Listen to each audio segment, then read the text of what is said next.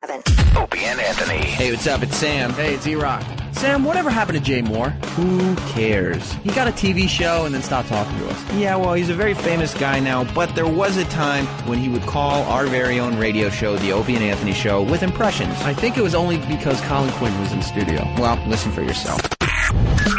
Jay Moore's on the line, but I can't. Oh, my God, Jay Moore. Don't go anywhere. Can't you use the keyboard? No. Hiya, boys. There he is. Jay Moore, everyone. Before I put on my friend Jay, I want to defend how short I am. Another hour. You boys, boy, you're good. But a few days in a row, you've been tagging good old Al. Yeah. I'm going to do all the commercials, like the quicker picker-upper when I work on my nails. I don't have alopecia. Yeah, people saying you have alopecia.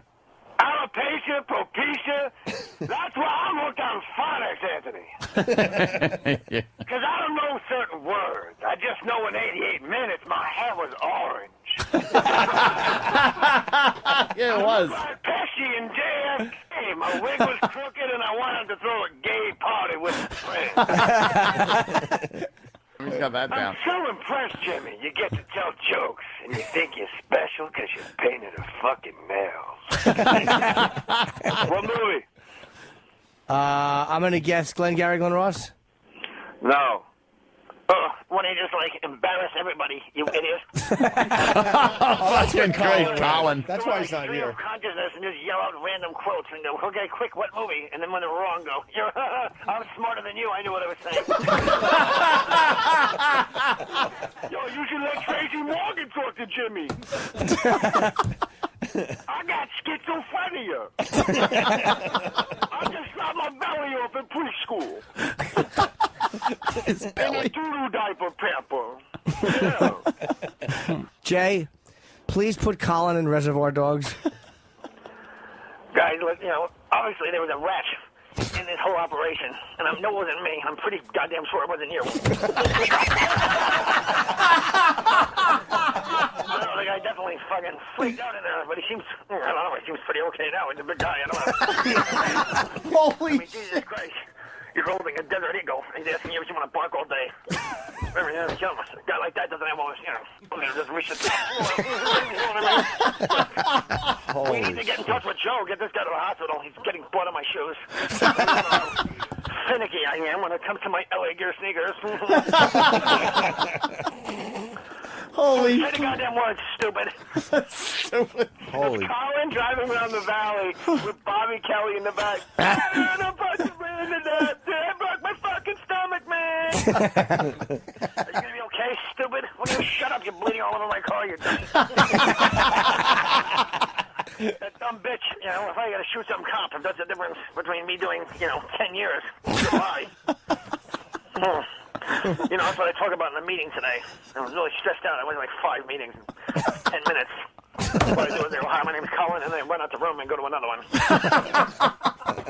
So I don't want to listen to everybody else talk because they're boring. They always outdo each other. Holy shit, Jay. God, is that a fucking perfect Colin? I think he's having a nervous breakdown out there now. Oh, damn. The Opie and Anthony Show starts now. Previously on O&A. If you're going to take your family to the Javits Center for the car show, that it's a gang magnet. You might not want to bump into anyone while you're there. No, you might not want to step on a toe or look at someone with disrespect or make fun of someone's tooth or their grill. It's a gang magnet? It's a gang magnet. You know how many families go there? You know how many fathers and sons go there to kind of take a look at some rides? Let's go to the car show, son. See what kind of concept cars there are. This is going to be fun. How out of touch. Bodacious tot. It's not funny or sexy or accurate. And he can't send you some gratitude posies? Why do they have fucking broad writers in papers? What are you doing? They're terrible writers. You don't like broad writers? Yeah. Some posies. Who the fuck laughs at that? She wrote posies. Fucking dumb broad. You too, boy, if you fuck with me. The police are gonna have to come and get me off your ass. That's how I'm going out. For the punk motherfuckers that are showing out. Niggas start to rumble. You wanna mumble. Mix 'em and cook 'em in a pot like gumbo. Oh, shit. pointed at your ass. So give it up smooth. Ain't no telling when I'm down for a gap move. Keep you dancing. Little crime record like Charles Manson. AK-47 is the two. What's up? What are you doing in L.A.? It's not you. Why is it so high? Bob is having trouble with the chair. Fuck it, I'll stand. Dude, yes, you know what? I am an LA guy kind of now. Why? I don't know what happened. I quit smoking. I woke up every day, ran up a canyon. Went up canyons? What's the matter?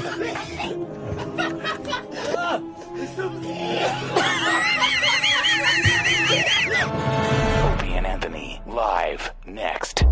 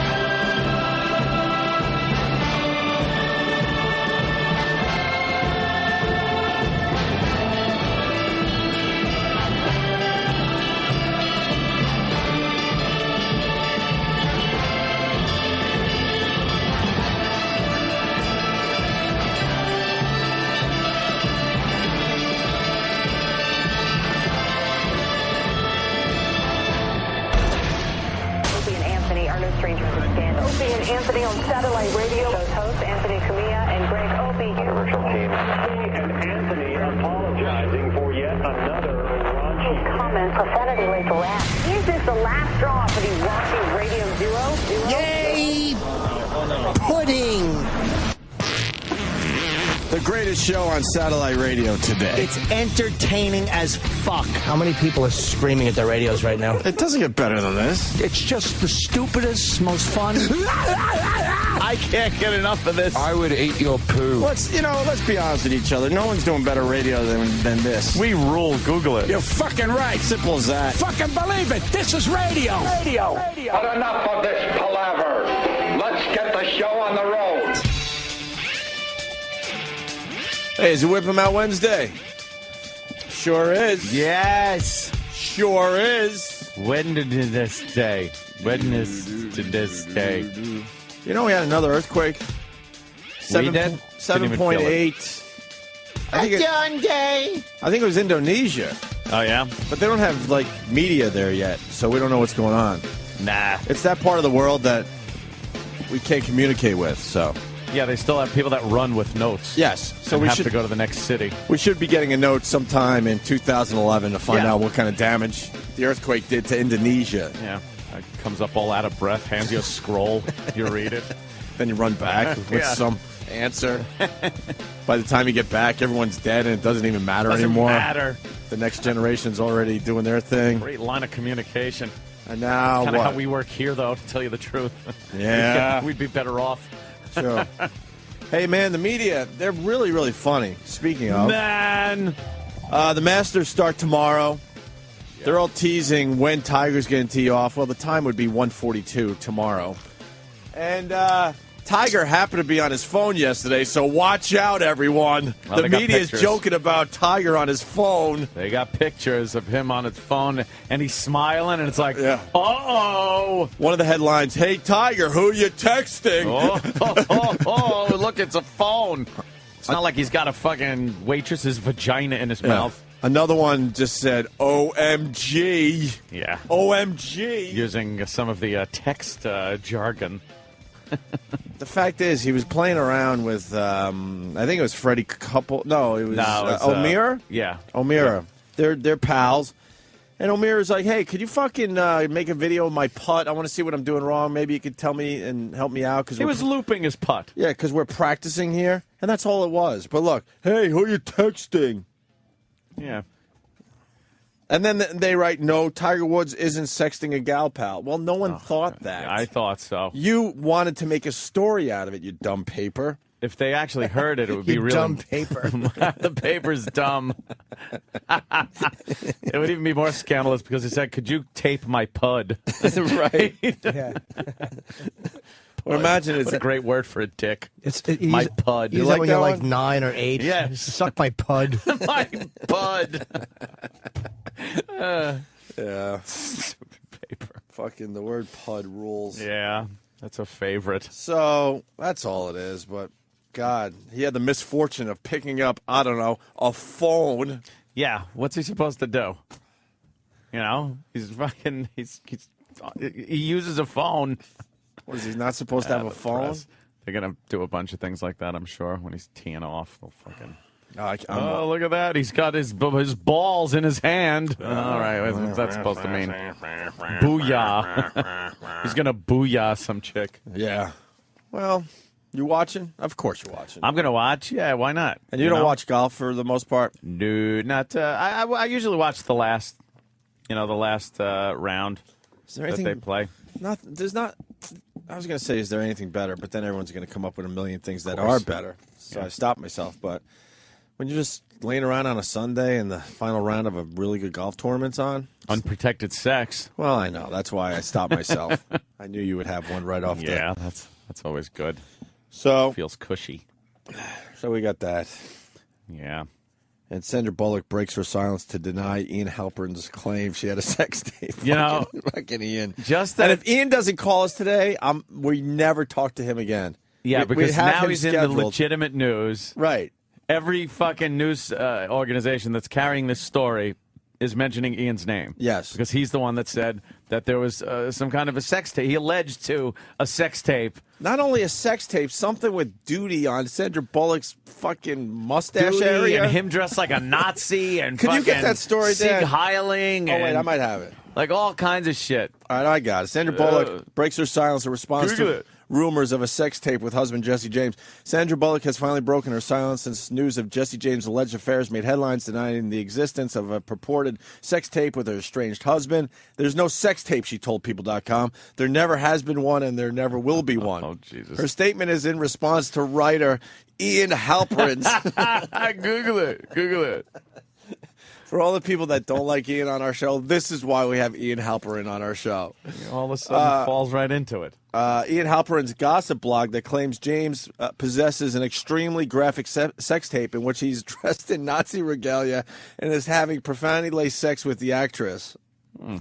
In addition, a RadarOnline.com report also claims that while James carried on affairs with 4 alleged mistresses, he documented his exploits in more than a dozen homemade sex tapes. Most of the tapes feature a mass amount of Nazi paraphernalia, an insider said. It's all really quite disturbing. According to a source who watched one of the videos, a naked woman is seen on her knees with her hands bound while James is wearing a Nazi hat and waving his arm in a salute. What a guy. How do you not love this guy, Jesse James? I know.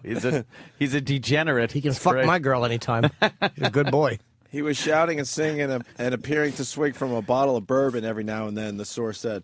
I read a different version of this where there was like duty involved. Duty?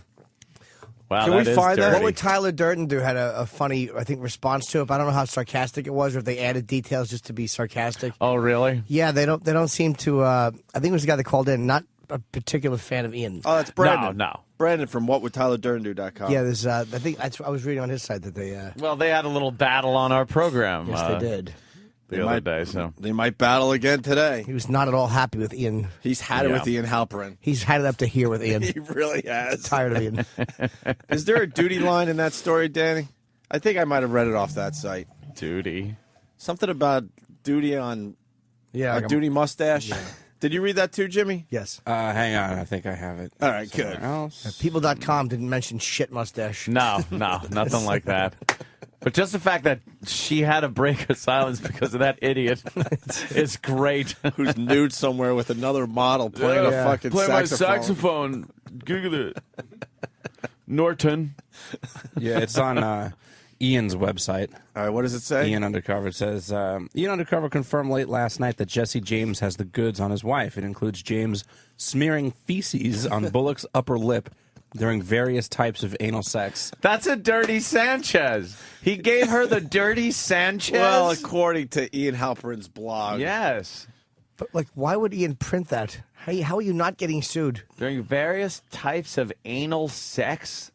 Lots of profanity. Wait, you can have various from types? both parties. Sure. Yeah, he's fingers, dildos, cock.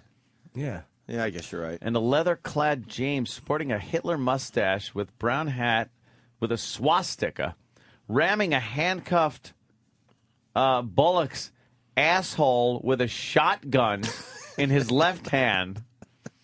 This in from a close friend of the couple who has been in contact with both parties. Developing.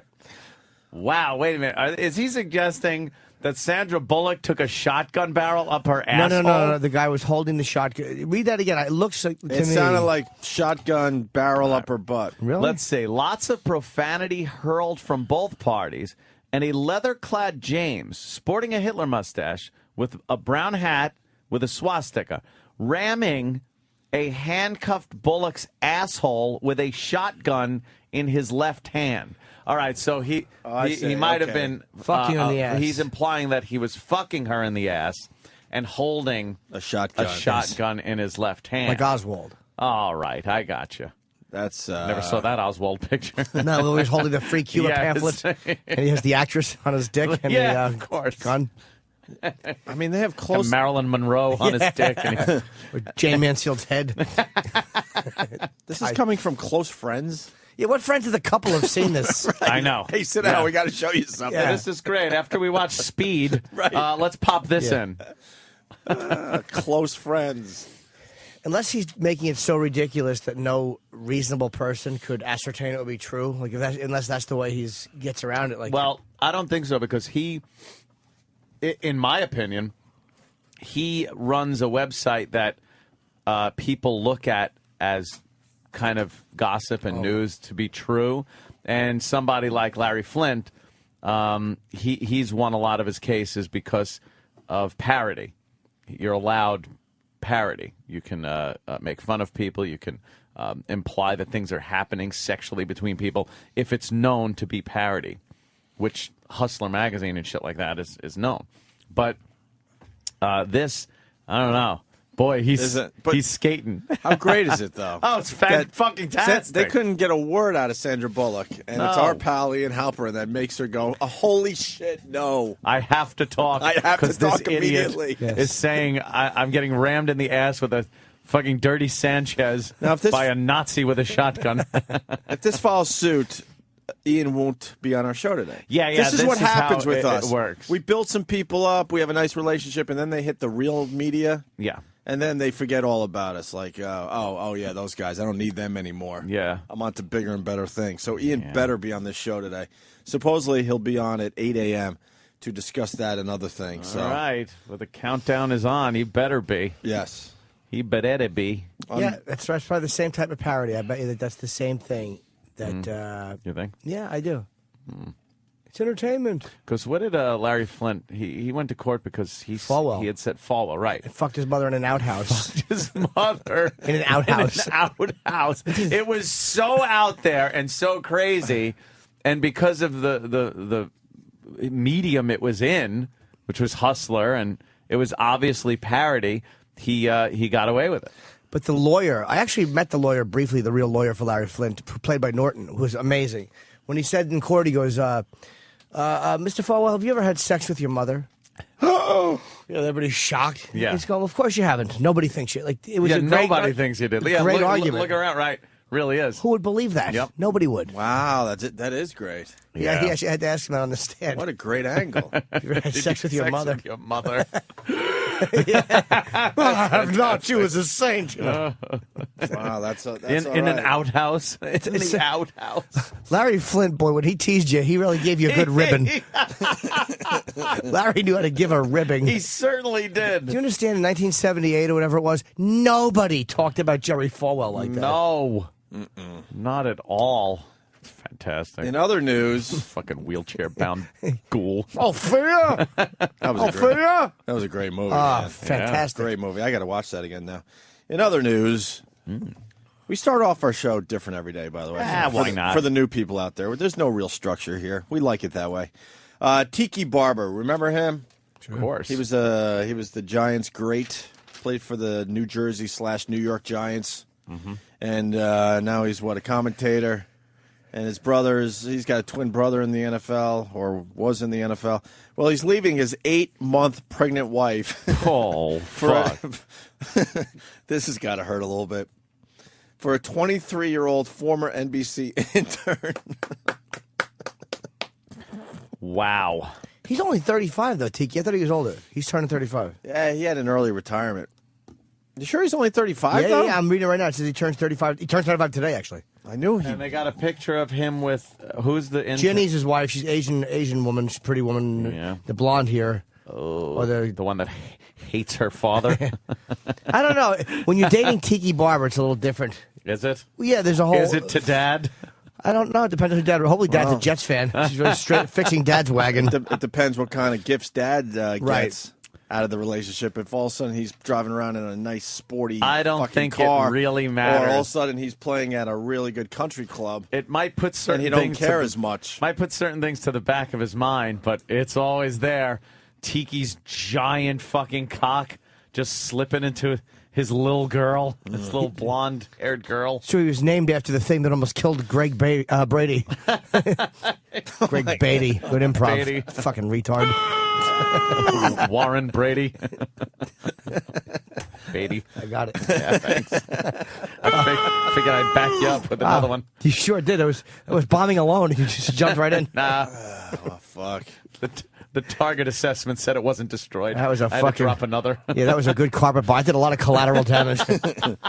So Tiki leaving his 8-month pregnant wife. Wow. You got to wonder what the hell is going on in that relationship. Wow.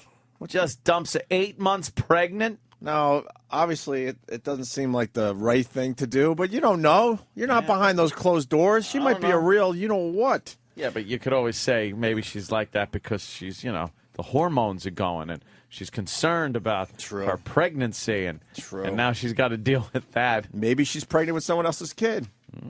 See? LT. He just wants to be a baby daddy. Yeah. Maybe that's it. You think? Yeah. And now we move on. Speaking of football, you got Brett Favre. Brett Favre is a grandpa. Wow. And I think he's the only grandpa that is in the NFL on the active playing list. Now, how did that work out? Like, how did that figure? Well, Brett Favre is 40. Right. His little girl, who just had a baby, is 21. They like to have kids young in that Favre family. Yeah. So Brett Favre is officially a grandpa. Wow. At 40. That's something. That's pretty young, right? Yeah. To be a grandfather. She married? Huh? She married or? I don't know. Baby daddy? I have no idea. Wow. Wait. Yeah. Yeah, Brett Favre's daughter's all right. That ain't bad. Not bad, right? That's not bad. No, Jimmy? You take her hair down. She's got a big dopey pearl necklace on. It's fucking horrendous, that necklace. Yeah. Wow. Looks like anal beads. Jimmy's terrible. Jimmy's anal bead jokes are hilarious. Thank you. They're not jokes. Yes, they're memories. You mean the ones I wake up screaming in the middle of the night? You have a pun. I want to say it so bad. I can't, though, because you're touring right now. I'm on tour. And that's some fine material that the people have to hear for themselves. But wait till you hear Jim Norton's fucking anal bead fucking material. So, Brett Favre, anything on that? Whatever. That's just a quick little headline, right? Grandpa. Then, Anthony, you got that Corey Haim. Well, I hear he's still dead.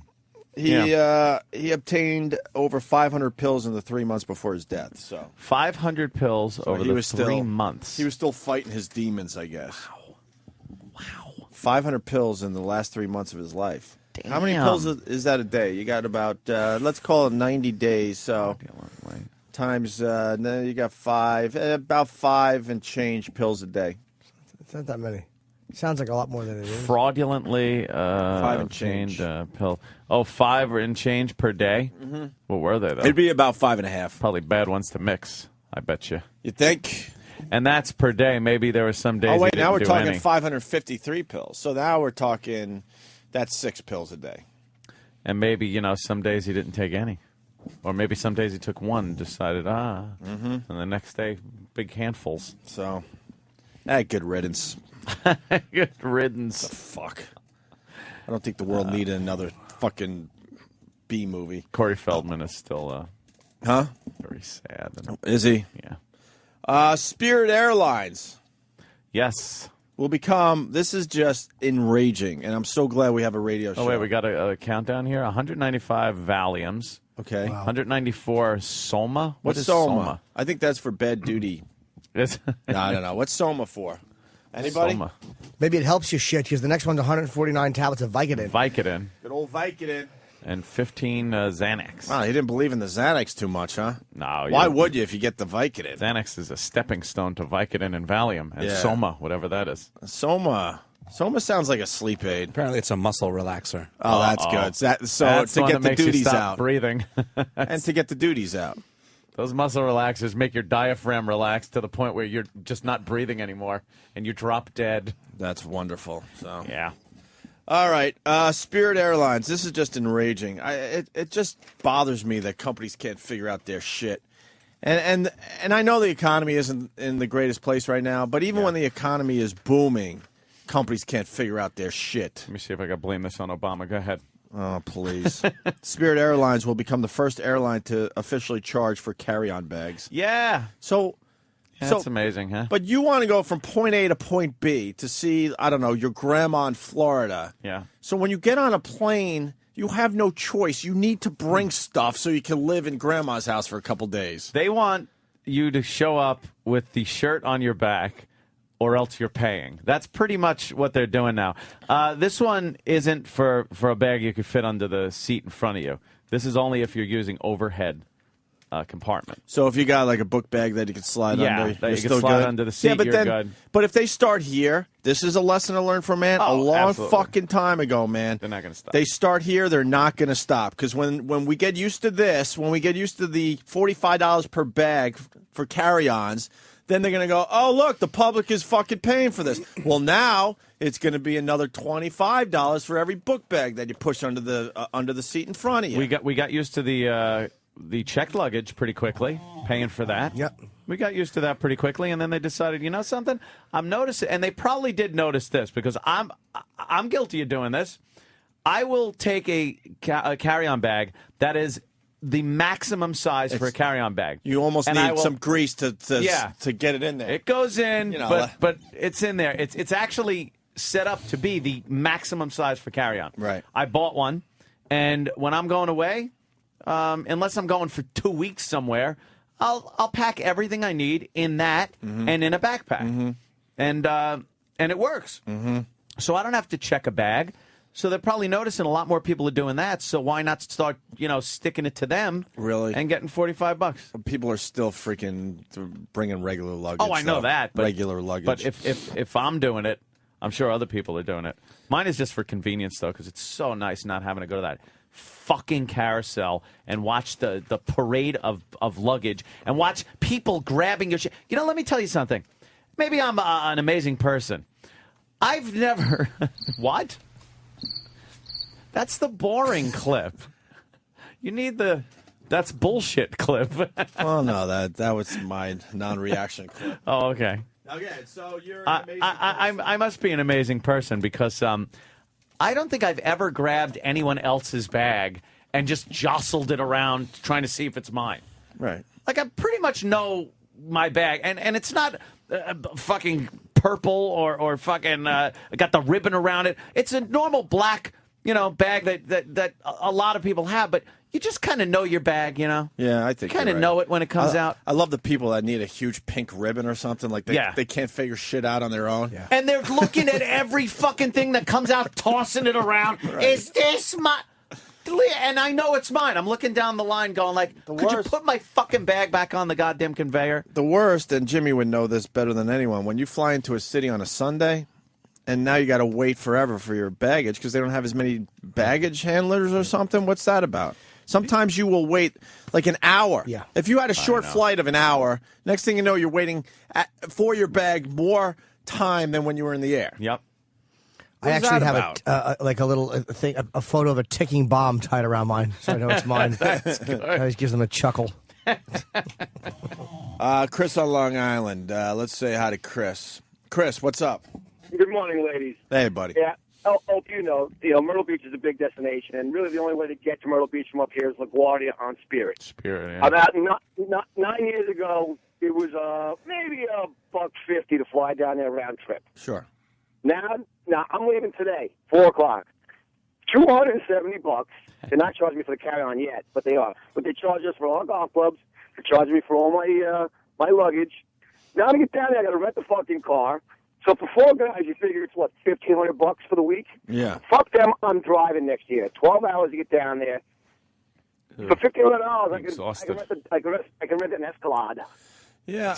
And, I think Spirit Airline is like economy, right? I mean, it's it's one of those, just kind of get you from point A to point B with no amenities or anything. I think my cheap-ass sister uses Spirit Airline to come back and forth from Florida to Long Island. And she listens every day. She's a huge fan. So say hi to Terry.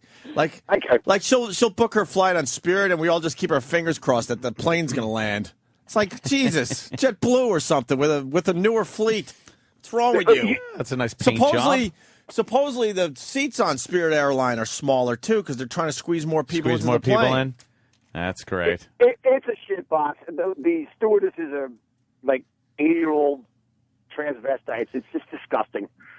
But it's all right. Hold on. Why don't you slow down a little bit?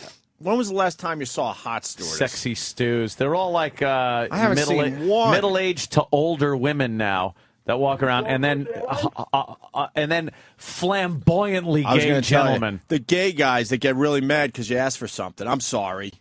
I'm sorry, but I could use a cup of coffee. Not his type. Am I bothering you? You're not his type. If you were his type, he'd be waiting on you hand and foot. I've seen it happen before. Really? Yeah. What do I have to do? Tighter jeans? What am I doing? The gay flight Skinny attendants jeans? What do I need to do? will give more attention to guys that they want to have anal sex with. In the butt? I think. Do we got the Bob Kelly song? We got that, Travis? Then they will women or guys that they don't find attractive. Yeah. That's what I think. They're a bit on the bitchy side, man. Yeah. What the fuck is that about? Because they got their stewardesses. They got a girl job. It's like male nurses. They fucking suffocate old people because they're miserable. All right, Chris. Have fun. Have fun at Myrtle Beach. What are you doing? You're playing a little golf, obviously. Yeah, we're doing Caledonia, True Blue. We're going down to Paulie's. You know, I've never been. I mean, you're talking to me like I've been. I would love to go to Myrtle Beach and do a little golf thing. Because then I hear there's some nice strip clubs, too, right? Oh, yeah. It's called The Masters, and it's going to be rip-roaring time at The Masters this week. Rip-roaring, Opie. Wait, there's a strip club called The Masters? Yes, it is. Oh, that's classic. Why don't I know anything about Myrtle Beach? I love my golf. It's supposed to be like the shit if you go down there and play some golf. You get a little steak dinner, a little fucking golf, and a little pussy in your face. Yeah, if you're with the people I know. Billy used to go down there. Next year, Opie. All right, yeah, save me a spot. You got it. All right, man. Later, I would actually do that. Fuck it. I would just go. Seems all right. Hey, he seems like an all right sort. Ends up like Lost last night. You're in the water. That was good. Last night's Lost was very good. Penny! Penny! Are you Penny? Where's my Penny? They put me in a microwave. Where's Penny? Yeah. Classic. Giant big donuts. I know. It's fucking great. There's a character on Lost named Zoe with glasses who is fucking terrible. All I can think of when she's on the screen now is how awful an actress she is. She's fucking horrible. She is really, really bad. She literally is like one step above going, she's horrid. Yeah, terrible. The whole new cast this year fucking stinks. They could have just got fucking Danny Travis and Sam to play the new fucking Lost guys. Wow, that would be fun. Yeah. Watch you guys on Lost. Hey, you, get with the big magnet donuts. Oh. So I guess next week is going to be a Hurley episode. Is that what I was getting? Yeah, and they show you in the previews that Michael is on it. Yeah. Why did they blow that? I hate when they fucking do that. You know, it's one of those things where it's like, I want to look. Ah, fuck, why did I look? Yeah, like, it's such a quick thing, the preview of next week. It's such a quick thing that I'm just hoping to get a little glimpse of something that gives you some thought or something that like, oh, maybe that was this or that. But then they show you somebody and like that, like Michael, and you're like, okay, now he's going to show up. I think they were just the writing is very bad this year. I mean, bad dialogue writing. Yeah. Yeah. Someone didn't tell this little tomato he wasn't supposed to die. No. Wow. Oh, God. How doozy. How great was it to hear that song again, though, from fucking Drive Shaft? My girlfriend almost fucking bit my nipples off. Because she rooted for Charlie. She hates Charlie so bad. Who doesn't? She rooted for him to die. She actually applauded when he died, when he drowned. Yes. She was like, finally, yes! And then he'd come back in a dream in season 4, and she was like, no! Not but he wouldn't Charlie. come back. She Little hates hobbit. Charlie. Shut up. He doesn't bother me, even though he's really married to Kate in real life. He is married to her? Yes, he's married to Evangeline Lilly. Yeah. What are you guys talking about? What a guy. Oh, Lost. Oh, Lost. Yeah. Last night was actually a very good episode. Was it good? Yeah. I thought it actually felt like Lost used to feel. Yeah. Well, he's a good character, too, so it's like, you know. How many they got left? 5 left. 5 to go, huh? And 5 to go. And they really tied up a lot of loose ends. A lot they haven't. But what a bunch of garbage they threw in this year. I know. Shit. They really should have just cut the bullshit out and stuck to, the basics, clearing some shit up, making it feel like the rest of the series did. Really take it up from last season. But it is kind of good that I like the fact that I don't want to, do any spoilers, but they brought what's-his-name back, talking about a bomb thingy and stuff like that. That was kind of cool. Yeah, it wasn't a surprise. As soon as I saw him from the back, Lost is the worst. They'll show you somebody from the back. I know, and it's supposed to be a mystery, and you already know who it is. Yeah, you know exactly. Oh, really? It's either Kate in a bad wig, or you can tell by the other one. We know who you are. But it was very. The writing this year has been atrocious. A lot of the new characters who are so just one level and empty, and they suck as they're terrible actors. And the writing is very lazy writing. It's almost like they have 3 episodes worth of good shit, and they're just trying to build around it. And Yeah, it's terrible. It's fucking horrible, man. I thought last night's the opening of it was. What was the opening? Well, first you got that little kid that was on that fucking Nickelodeon show. What show was that, Travis? Do you remember that? It's got some little fat kid that was on some Nickelodeon show, and then he ends up like at one point he's got the guns and they're in the jungle. This is like a few weeks back, and he's like, "All right, hold it," like the tough guy with the gun, and then they're scientists. It's like you're either proficient at one thing or the other, but they seem to be able to do it all. And then some bumbling guy just flips a switch by accident last night. No, don't hit that switch. No. The writing. I'll turn it on. That was such a ham-handed, stupid way of that happening. It should have been some kind of more of a malfunction than human error. Why is that guy even in the room if he's that stupid to flip a main switch on some dopey machine? It's horrendous fucking writing, and I mean lazy. And there's a scene. Let's just say if you didn't see it last night, turn it off. I'll count to 3. Okay. There's a scene where was 2. Yeah, I know, but I knew I was going to warm up and just take a second to get into it. Now Actually, we're get them probably 5. at 5, yeah. Desmond comes back, and there's a scene where Desmond and Widmore. I love the fucking Flash sideways stuff. I love it. Yeah, I know. Because Like what would happen if their flight had landed? It's like a whole thing. But then Desmond and Widmore are in the thing, and there's a callback to season 2, I think, where they had the scotch, the 60-year-old scotch. Yes. Where he had said, "You're not good enough for this. You can't have it," and then they would show it periodically. And it represented something. So in this one, he goes, "Wait, but that's your 60-year-old scotch." And he goes, "Yes, but nothing's too good for you." It was just so handed over. It's like you just don't show have me the to do bottle. it. I've watched the Yeah. series. I understand what that represents. Don't fucking spoon feed it to It was me. fucking, the writing this year has been so goddamn god-awful. Yeah. Whoever's writing this stuff on the island should be fucking shot. And the stuff outside the island, the dialogue is just very cheesy and basic and childlike. Yeah. Don't flip that switch. Really? What are you doing? No! I get it. Go in there and look at the coil so we can just burn you. And it's just 2 giant magnet coils. Yeah. What do they fucking have no money left this year for effects or anything? I don't know, for props or anything. There's a guy zapping in a big coil. It's like 2 big fucking donuts he's standing between. That was retarded. Big microwave oven. What is that? I don't know. Well, but, I'm pretty much invested, so I'll watch it till the end. I'll watch now, but I've never seen a show shit the bed so badly. Yeah. You only got 5 episodes left before your "Don't Stop Believing" moment. So before the big finale. Enjoy. I already unfortunately know how it ends, which annoys me that I know. I wish I didn't know, but I do. Well, why don't you fill us in? Because I don't care. Go ahead. What happens? They all realize that they're on the island because they're supposed to build a giant retail facility, and they do. And it's what do they sell? Office chairs. The whole thing is for office chairs. Is it like an Office Depot or like a Costco or just office chairs? Only office chairs. Just office chairs on an island. So it's not like office a Home chairs Depot or anything. Yes. Or Trader Joe's or That's why it zips around through time. a Target or It's selling various. People always need to sit. It's the motto of the store. The end. Fucking awful. All right. And then Ben fucking does a wheelie with the island. They jump over fucking. They jump over a bunch of trucks. It's stupid. I had to flip back and forth. I was going to DVR Lost, but I kind of wanted to watch, so I was flipping back and forth from the Yankee game. You mean the 5-hour Yankee game? Yeah. Baseball is fucking itself. You know what? Can't have a 5-hour game 3 fucking games into the season. Let me tell you something. The early innings were lasting a while. A while? Yeah. There was a lot of pitches thrown. Because they were loading up the bases. The Yankees would load up the bases, and then the pitcher's like fucking just blowing his arm out, throwing pitches. It was taking quite a while. But I'll tell you something they are doing this season that I haven't seen yet. This whole and Jeter is great for this one.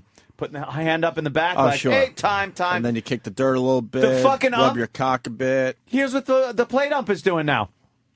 Not even acknowledging the motherfuckers. He's staring at the pitcher, going through, just throw the fucking ball. They're not letting people take time. So they are trying to speed up the game, but speeding it up. And they didn't. So it was a Posada, 5-hour game, I think, last night. It had nothing to do with like delays like that. Posada would come running out to talk to the pitcher. Yeah. No. Get your ass fucking back here and play the goddamn game. What do you mean, no? You can't tell the manager he can't run out to say... Not the manager, but like the catcher. I mean, the catcher. I'm sorry. Apparently you can now.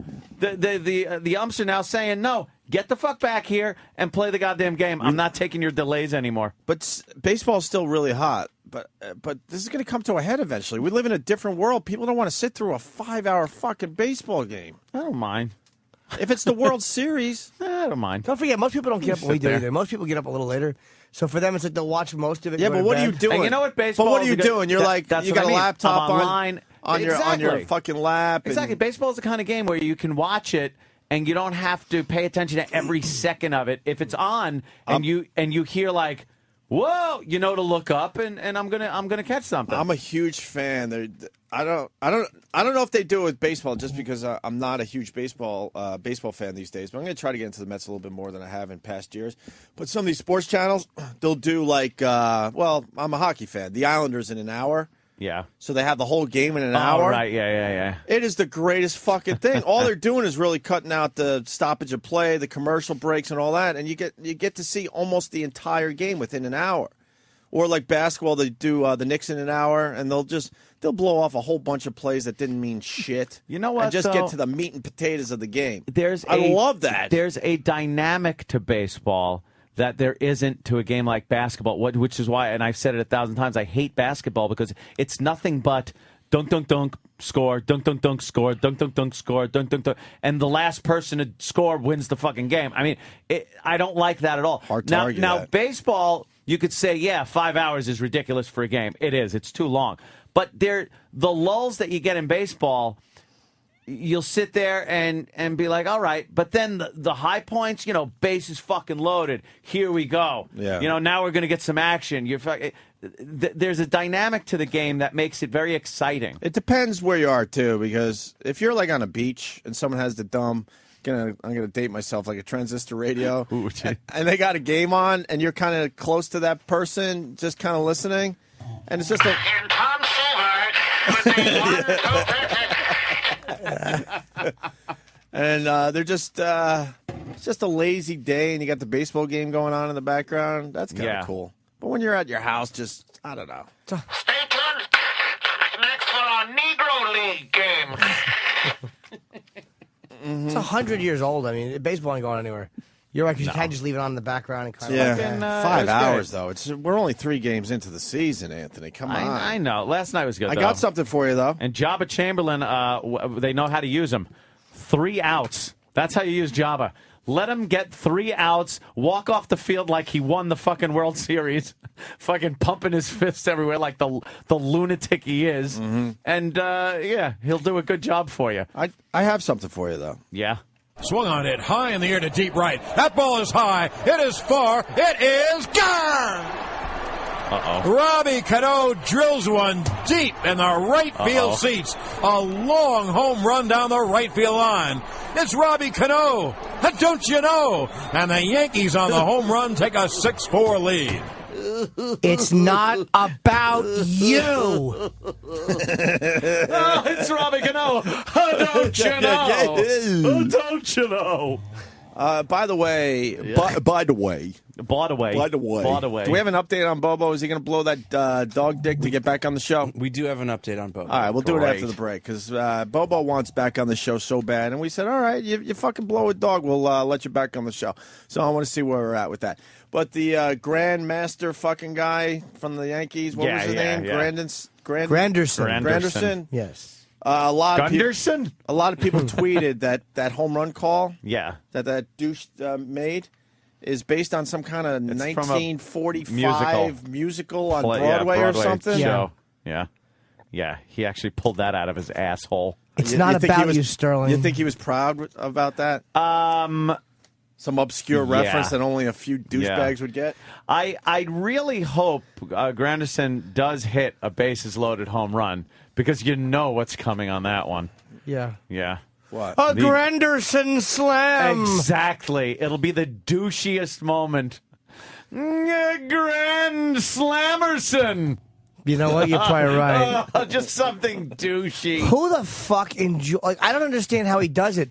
Everyone has to write the Yankee organization and tell them It's shit. Yeah. It's not about you. We live in a different world than everybody else. Holy 'cause fuck. I watch the local media, and they think it's hilarious. They love it. They couldn't. They're laughing at him. I know. They're laughing at him. Maybe when the cameras are off, but they kind of embrace the John Sterling home run fucking call terrible. in New York for some reason. You know what else I really enjoy about baseball these days is the visual experience on television. The camera angles now are amazing. HD, any game, football, fucking baseball, hockey in HD is. You wonder how you ever watched it on that fucking little screen. I love hockey in the HD. square fucking Love CRT screen. And when the game's not on HD, I'm like, you got to be kidding me. I can't watch it the regular game way not on anyway. HD? Where does that happen? Right. I have the Yes Network. Yeah. My God. You watch it on HD, and then they got like overhead views and fucking like camera angles that they just never fucking had before. You watch slow motion where you can see the fucking stitching on the that's ball, pretty cool. where it used to be a blurry streak where they tried to freeze frame it years ago. Right. And now you just see the stitching on the ball, slow motion. You watch exactly how someone might have gotten too far in front of the ball and shit. It just, that stuff I think is fantastic All right, what to the watch fuck? on I'm TV. going to be a baseball fan this year. I enjoy the game. I still haven't been to the new Park. Yeah, where the Mets fucking play. great. You been there? No, City Field. No, I've been to. I want to go to City Field It's amazing. bad. It's pretty cool. I mean, if you I remember wanna go Shea there. Stadium, and then Of course I do. It's just mind-bogglingly. Do you still have to different. duck when the Jets go by? Yeah, there's a lot of air traffic going over. How many Citi times Field. have you ducked over the years? It's funny because when I was at opening day the other day, I said, you know what, I should be counting how many planes because this has to be like the 20th one, and it's like barely the fourth inning. People are just people. I was going to say the people that came before us are stupid, but I think people are just stupid. Why would you build a park and right where the fucking Jets are coming in? Yeah. Why couldn't they move it like a quarter mile would take care of the problem? A little bit somewhere. Come on. And there's nothing but open fields over there. Yeah. There's just there's nothing else around there. It's part of the allure. It's part of the allure of the stadium. And going to see the Mets is seeing the fucking rivets on the belly of an airplane scraping over your head. You're ducking. You really are. They got to pull the gear up. That's why the game is 5 or 6 hours. Because they stop play. Yeah, at sometimes during like the playoffs, they do. They're like, oh wait, here's they another actually divert the airplane. traffic. They divert the traffic from the stadium. Well, that's a horrific airport anyway. How they bank into LaGuardia, it's a little short runway. I'm done with that. I don't go there. So I don't fly in or out of there unless I'm desperate. Like people haven't crashed to Kennedy. Kennedy's got some of the longest runways. I'm gonna go smash into. I'm gonna go way local, but when you're on that LIE and you see those. You're convinced every plane you see in the sky is crashing because all of a sudden it's banking like hard left or hard right, depending on the direction over like you're going. Left Rack City. Like hard, but a hard left. Well, even like on the Whitestone Express, I know this is local, but on the Whitestone Expressway, because like now you're hitting the plane like T-boning it, and I could swear you could see faces in the window. You could see faces in the fucking windows. Yeah. You know what? The best city to fly into is Vegas. It is just a straight line for hundreds and hundreds of miles. They don't turn the plane like you in never New York City, turn. There's twists and turns till the second your wheels hit the ground because you got to fit into the pattern of 3 major fucking airports in one spot. It's a roller coaster ride. What about when you're flying to JFK? Vegas is just like, hey, we're on final. We're 800 miles out. Just a straight line, man. Just a slow descent, straight line. Yeah. Fucking JFK. All of a sudden, you see the airport to your left. You're like, okay, good. And then they fly all the way out into the ocean. Now they're 100 feet off the ocean as they decide to make their bank turn. A huge to turn. come back into the airport. Just skimming the water with the What the wingtips. fuck, man? Yeah, I never got that one. All right, we're babbling. Let's take a break. Continental charging $80 for a fucking exit row seat or something. That's a new one. Is it 80? I know they're charging non-elite members. I know we moved on from the airline thing, but it's another way these piece of shit airlines can fuck you. They're really despicable. Well, another way they can fuck you. And we the people just take it. That's what frustrates me. I just need to know how we could like organize so we don't have to take it anymore. We're not gonna take it. We just take it because what? We have no other option, right? Don't fly the airlines that do it. I mean, again, they all kind of do it, though. They're all going to do it, though. Once one does it and they realize people aren't going away, they're all going to hop on board. They've done it with the fucking the baggage, with the checked baggage. And now we pay. Oh, what is that, $50? Here you go. Here you go. I got to fucking pay. You got to pull cash out. Like you're taking a bus. What are we looking at? Yeah, why are we looking at this? It's like they're taking off from what, LaGuardia? That's somebody landing. It's just a LaGuardia landing. I've done a few videos of takeoff and landings. It's just kind of fun. You never know what's going to happen either. You could have that fucking golden video of something falling off or really? Shit like that. That's if they find your fucking iPhone in one piece in the fire. Hey, well, you're going to be dead anyway, so if you don't die, then you got some like really good footage. How scary is it looking out that window when this plane is landing? Oh, you know what it is? It's because it's water, and then the second your wheels hit, for the rest of the country, that's right. I forgot about that. LaGuardia, you're convinced you're landing in the water, and the last second you kind of see the runway. Yeah. You know what else is like that? San Francisco. Really? When you're coming in, it looks like you're about to just touch down in water. And then a big cock goes in your ass. Yeah, then you go, oh, okay, that was a gay city. Yeah, so then you're like, I'm not flying. I'm just watching a movie about planes while being ass fucked. It's sad that San Francisco gets that reputation because that is a fucking beautiful city, man. Yeah. It is a beautiful fucking city. And that's all anyone thinks is gay. Of course. Gay. It's an amazing place. I'm Harvey Milk, and I want to recruit you. It's an amazing place. Yeah, Pelosi's fucking there. It's not that amazing to me. She's 70 fucking years old. She's 70. She's an old lady. She is, with a big stupid gavel. Put that up, you pussy. Shut up. Hate her. It's a great place for a gavel. Yeah, well, she's 70. You think anyone has ever taken the gavel up the poop chute over the years? Taking the handle. Maybe Tip O'Neill. I was going to go with Tip O'Neill Tip O'Neill on a drunken bender. Was he a drunk? Oh, yeah. Was he? He was known for tipping some beers back. He actually did some guest spots on Cheers. Really? Yeah. I'll ask Ted about that. Oh, yeah? Ted who? Oh, right. Ted Danson. Oh, yeah. Jimmy's working with Ted Danson. I want Ted Danson's plane. All right. I'll ask him about it. And we work with Bob Kelly. Teddy. So what's your point? Teddy. I call him Teddy. No, you don't. No, I know. Stop. Oh, the cum tree video's up on my YouTube channel, Opie Radio. It came out pretty good. Bob Kelly puking yesterday because of the blossoming trees that smell like fucking cum. Yeah. Video turned out very, very well. And yes, I know I spelled jizz wrong. I fucked up. Ask Ted to smell his fingers, see if it smells like... No. Oh, would that be... I'm not saying anything. I just said it's all. I'm not saying anything. I have to say, watching him in a read, the guy is fucking unbelievable. Every line is good. Really? Wow. Every line is good. Even like non-funny, just like regular lines. Just effortless? Yeah, even just regular. Every line looks like, oh, this guy just sat down and was really talking. Like conversation. How do people I want to stand up sometimes in the middle of it and go, Jesus, you are fucking good at this. How do people do that? I don't know. But meanwhile, I'm like, yeah. That was very weird. I was just looking at Jimmy on that, and he's wearing the same sweatshirt. And he's talking. And I thought there was a live camera. But it's Bobby hates the jizz trees of New York City. Well, I spelled jizz wrong, and of course all the dopes have to point it out. Oh, over the and over giz again. trees? Yeah. Do you guys notice I lost a little bit of weight? No. I don't like the fact that nobody's pointed that out with exclamation points. Fuckers. Why is E-Rex stretching in the my background? God. Is he trying to show off his new body or something? New body? What's going on there? And then he disappears. Then he's yawning. I love how E-Rex just disappears. I wish that would happen in real life. Oh, no. Here's Bobby walking in. What's up? You're doing LA. With the jizz tree see the leaves video are stuck on in Opie his Radio on microphone YouTube, cover. And wait, hold on, pause that. You know what? I am an LA guy, kind of. We set up the whole video saying, okay, make sure he sits fucking down. And the first thing Bobby does is go, fucking, I'm not sitting down. I'm going to stand. He stands up. Because we had a hidden camera. Yeah. Well, I almost missed the fucking shot. I have it on mine, too. I'll take it off the computer. I'll bring it in tomorrow. I could have used that. I could have, maybe spliced two-camera shoot. Spliced your footage into my footage. So, the mic cover, the little windscreen thing, is a foam ball, and it's just packed with these fucking leaves. That smell like cum. And they make him sick. So he had to smell them. That smell like giz trees. Giz trees, yes.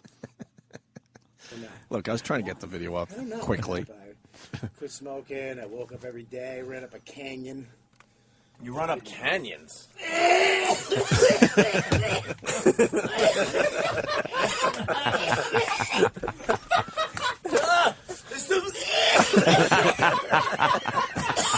Look how red his head gets. That's great. There's jizz fucking trees. It's the fucking jizz trees in New York. Why?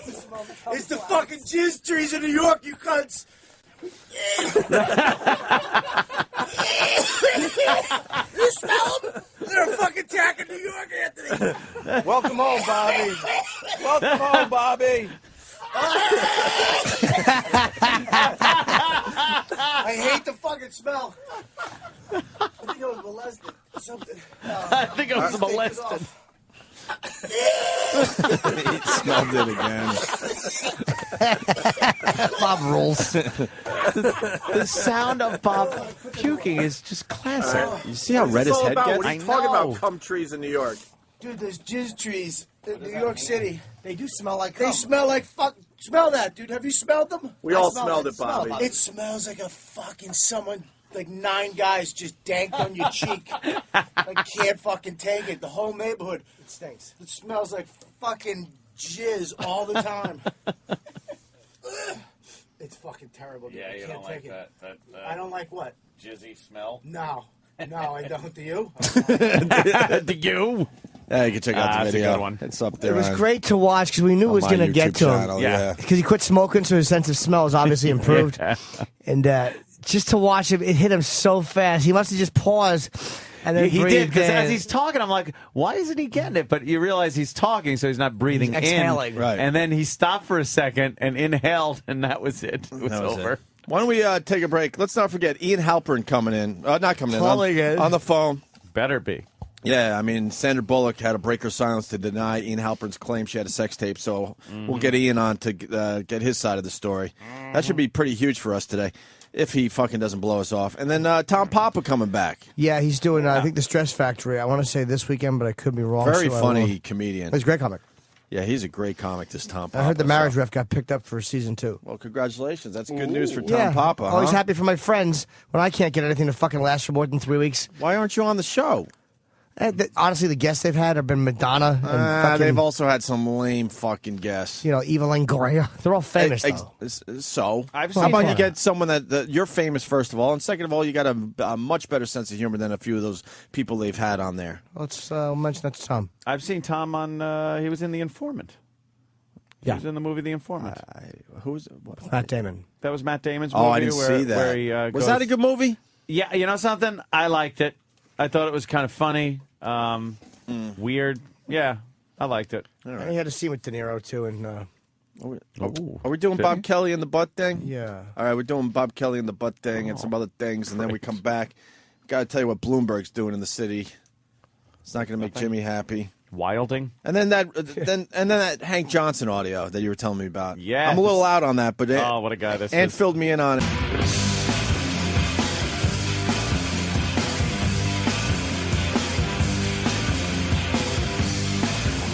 Opie and Anthony on your radio dial.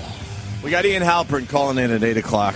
He's all over the gossip pages today because he pretty much is saying there's a Sandra Bullock sex tape, and he was the one that got Sandra Bullock to come out of hiding to say there's no fucking sex tape. She's really pissed at Ian Halperin.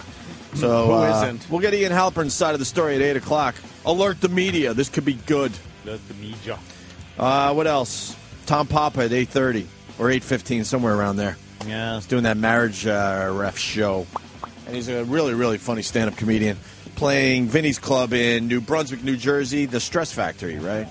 Is he tomorrow through Saturday? I don't know. I don't know. We'll find out. We'll find all that out. Where's that bum? That bum! Tiger Woods tees off tomorrow, 142. That's one of the headlines today, huh? Hey, Jim Carrey and Jenny McCarthy announced they're splitting, and they did it on Twitter. Splitsville, Opie. It's Splitsville for them, I like to say. They were just on Oprah about a year ago saying how in love they were and blah, blah, blah, blah, blah, blah, blah, blah, blah. I wonder what went wrong. You know what the oddest thing about it is they decided to announce that they broke up on Twitter. Like, first Jim Carrey announced it, Very civil, very kind of nice, saying, oh, we had some nice years together and everything like that. And then moments later, I guess, she tweeted about it and pretty much said the same thing, and that they're committed to their daughter that they've had together. But it's kind of odd now that I guess celebrities want to just get in front of things.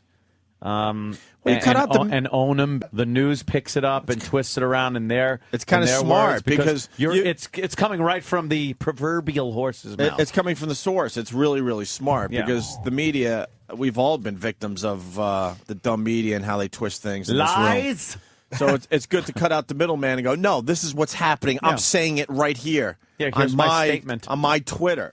It can't be edited. It can't be twisted around because you wrote it yourself. Correct. So, because even if you tell your story to the paper or the network news or something, they edit it and twist it around and add their own shit to it. Yep. So that way you get in front of the story and own it. And that's that. So, whatever. So they're breaking up. Ashton Kutcher, right? Is he the biggest tweet guy? I don't know anymore. I know he was when it first I fucking hate him. kicked over. His tweets are horrible.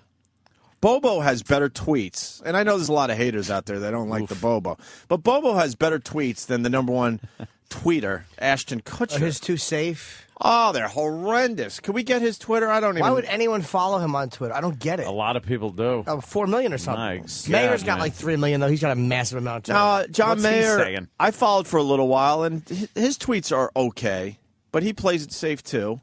Yeah. This Kutcher, though, why don't you read a few of these tweets? And how many followers? He's got almost 5 million. God damn. He's pushing 5 million. 4 3/4. And this is what you get if you follow Ashton Kutcher. What do you get? Waiting for consensus is a fast track to mediocrity. That's like a word of wisdom. Yeah. Well, he does a little word of wisdom. By the way, I despise words of wisdom, especially from rappers. Keep your mind on your money, but your money by your mind. Shut up. Shut Stop it. trying to fucking enlighten me. Put your gun away. Oh, my God. You weren't here when I started that whole thing. When? What did I call it? Positive fucking quotes or whatever. That suck. I despise motivational. What the fuck did I call it? I started a whole thing. Inspirational. Inspirational quotes that suck. Yep.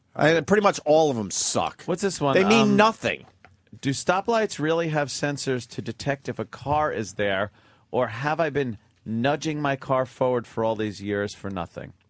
And that was Ashton. Wow, that's oh wow! I got to follow this guy, man. That's amazing. Well, let's not forget that before he rose to fame and fortune, he used to sweep up Cheerio dust at the cereal factory. Oh, so we all had shitty jobs, Danny. I could tell you about the time I had a retard as my boss when I was washing dishes at a restaurant. So he didn't write that, did he? What, the stoplight thing? No, Cheerio dust. No, he used to. No, they did do that? Yeah, it was real that was his actual job before he made it. Before he got to squeeze those big fucking Demi Moore fake melons. Not so big. Did she have them Not taken so out? big. She took something out. Took them out? She took something out. All right, whatever. So he's one of the top tweet guys. It's got to be number one. 4,700,000. I don't even understand why, because they're shitty tweets. Shitty tweets. Our listeners have better tweets than that crap. All right, Ann, why don't we move on? People want to be part of it. What are we going to do, 15 minutes on Ashton Kutcher and how much he sucks on Twitter? Of course not. We wouldn't do that. No! You want the mayor of New York City? This joke? No. Oh, you mean the audio?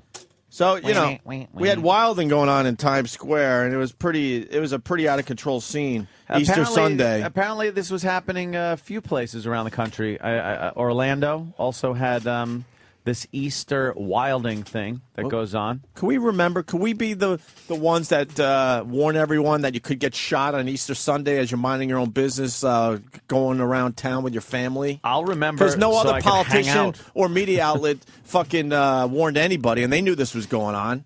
We didn't know, but now we'll remember for next time. Yeah, they said the police were prepared for this, and they knew it was going to happen. Well, everybody, how about preparing the fucking the people? Yeah, like I said yesterday, there's like a 90% chance of lead in the air on Easter Sunday. Yeah. And how about the police maybe tell the tourists who were horrified and running for their lives. What's going on before it happens? Yeah, but you saw the paper. It was all in fun. Look at the tweets from the guys. Yeah, their tweets. You want to read some of the tweets from the guys? Opie, do I ever? Because there's a thing going on where. Do I ever? See, we tweet fun, silly stuff, and some of the youths out there are tweeting. These aren't Let's get together and fucking bash some heads in. Yeah, these aren't Ashton Kutcher tweets here. Apparently, the prosecutor here in New York says no deals are going to be cut.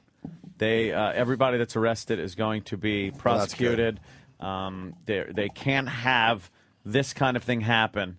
That's good. Without consequences. Right. But before, during, and after this melee was going on in Times Square, where just to refresh everyone's memory, yeah. I don't just because we're talking to the whole country. We had a car show here Easter Sunday at the Javits Center, big convention center, and that's what do they call it? A gang magnet. Gang magnet. Or gang activity magnet, and then the car show ends, and now you got thousands of people leaving, and all hell broke loose. Yeah. Is it safe to say all hell broke loose for a little while? All hell broke loose. It's young black men is pretty much what this is. Not pretty much. It is what this is. A giant group of young black men swoop down on Times Square and just fuck it up with vandalism, assault, and gunfire. This is after Disney put all this money in, and they do all this work to make it nice and consumer friendly and bring in tourists. And these fucking animals go down there and just fuck it up. And just fuck it up for no reason. There's I don't know what to make of this. I was telling Opie earlier before the show started, I don't understand black people. I just don't understand them. Well, I can't understand how you do this. But see, you say that, and then you got all your haters that think you're a racist going to yell and scream. But you should explain why you said it this morning. But you should explain why you said it this morning. Because of the dude in Newark that just was released from prison. Oh, right. Yeah. Sharp James. Sharp James. You know anything about this Sharp James? Mayor of Newark. Mayor of Newark, Sharp James. He's been in prison since 2008 or something like that? Yeah, a couple of years he's been in prison. Because or in trouble for a couple of years. I don't know how much time he actually did. There was all kinds of corruption and deal-making, and apparently his girlfriend or mistress was given money, and he was getting kickbacks, real estate deals. All kinds of shenanigans were going on with this Sharp James. And they prosecuted him, and he went to jail for a couple of years. Well, he got out yesterday, and he pulled up on a bus into Newark to a hero's welcome. Of course. From only black people. Like an astronaut was returning. Black people were cheering this guy on, saying it is so good to have him back in Newark. The community. And in the community, yes, that's the catchphrase, the word. The community, wherever that is, wherever those borders are, in the community, the great things he did for the community, stuffing his pockets with fucking loads of cash through corruption? Why do black people never want to see black politicians get in trouble? Yeah. Marion Barry, why do they never go, you know what, this guy smoked crack with a hooker? Yeah. Fair enough, I understand it, but not when you're the fucking mayor. Yeah. And that's why Ant goes, I don't understand black people. Which puts it in a bit of perspective there, because although they did have one black woman, they did find that said, holy shit, what the fuck is going on here? This is crazy. They interviewed a bunch of white people who were just amazed that this was happening, and then one black woman who said he should still be in prison. Right. And the rest were just a bunch of black people praising him, signs of support, like a rock star getting off of this fucking bus. They had signs, mayor. Oh yeah, he should run again. He should run again. And you know what? He probably would win. Political signs. He'd probably win, just like Marion Barry. Fucking guy smoked crack. Hey, we had Marion Barry on this show. He rules. Yeah. Oh, he certainly does. He fucking rules. He goes, no one knows what was in that pipe. Wasn't that his quote? No one knows what was in that pipe. It's like, but they caught you. They have film of you smoking crack in a pipe. No one knows what's in that pipe. It's the I didn't do nothing defense. One of the best quotes ever on our show, though. He shut us all up. I didn't do nothing. He kind of shut us all up. He goes, no one knows what was in that pipe. All right. I was watching videos last night. There's a site. It's some black gangsta guy down in Florida, and he's got a bunch of videos online of people partying, apparently. It's just them partying at various events. One of them was Easter in Orlando, where he was criticizing the police for ruining their good time. Well, apparently, gunfire to the police isn't not a good time. So they show a bunch of cops with their guns out converging on somebody that had a gun. And then just a crowd of black youth running up the street. And this guy on camera going, why they got to treat our people like this? Blowing whistles like we're animals. The slave days are over. We're not livestock. We're not. All right. And then the second something happens, if the cops aren't there, where's the police protection in our community? It just, there's no satisfying people that cannot think rationally. And when I see videos like that, it annoys the living shit out of me because white people can do nothing right. The police can do nothing right. Politicians, unless they're, Marion Barry and Sharp James, can do nothing right. It's beyond me, and I don't understand it. I watch it, I try, but I can't understand the lifestyle, the discussions that they're having on some of these videos, the gang signs being thrown up, and the lingo. Mm-hmm. I just don't get it. Well, and it's beyond me. And we come back to this past Sunday where it was quite a scene in Times Square because it's the day. It's becoming the day where what? It's a tradition. It's now, a tradition that gangs get together and cause a bit of havoc. It's kind of gang initiation day, an informal gang initiation day. So they decide to go to Times Square, where one gentleman said, "Well, that's where the girls is." Is that a tweet? Yeah. That was a comment of his as to why they go down there, because that's where the girls is. Not really. Mm-hmm. Times Square, not really. It's more family. What is it? And families. It would be the same thing with white people. With white people, what? I just want to see what that guy's point is in writing before we. Where am I going? Him down. This second line too. Oh, okay. If white people, if it was Clinton or some other white guy. And would it be the same thing with white people? No, it wouldn't be. There wouldn't be, like Bill Clinton when he Whitey doesn't get motivated enough to kind of like rally because some white politician got out of jail. They just don't do it. And Clinton was a thing. It wasn't. He didn't go to jail. It wasn't a crime. Right. But I'm just saying, somebody. It was funny. But name one white politician that went away for some. Oh, there's been plenty, but they're not hailed as heroes. That's what I'm saying. When they got, name Right. one where he was hailed as a hero. No. Because that's how you have to play this. I'm trying to think. Exactly. It doesn't happen. I can't think of and one. Clinton wasn't stealing and shoving money in his pockets. He was getting blown. Yeah. But it wasn't a corruption thing. Good for him, I say. Of course. Fuck it. You can respect the guy getting a blowjob from a big fat pig. Can't. All right. So in Times Square, they went from the Javits Center to Times Square. Tourists were horrified. And then some of the tweets that went out before, during, and after. Mm-hmm. Shout out to GMB, BMG, OYG. Those are various gangs, I guess. Is that like an OBGYN? Yeah. They're shouting out to fucking pussy doctors, obstetrician, and gynecologists. Maybe there's a gyno convention in town. Yo, a shout out to my ENT for the sinus surgery. Shout out to GMB, BMG, OYG. Niggas was live on 42nd. Were they? Yes, I imagine that was what they said when they exited a respectful showing of The Lion King. Apparently, OYG stands for Original Young Gangsters, and GMB stands for Get Money Boys. Those are gangs.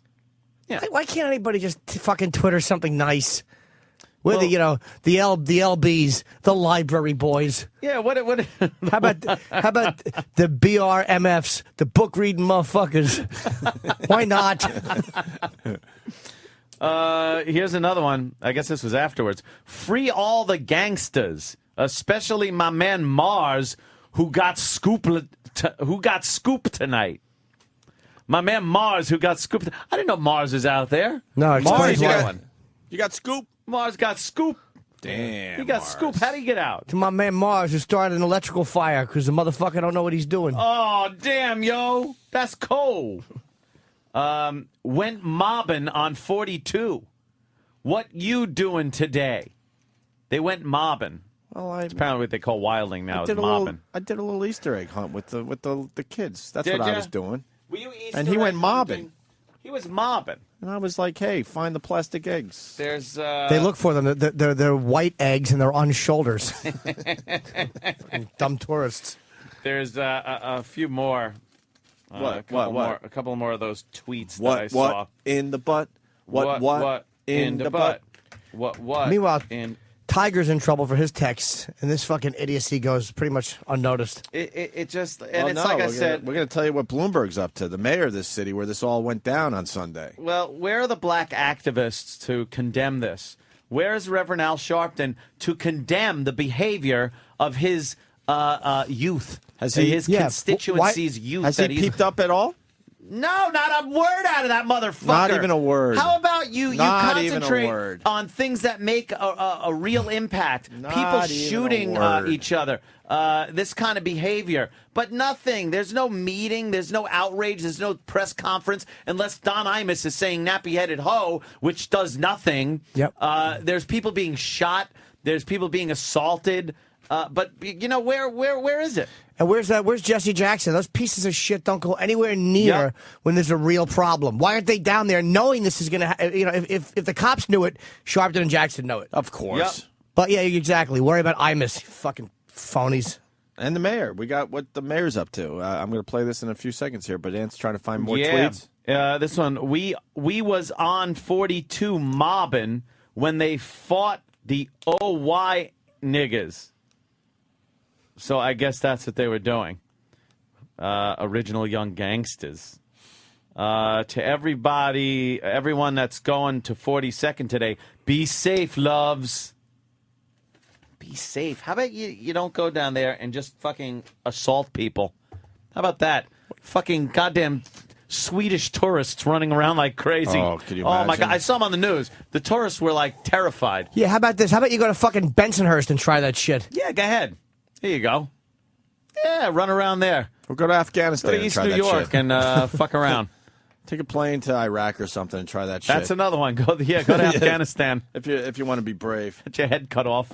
Well, while that was going on, I don't think Bloomberg has said much because he's too busy doing this, Anthony, the mayor of New York City. Oh. Before too long, Park Avenue between 42nd and 41st Streets will be closed to traffic forever. It's part of Mayor Bloomberg's plan to build pedestrian malls all over the city. And just like when cars were outlawed in Times Square and Herald Square, drivers are livid. It's terrible. If you do this, terrible. This is crazy. What we're looking to do is create, some of the green spaces that you see, in other parts of the city. You've seen that in Times Square. You've seen that at Grand Army Plaza. We've got beautifully designed materials. We've got really elegant tables and chairs. We've got planters, and just providing some green space. Plans for 7 other pedestrian malls supported by community groups have also been approved. 4 are located in Brooklyn. Moving to the Bronx, there is 1, and there are 2 more in Manhattan. Applications are being accepted for other pedestrian malls, and they could end up looking like this one at 12th Street and 9th Avenue. There you go. That's what the mayor's up to. It's a fucking city. You shouldn't have green spaces. That's what people. One woman was saying, "Look, Manhattan isn't an amusement park. It's a place where people work and have to get from point A to point B, and there's a lot of business going on here. What's with like pedestrian malls where people could sit down with elegant fucking chairs and tables? That's where people drive, you dummies. Make a park out of something. Knock a building down and make a park if you want to have a sitting place for somebody. And as soon as you go over a bridge or, in a tunnel, there's a lot of green space. As soon as you get to the other side, you're like, wow, there's a lot of green space. A lot of green. I'd like to see the Bronx one. That's going to be great. A pedestrian rape area. Fucking wonderful. Jesus. Pedestrian malls. Stop. Fucking sissy mayor. So annoying. Well, fucking woman he is. I think that'll be turned around once he's out of fucking office. We'll be painting the lines back on the streets. Well, there's a lot of bike paths and stuff or bike routes in the city now in Manhattan. Yeah. I wouldn't even mind so much because I do bike a lot if people were actually using them, but no one's using them. No one uses them? No. They got these lanes dedicated to bikes and bikers, whatever, and no one's using them. A couple people. Yeah, they here got. and there. Well, I see it This on the isn't west San side, Francisco. right? San Francisco has a huge biking community. Ridiculous.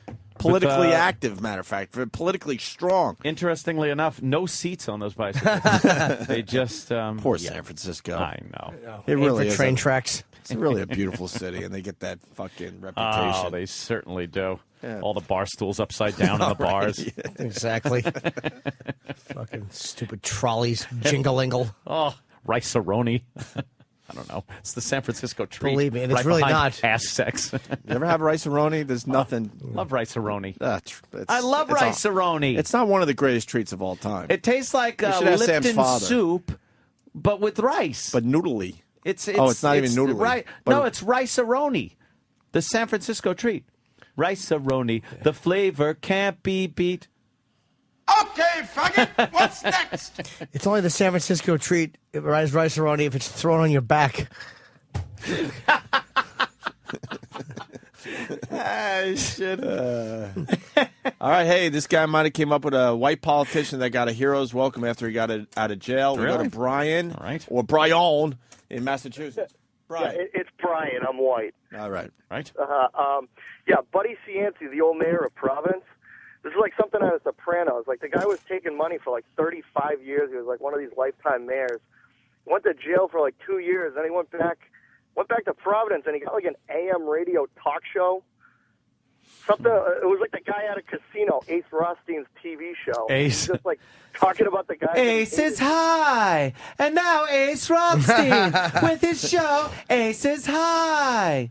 Maybe you guys can look up some more details on it. I don't know. No, Buddy's a legend up there in Providence. You know, he was one of these. Was he? He was one of these mayors. He was a bad guy for like 35 years He's a now. bad mother. Shut your mouth. He was a bad guy, a badass. Had some nice connections. Well, all right. There you go. You found one. All right. Thank you, Brian. Fair is fair. We Brown. found one. I don't Found know. one. From what I see, the African-American community rally behind politicians that have gotten in trouble strictly because they're black. I've never seen them rally around a crooked white politician, no matter how good he's been to their causes. Could be the most liberal one ever. I don't just there's They supported such Clinton. They supported racism, Clinton. and yeah, they supported supported Clinton. But again, Clinton wasn't arrested. He wasn't jailed. He wasn't convicted of anything. Not yet. Guy who doesn't know politics. Not yet. They're still working to impeach him. Did you see ATM guy? Not to change Ass to mouth guy? Well, ATM guy on the news. Oh, yeah. ATM guy rules. That was the guy that used the... Down at Soho. It's an old school thing, but this it's is an old school robbery. Old gag. They love this. But what, it's a truck or something? Was it a truck? It was some no, kind it of was a vehicle. Cadillac. Was it a Cadillac? It was just a regular fucking that- old finned Cadillac. So did he yank the bumper off his Cadillac? No, those things were built like brick shit houses. So this guy, ATM guy down in Soho, he decides he needs some money. Yeah. You know, times are tough. Got to make a withdrawal from the ATM. So God bless this guy. He fucking he attaches a chain to an ATM machine. First, he pried the door open from the convenience store, and then put a chain around the ATM, put it on the bumper of his Cadillac. I love that crime. And fucking drove away. I love that crime. And the ATM comes flying out, busts open, And then he takes takes a some few money, bucks and he's out. he drives away in his caddy. Did he get? But meanwhile, there's one picture of him just looking at the camera. Like, oops. I love those pictures of someone when they go like, oh, there's a camera there. And it's just their face looking at the camera. If you're a robber, wouldn't you just assume there's cameras so you would just look down the Everywhere. whole time? Look Why down the are whole these dummies time. always looking up? Because the second you look at the camera, you're done. over. It doesn't matter what happens next. You're done. You're caught. You get the feeling that you might be quicker than the camera, so you're like, "Ah, Look away real look quick. away." No, or they break it no. or spray paint it. They break it No. thinking all the information is in the camera. Meanwhile, Right. it's It's too already late. DVR'd somewhere. It's too late. It's fantastic. too late. ATM guy rules, though. I love that. I kind of like that crime. They drag him right out of this fucking convenience store. Deal with it later. Hey, speaking of politicians, you want to do this Hank Johnson? Hank Johnson's another great politician here. Someone watch the time Democrat. because Ian Halperin's calling right at 8, and we're going to have to take a break before that. Yeah. And Ian better not blow us off because he's got Sandra Bullock pissed off. So I want to get his side of that story on the sex tape. But first, this Hank Johnson. Yes, Ann. Yeah, this is one of Obama's buddies, of course, a Democrat, African-American gentleman. And apparently he was questioning someone from the military about troop strength in Guam. And this military expert, guy from the military, wants more troops on Guam. And this gentleman apparently had some questions. So he was asking the military guy questions about Guam and the need for more troops or the not need for more troops on Guam. Whether the troops will fit. And this is Representative Hank Johnson. Hank Johnson. To your point, sir, I think Guam is a small island. Very small island and about 24 miles, if I recall, long. So 24 miles long, about 7 miles wide at the least widest place on the... That'll be narrowest, asshole. Yeah. The way he's stumbling to speak English and just freezing up it's abominable. How did this guy get elected? And then wait till you see the pièce de résistance of what he says. It's just ludicrous. You want to learn a little bit more about this Buddy guy, the old mayor from Providence? Yeah. Right? Wait. Yeah. Providence. Yeah. Okay. Archie, Virginia. Archie, is this true or are you just fucking around? No, when he was mayor, he came home and he found his wife with another dude and he put out his cigar in this guy's face. It's unbelievable. And then it's a hero's welcome. He spoke at my graduation and waived all our parking tickets.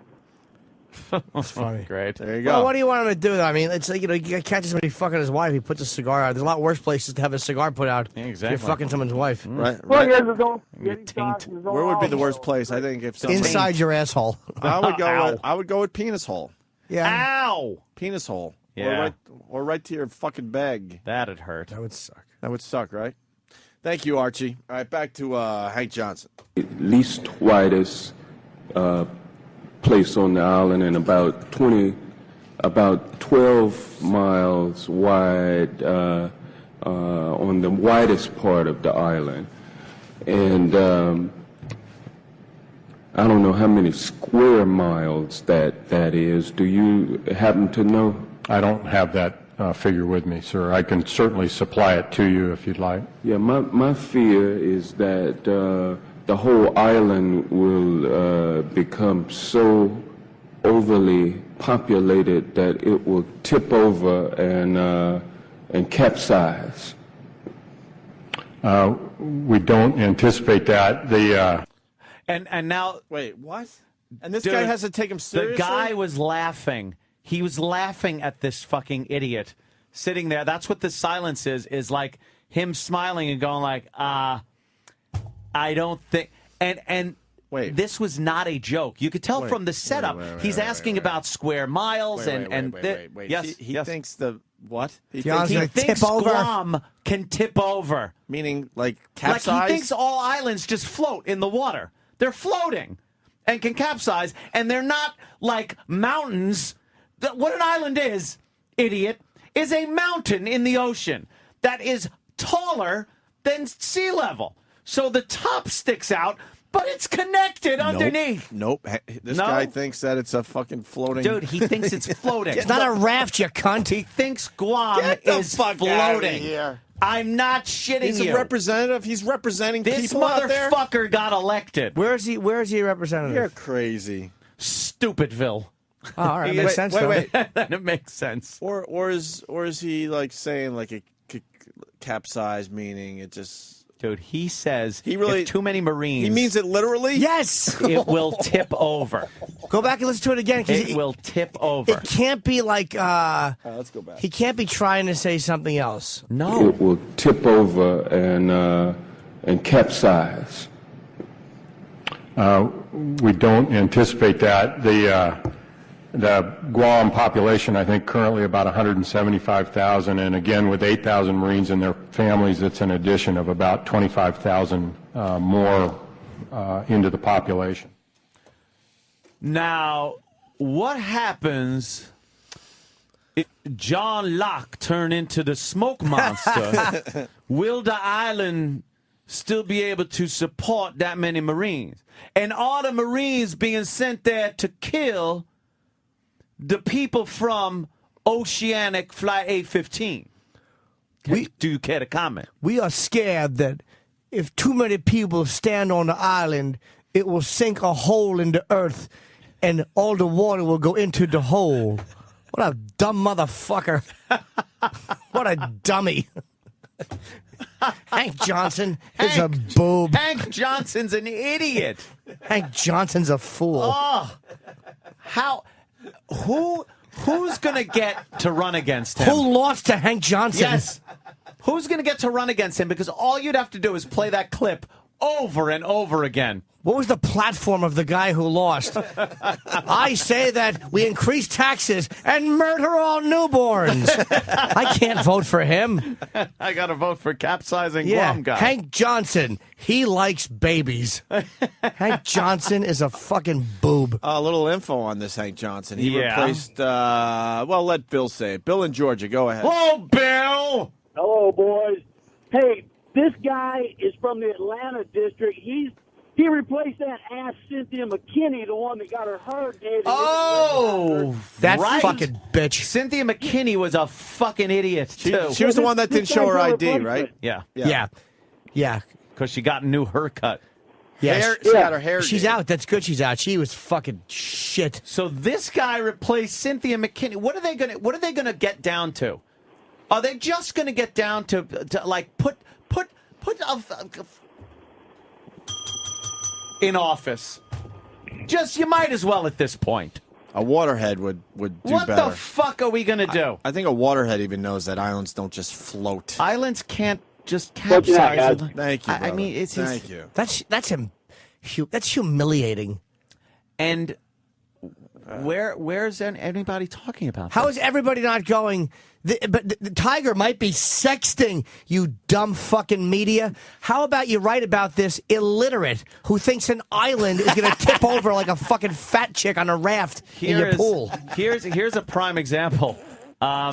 You get somebody like the moronic Dan Quayle, who put an E at the end of potato, right? On there, which is spelling not my strong suit.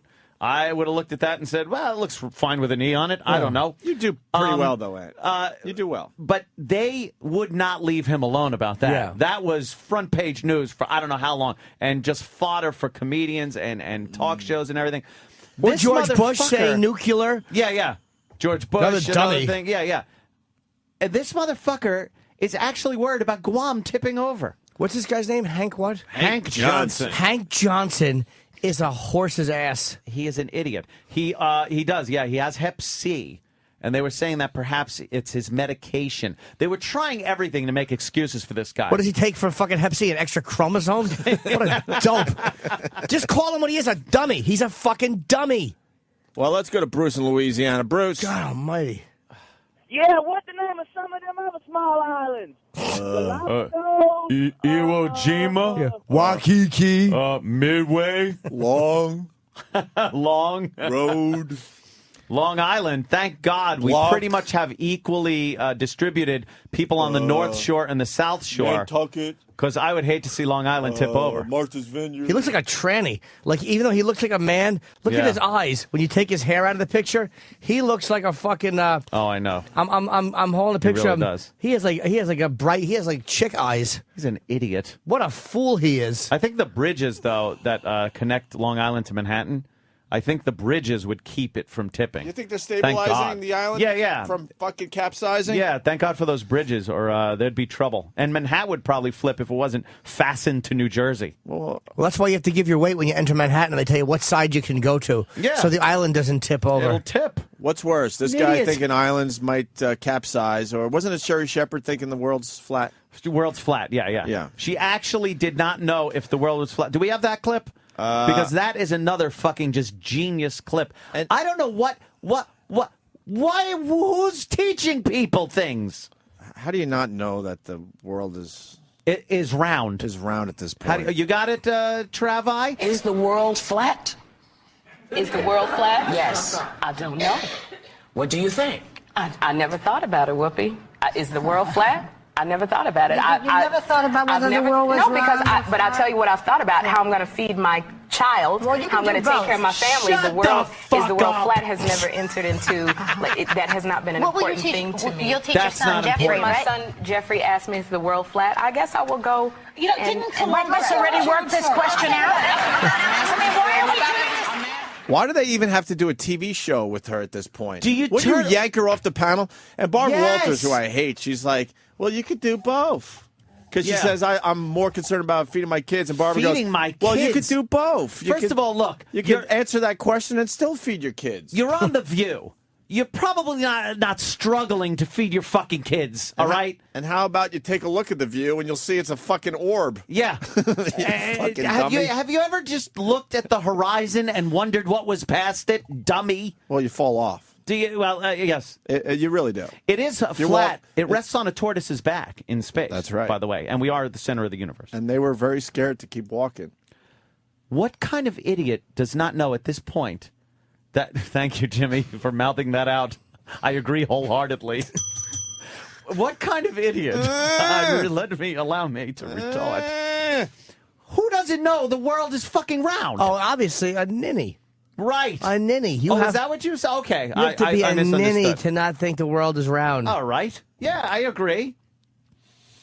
It doesn't make any sense that in 2009, when that came out, that anybody in the civilized world does not know that the planet Earth is round. It is a sphere or spherical. You know, with all the people living on the East Coast of America, why aren't we like kind of tipped into the water?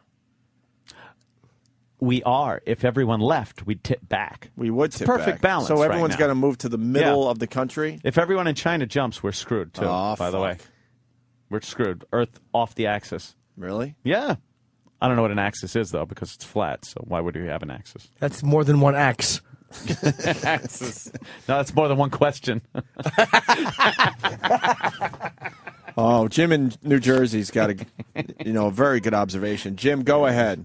Jim. Anthony, ever since he built that mansion in Long Island, it's been leaning to the right. I don't know if you heard that, but ever since Anthony built his mansion on Long Island, it is leaning to the right. Yes. You're fucking up the balance of Long Island right now. No, I tried to pick a nice Oh, good. center point. Look, we do have to take a break because Ian Halperin is calling our Yes. show, which is awesome. He's going to talk to us next. He's all over the fucking place. He actually made Sandra Bullock come out of hiding to say there's no fucking sex tape. She just wants to be left alone right now, and she had to say no shit mustache tape exists. No shit. And Poor lady. And she is very mad at Ian Halperin, course she a is. regular Who isn't? to this fine show, Opie and Anthony. We will talk to him next. Opie and Anthony. Mornings on the Virus. Mornings. Sirius XM. I'm Allie from Orlando, and I was jogging by a construction site and noticed a WOW sticker on a toolbox. So I showed my jugs, and they redid my entire patio free of charge. Thank you, Opie and Anthony. I'm Cindy from Dallas, Texas. I noticed a WOW sticker in my boss's office, so I took a chance and I flashed him. Now I'm the VP of Marketing. My husband is so proud. Thank you, O&A. I'm Margot from New Jersey. I was driving down I-78 and I saw an Opie and Anthony WOW sticker. So I flashed this random guy and he followed me 65 miles to my house. And now we're engaged. Thanks, O&A. It worked for them, and it could work for you, ladies. If you see a WOW sticker, take a chance and show your breasts.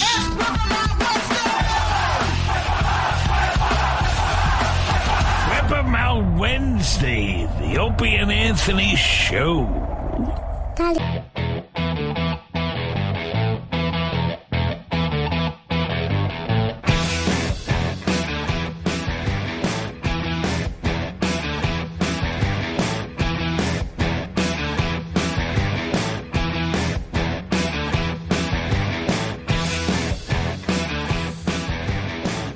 Opie and Anthony.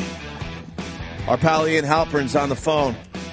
Now, this is a big story, huh? Sandra Yeah. Bullock comes out of hiding Just to address Ian. Just to address our pal Ian Halperin about a sex tape. So let's say hi to Ian.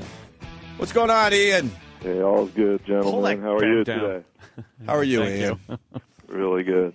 Yeah, really good. You know the whole world is talking about you today. Hey, look, I have no idea because I'm actually in a location where I don't even have a dial-up speed right now. So I'm oblivious to it all today. Tell me what's going on. You don't even have dial-up, huh? No. Wow. Why? Why wouldn't you have dial-up? I'm in a very remote location.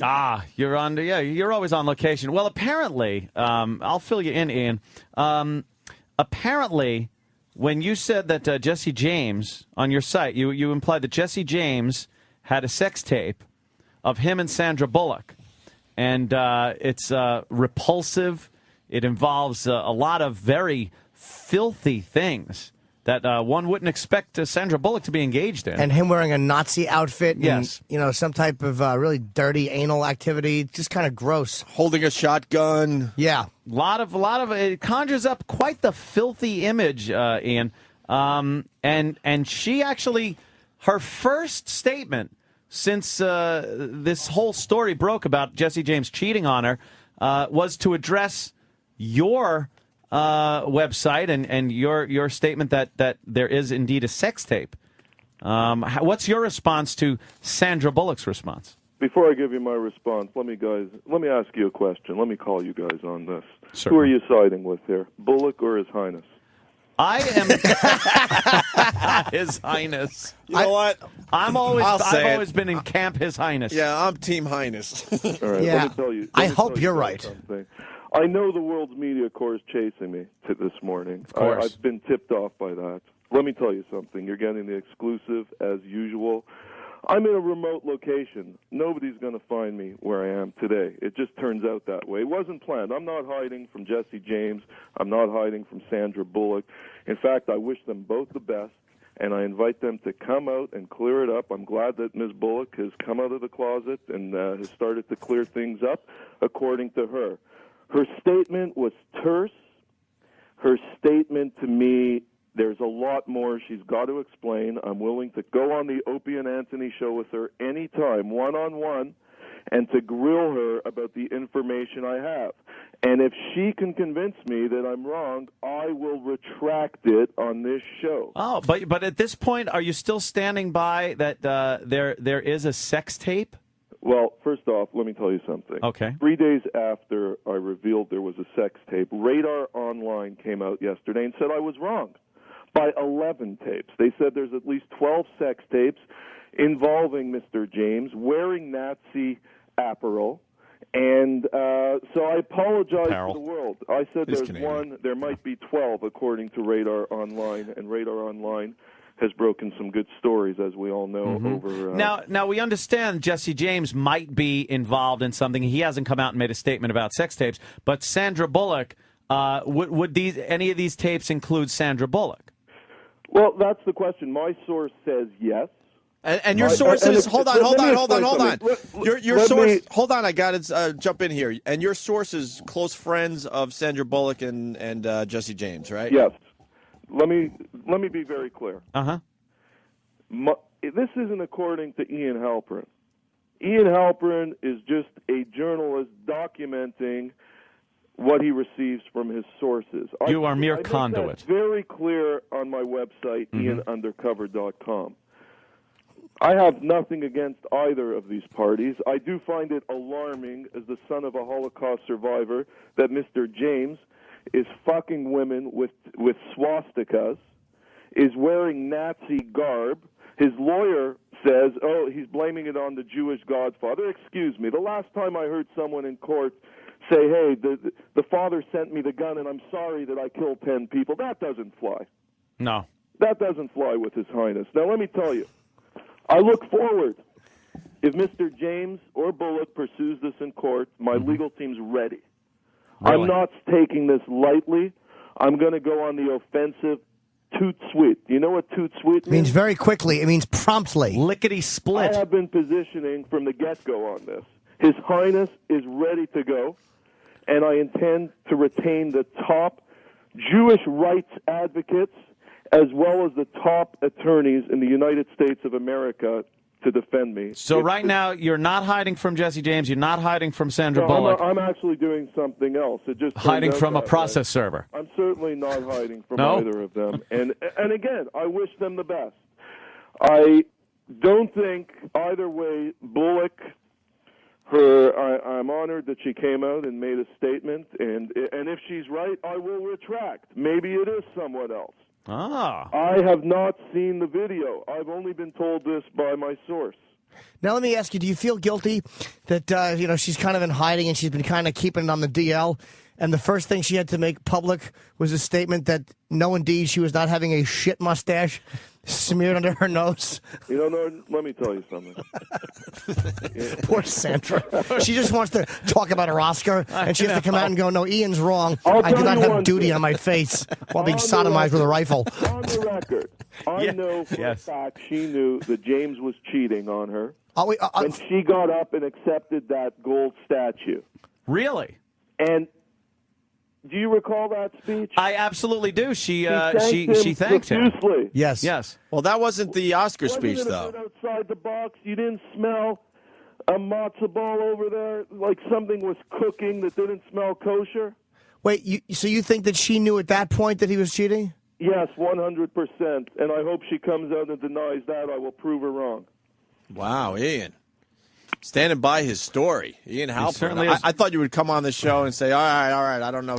Do you think anything here. Do you think that Jesse James has this fascination with Nazism? Do you think he's a white supremacist, or do you think I don't think that. My opinion doesn't matter. I'm just a journalist. Other people think that.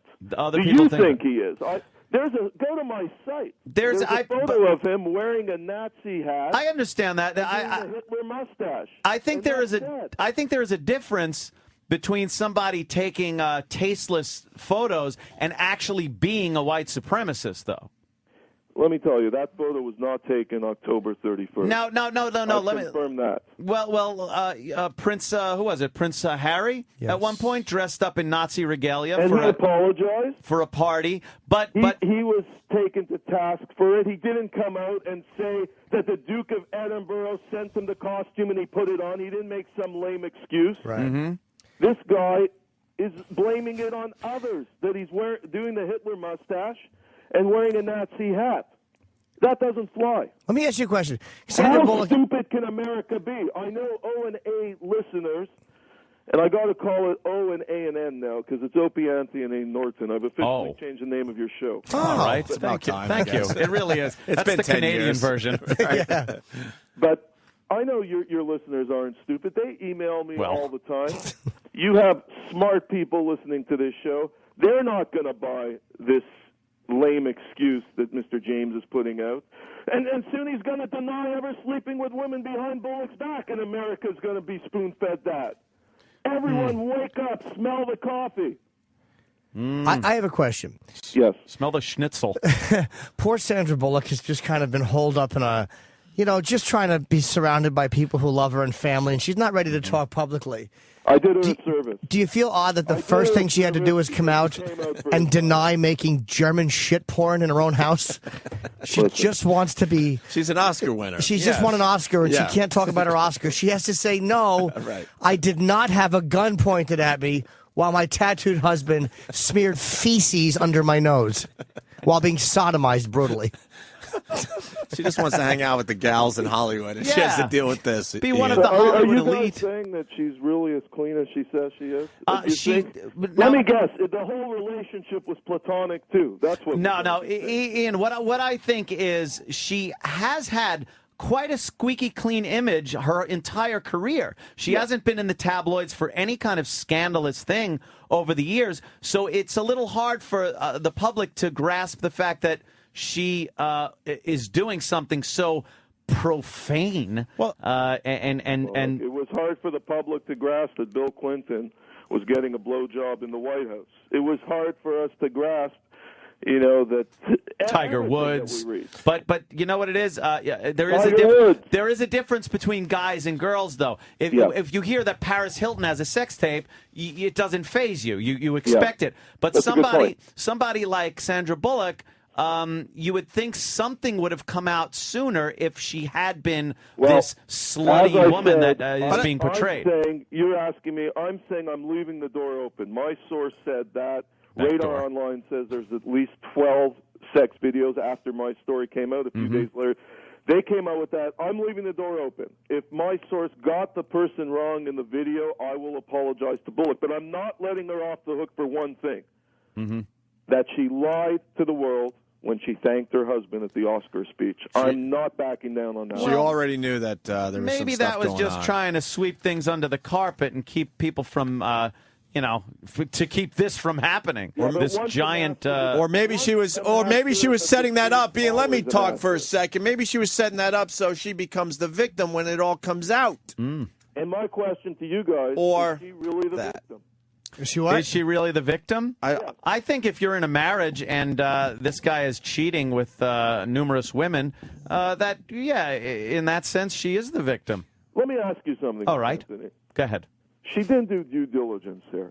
If your daughter would hook up with a guy like Jesse James, this is a dead ringer for trouble.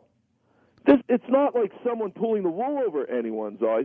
She should have known from the get-go what she's getting into. Some girls do enjoy going out with the bad boy, and sometimes it could be a persona. This guy is on television. He's got this tough guy persona, and perhaps she was under the impression he wasn't like this in real life. I don't buy that. Let me tell you, why don't we start fixing up women with Charles Manson? Why don't we go that route if we want bad boys? Squeaky You got to dug 'em. do your homework. And being a smart woman, which she is, she's got to admit that she failed here. She didn't do proper background research on this dude. He has a long history of womenizing. Oh, love is such a weird thing, Ian. You don't do a background check on somebody you fall for. It's lust. He banged her like no one else could, Yeah. and that's what got in her way. You And, think so, yeah? A little lust action. 2 weeks after they got married, he got a woman pregnant. Did he It's not really? His Highness saying What? this. It's the woman saying this. So where did he meet Bullock? How did these two bump into each other? You know what? I'm not a historian on this relationship. I know they met somewhere, and they. Well, apparently, yes. I couldn't Google it. I'm not writing a book about Ian, it. more I've just been important. following the Hold on, let's go back. So he gets a girl pregnant only 2 weeks into the relationship with Sandra Bullock, the marriage. She says she aborted the child. Who is this broad? Who is this good egg? Google her. Google it. Google it.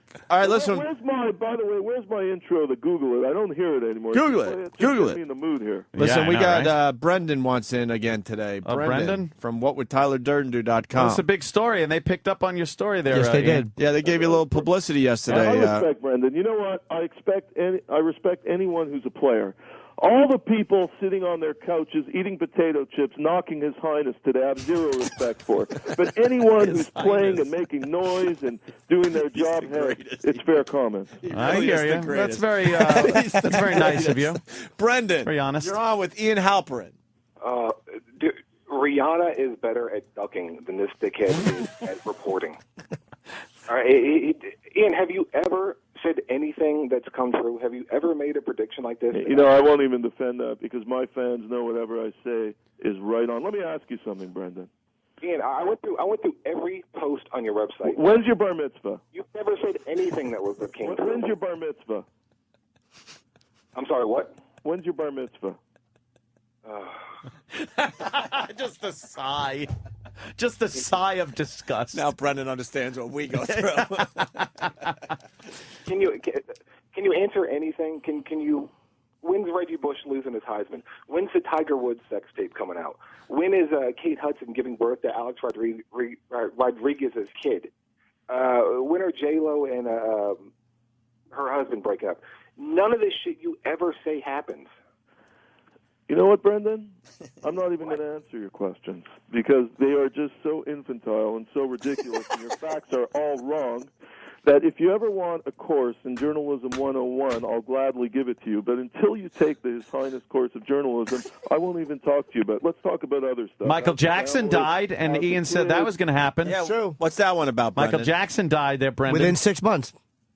Yeah, Ian said that Michael Jackson had lung disease, and he was dying of lung disease. It's in the autopsy, you douche, that he did have a lung disease. And Listen, put the machine gun on now for this douchebag. He's riling up His Highness. I'm sequestered Oh, here damn. with security, and here you go, you douchebag. Look, dickhead, how someone died is pretty goddamn relevant to the story, okay? He didn't die of lung disease. He died of an overdose, all right? I can't chop up a hooker's head and tell the cops she was congested. And I was like, it's pretty goddamn relevant. Dude, you couldn't even get a job at the Laugh Factory the way you're going tonight. Here you go, one more time. Start dancing, you douche. Now, Brendan, what do you... Wait. He's playing sound effects now. Oh, is he? Yeah, Ian is. This is for Brendan. What is it? I don't know. I just want to know from Brendan, what do you think of this story now, the whole sex tape thing? What's your take on it based on what you've heard? Look, I don't pretend to be a reporter like Ian does. Here's what I know. It's sort of like what you just said. Mm-hmm. Demolition Man came out in 1993. Sandra Bullock has been really famous for a really long time. And you've never heard anything bad about the woman. Mm-hmm. I mean, in all that time. And now she goes from no bad stories ever to this crap. Do you know who wrote Demolition Man? What? Do you know who wrote Demolition Man? No, Ian. Look, go back to the Pride. Do you know who wrote Demolition Man? What? Do you know who wrote Demolition Man? Ian Halperin. Is it relevant to anything? Yes, I'm sure. It's but I'm very relevant. wondering. Who wrote it? Do you know, Brendan? No, I don't. And it's not relevant to anything. Who the hell cares? Google who wrote Demolition Man. He's actually a Montrealer. And then call us when the drugs kick out a bit, because this is ridiculous. Let's move on. I wish Brendan the best. I wish him good health. All right. I hope his family's fine. But I have nothing to talk to him You know about. what? Another fine call from Brendan. Thank you, Brendan. WhatWould Thank you. Who gives nothing but love to the Opie and Anthony show, Ian. Yeah. Nothing but love. Hey, Brendan, so I wish Ian. him the best. All right, listen. So I think Ian respects Brendan. I think we got all the Sandra Bullock stuff out. Now you got Tiger Woods at the Masters. You got anything on that? Well, how's he going to do? I want your guys' prediction. I would love to see him win it all. It would just be an amazing story. But I think he's too rusty to actually win it this time around. I say he'll He go. hasn't played in a competitive way in too long. I say he's going to bat about 245. He'll have a couple of stolen bases, but it's not going to be a particularly good season. He plays golf, Jimmy. Oh, well, in that case, he's going to go 40 under par birdie, and he's going to have a mulligan. Fucking dumb golf terms. Ian, you think the You're Tiger? saying he's going to do like Shelley Duncan numbers? Yeah. Remember Shelley Duncan? Of course we do. Ian, She wrote Demolition What about Man. Anthony? Yeah. I want Anthony's prediction on this. I think he's going to do pretty good, to tell you the truth. I think he's a very focused guy when it comes to golf. He's had nothing like this, but he's had adversity before in his life, the passing of his father and everything, and he seems to snap back. Golf seems to be his center, and I think he's going to do very well. See, I can't believe Anthony and I are agreeing on something. Yes. Because I'm on the exact same page as you. Thank you, I think he's sir. gonna pass with flying colors. Thank you, His We're Highness. all going to forget the sex scandal. Thank you, His Highness. And the Tiger Woods news is pretty much drying up at this point, right? I think everyone's just going to start moving on. I want to know if he's got anything Well, about... Woods is in awe of the James Bullock story. He loves it. The Sandra Bullock? It's just the focus. Nobody cares about him anymore. Yeah, that's true. All right. Ian, do you have anything on the Jim Carrey breakup? Jim Carrey, man. Look, I can't diss any Canadian. I wish him the best. I think there's something there. He doesn't last with women, and I have no idea. It's unfortunate because Sex tape? I know he has a daughter. He's a good dad. Yeah. But for some reason, he just can't last with. He's got to meet, a Jill Nicolini type or something. But until then, I think he's going to be, playing solo.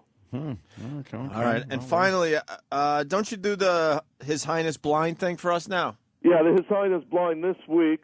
I'm going to put it out that a major film star from 2007 is opting for a sex change.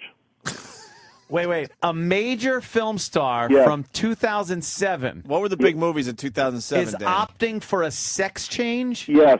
Oh, boy. Now, a man or a woman? If I say it, I'm going to give it away. I want your listeners to figure it out, and I'm going to give more clues in the coming week. Wait, a major film star from 2007. Hold on. Let us just Google. Danny's looking for. Google it. You know something? Was it an Academy Award nominated film? Wouldn't we have heard Ian. something about this? It's a big name. Well, that's not my It's a big question, name. though. Who has sort of faded into obscurity the last couple of years. But in 2007, this person was a big deal. A big deal in 2007. Wow. Big deal in What were you guys doing in 2007? Do you have any? Oh, my God. I was being fucked in the ass by somebody holding a rifle, rubbing a shit mustache on my face. Oh, that's a weird coincidence, Jimmy. Yeah, it really is. Really strange. With a big SB on my back. Yeah. Sandra Bullock.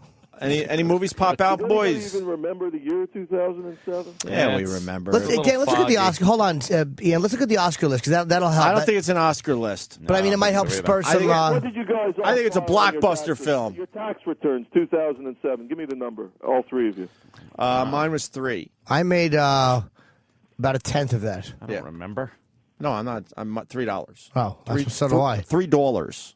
How does the show work? Do the three of you split the kitty, or who's the highest paid? Yes, guy? it goes 43, 43. Oh no, I did too much. I meant to go 45, 45, 10. All right, we're looking at Oscar winners. Yeah, we are. Yeah, just because that might. I don't know if it's Oscar It winners. might not be, but at least they were big movies. It Yeah, might I don't spark. think it's Oscar winners. All right, you all get one guess. Okay, hold on. Really? Yeah, because he knows we're going Oscar films. All right, I don't want an Oscar film then. I don't want Oscar films. I want a big fucking moneymaker from 2007. I don't want it.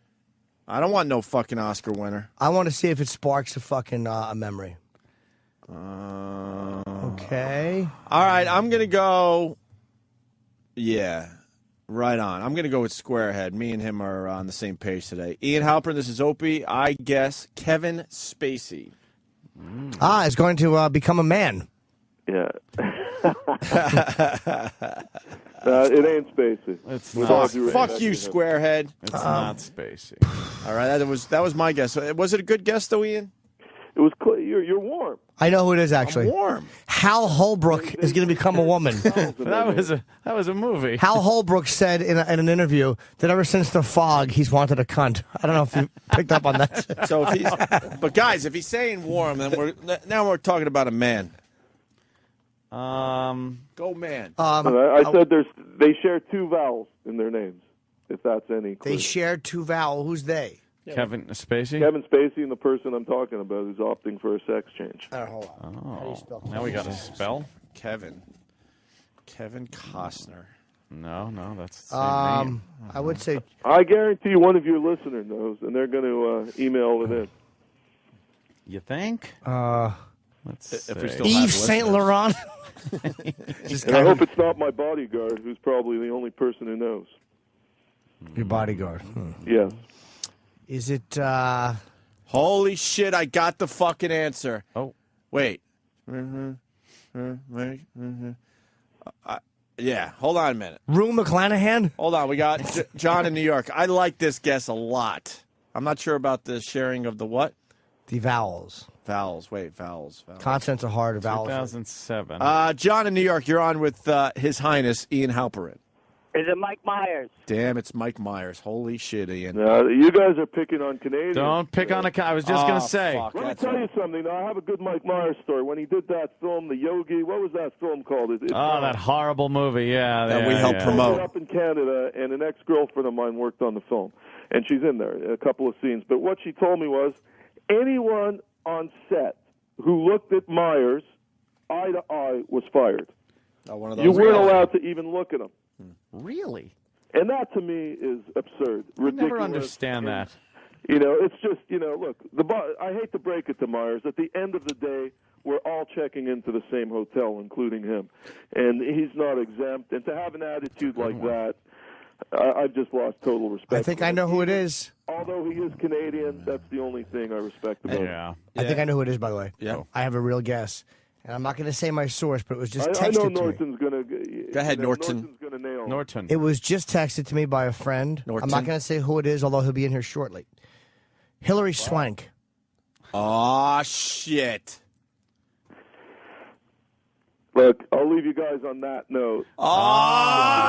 Shit! It's a blind item by His Highness Ian Halperin. Yes. Oh, in that case, David Patterson. Ian, another fine appearance on the Opie and Anthony show. Hey, merci beaucoup, tout le monde, and I wish everyone a great day and have a great weekend because mine's starting right now. All right, see you later, man. Take care. Okay, peace out, guys. There goes Ian. He's got a Halperin. closing fucking statement he's going to do with that weekend thing. That is, wow. We heard from him about the Sandra Bullock thing. He has responded to what Sandra has said.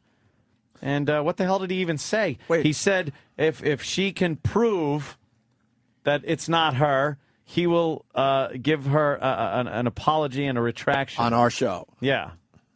Hey, does the syllable thing match up? I think it does. How does I will credit Tom Papa fully. He texted me Hillary Swank, booyah.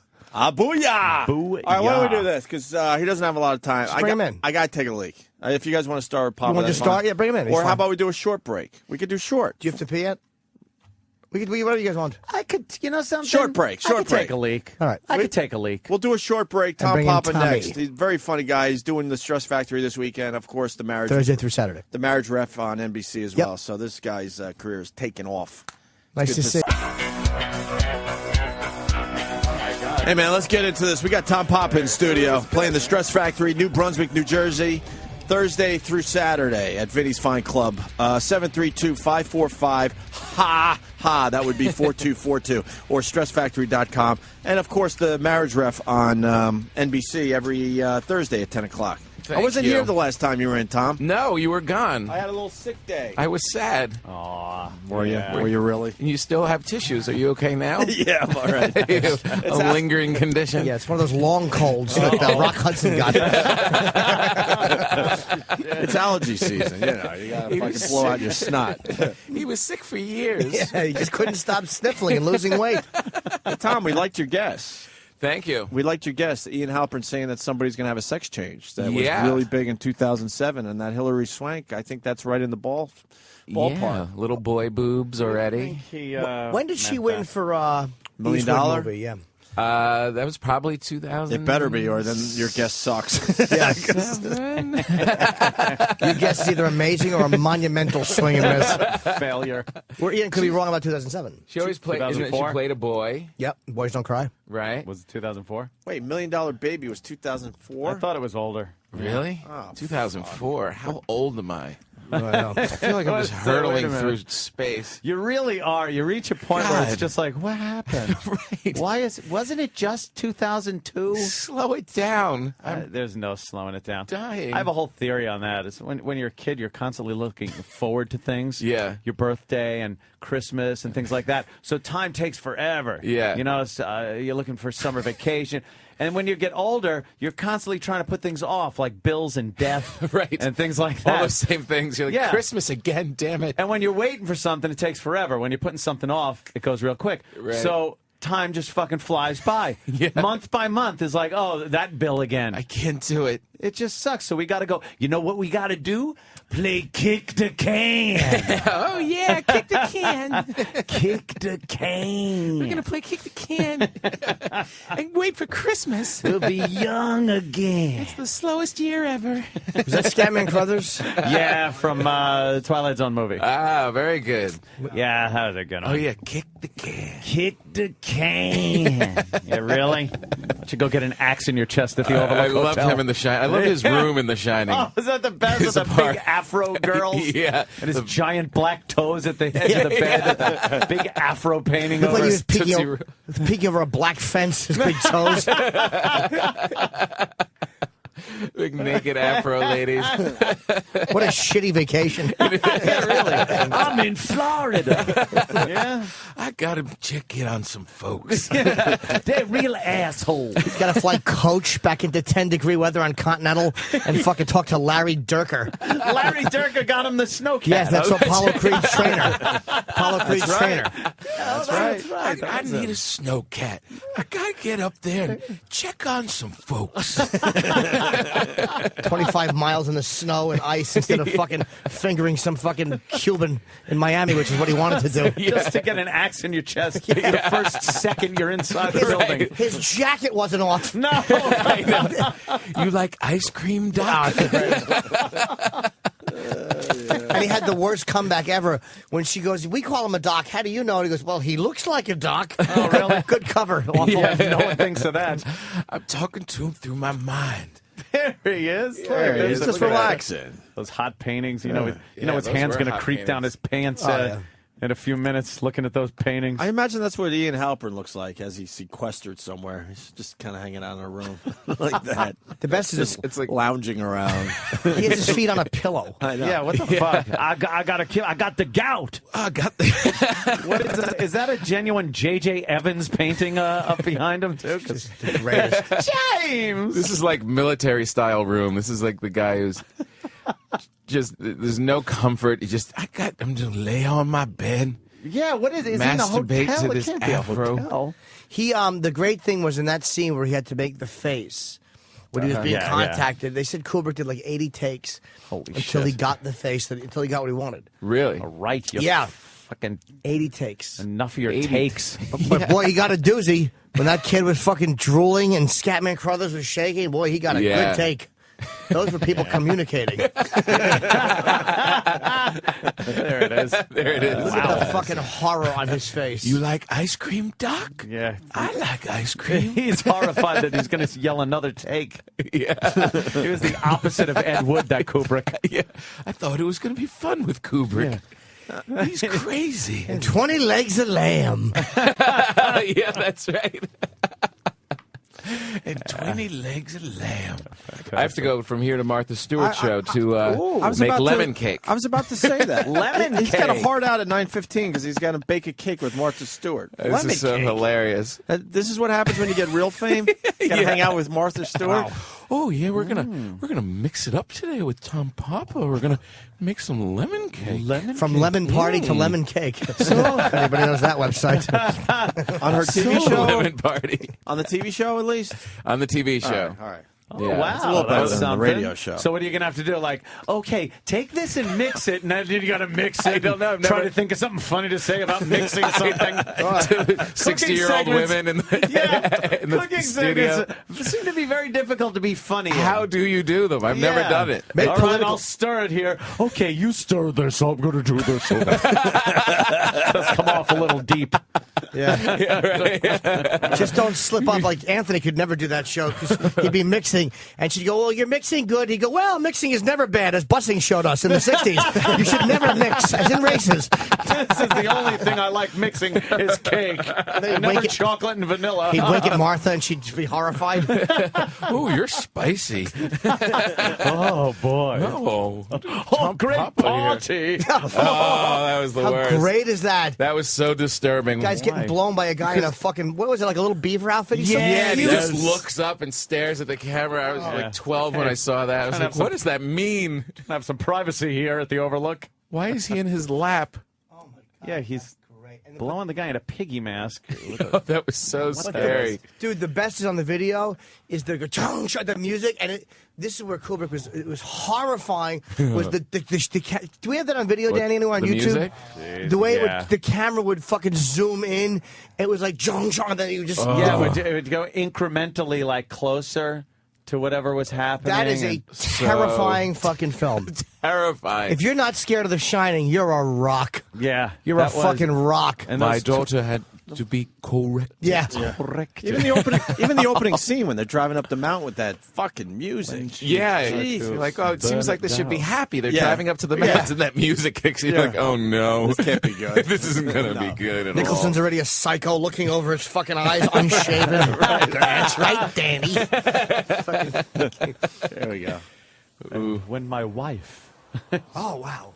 tried to stop me from doing my duty, she had to be corrected. all. She's walking up. Shelley Duvall's got the knife. She was amazing. Oh, Yeah. crazy. First use of the steady cam, really. Listen, here you go. She sees Oh, the there it knees. is. He just looks up. Look at his ass sticking His out. ass is sticking out I of his never little noticed piggy that. suit. Yeah, that is like Oh, just... I didn't know what that meant. I was. Yeah, I was what are just they so doing? disturbed. I just got chills looking She's at got that. that big knife. The shadows on the walls are great. She's just freaking out. Oh, I don't know. I think we ought to take Danny to the hospital. I think we ought to take Danny to... That would be, by the way, seeing a guy in a pig outfit blowing a friend, that would be bad at the height of tourism. Yeah, right. Nobody was supposed to be in the hotel. Yeah, at the height of tourism. Shut your door. Come on, what are you doing? Yeah, you'd be horrified even if it was packed. Dude, if it was 4th of July weekend, that'd be awful. This was just her and her husband and kid in a little Apollo space shirt. Just a momentary lapse. per second. A couple of foot-pounds of pressure. Why is it You're the right. most rare scene? Per second. Can we see the, anyone get a photo blow up, Danny? So scary. A screen cap of the ass when she first looks in before they Yeah. pop up Did together. you ever notice that before? Never noticed his ass The was back of sticking his out. things are down like those oldie-time pajamas. Yeah, right, the cartoon pajamas. Yeah.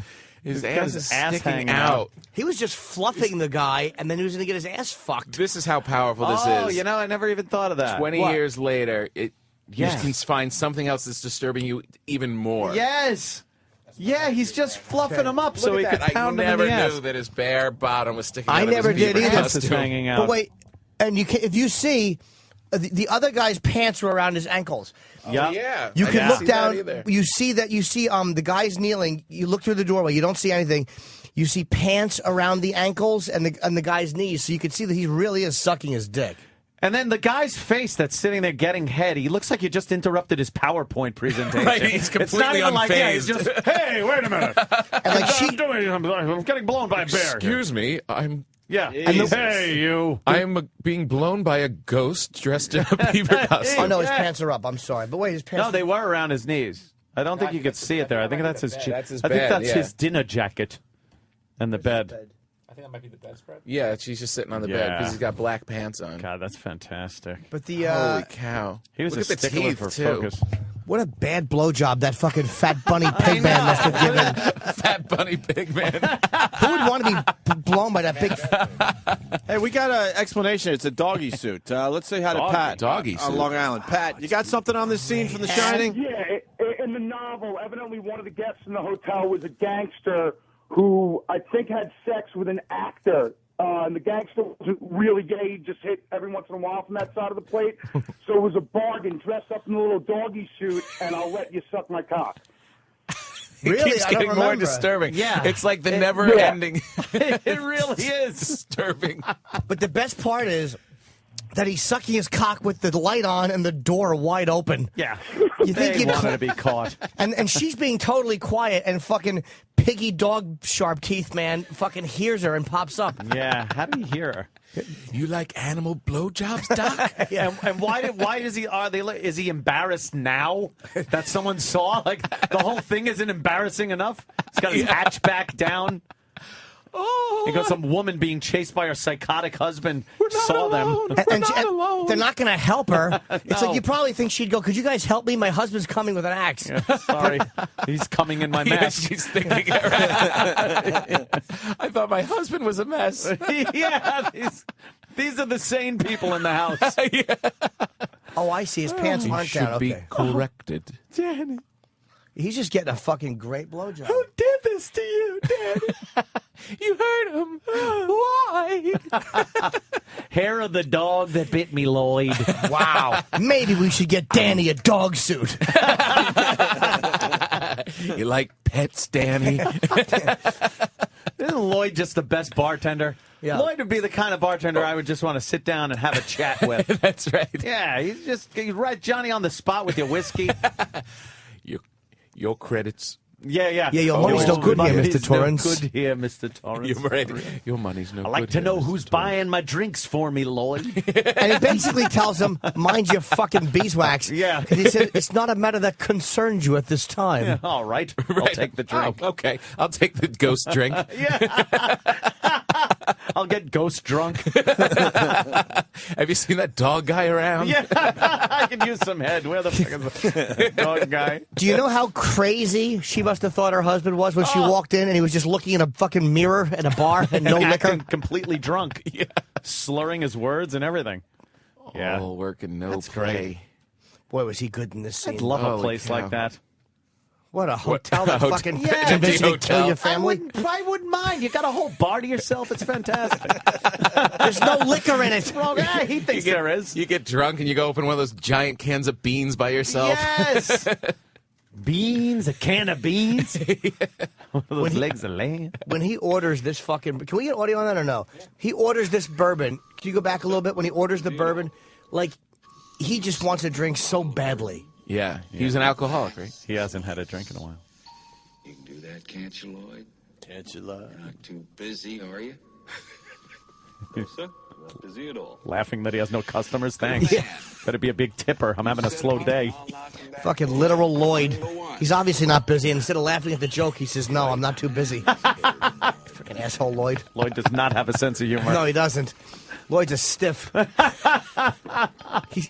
the funny thing is, Nicholson has no money in his wallet. None. Not Zero. even a buck. Seems I'm temporarily late. Temporarily late. Let's join anyway.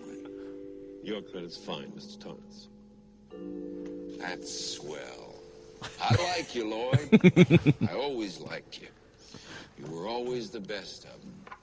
Best goddamn bartender from Timbuktu to Portland, Maine. Or Portland, Oregon, for that matter. That bourbon looks good. He certainly so enjoys good. it, too. When he drinks it down, he makes a face of pleasure. Yep. That It's at the you 5 realize months. how good an actor Nicholson is when he just does this. Heaven. The It look looks like on his face looks like I looked Friday when I had my first beer in a week. And he downed this icy glass of bourbon. He is. Look at the eyes rolling back in his head. eyes are rolled back. He's just... Even the guy getting blown by the dog didn't look this happy. Tom fucking Papa. Jesus Christ. Wow. Yeah. Things could be a whole lot better. Well, he's feeling it already. Oh, yeah. He's ready to talk. He's ready to trash this bitch upstairs. Yeah, the old One sperm drink. bank, he calls it. The old sperm bank upstairs. One drink and he's ready to go. Yeah, one drink and he's like, all right, where's the axe? I'll kill both of them. Yeah, he definitely has a problem. Oh, boy, what an alky. Yeah. He already broke his son's shoulder, and then he tries to kill him with an axe. 0 to 60. What a horrible father. 0 to 6. Fuck. Words of wisdom. Wow, he's Words. a Oh, just the way he turns his head to get wisdom out.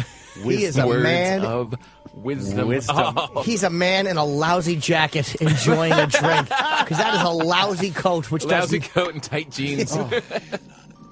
I didn't.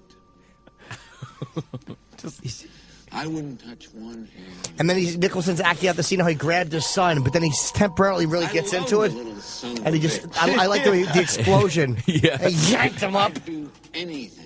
Like he enjoyed it. That's just how a drunk talks. Yes. Any fucking thing. Yeah, just aggressive. A shot and a half, and he's fucking hammered. A shot and a half, he's ready to take down his whole family. As long as I live. Lloyd's thinking, I gotta refill the orange juices. Yeah, all right. Lloyd's thinking, Whatever. I'm supposed to be the scary one in this scene. I think I gotta bring another keg up. Boy, the fucking... The ghost didn't have to work hard on this asshole to get him to fucking kill everybody. Right. Jeez, even Grady took a little ripping. They had to fucking try to burn the place down for him to go crazy. All the fucking Danny had to do is scatter his papers a year ago. Lloyd stocked the entire bar like this was going to take some time. Yeah, exactly. You know, one half a bottle. Papers all over the floor. All I tried to do was pull them up. Yeah, he should just here's a Bud Light and an axe. Get to it. And O'Doul's. That's all he needs. Would you slice of rum cake, sir? Exactly. A rum cookie and a hammer. Good rum cake. The old sperm bank doesn't make it for me anymore. Yeah. Meanwhile, he doesn't want to fuck that skinny pixie that he married. You were always the best baker, Lloyd. Olive oil won't make it for me. Oh, shit. Fantastic, man. That goddamn movie, you're right. Like, how many fucking years ago was that? It's 1980. It's 1980. That's 80. 1980. No 30 way. years ago. Yes, it was Bill Baby, 79. 30 friggin' years ago. and I will still watch that when it's on and still be petrified at those twins standing at the end of the hallway. Play with us, Danny. Yeah. Kubrick was inspired Crazy. By a photo of two little twins, an old English photo, because they weren't in the book. The book was actually the book was not as scary as the film, because the book did not have the hedge maze. It had hedge animals that came to life. Yeah, they would walk and people beat the shit out of Kubrick's version. Stephen King hated it. Yeah, but you guys didn't like Stephen King's miniseries? Later on, later on, Stephen King even said he not only learned to accept it, but he enjoys it now. Like, oh, thanks. Oh, really? It's fucking Kubrick, you idiot. Yeah, you know from one scene that this is a brilliant movie. Yeah. And it's horrifying. And it's scarier than the book. I read the book. It's scarier than the book. Really? Much scarier than the book. The twins aren't in the book? No. That was something that a lot of that wasn't in the book. And what Stephen King hated was that he felt that the house, the evil of the house, was not concentrated on it. It became the craziness of Jack Torrance. But it's a 2-hour film, Steve. Yeah. I know. It's hard to get a house to act. Exactly. You've got Jack Nicholson. Just ask Patrice. Oh, damn. He didn't do anything. I know that, but he wasn't asking for that at all. He's my biggest friend who happens to act. Who needs to be corrected. Corrected. Yeah, that's another thing. Correcting is an axe. It's just you chopped him up into little pieces. Yeah. There really are no just spankings or timeouts. Really, maybe there's a point to timeouts. I chopped them up with an axe. Yeah. Oh, when that woman came out of the tub. Oh, that was so goddamn scary. She was so sexy and comes out and then turns into a decaying. Their hairy English 70s bush. Old fish. And then her skin's peeling up and she's laughing at him. But the funny part is he complains about some pussy at the bar, so the house is like, all right, this dumbbell, we know what he wants. Throw some box up in that room. And then scare the fuck out of him. Right, yeah. Chick with the hairiest vagina ever. Cue the scary vagina. But she was sexy, right? Her hair was all wet and slicked back. Oh, yeah, she was Yes. for at that time, because I remember when I went to see that.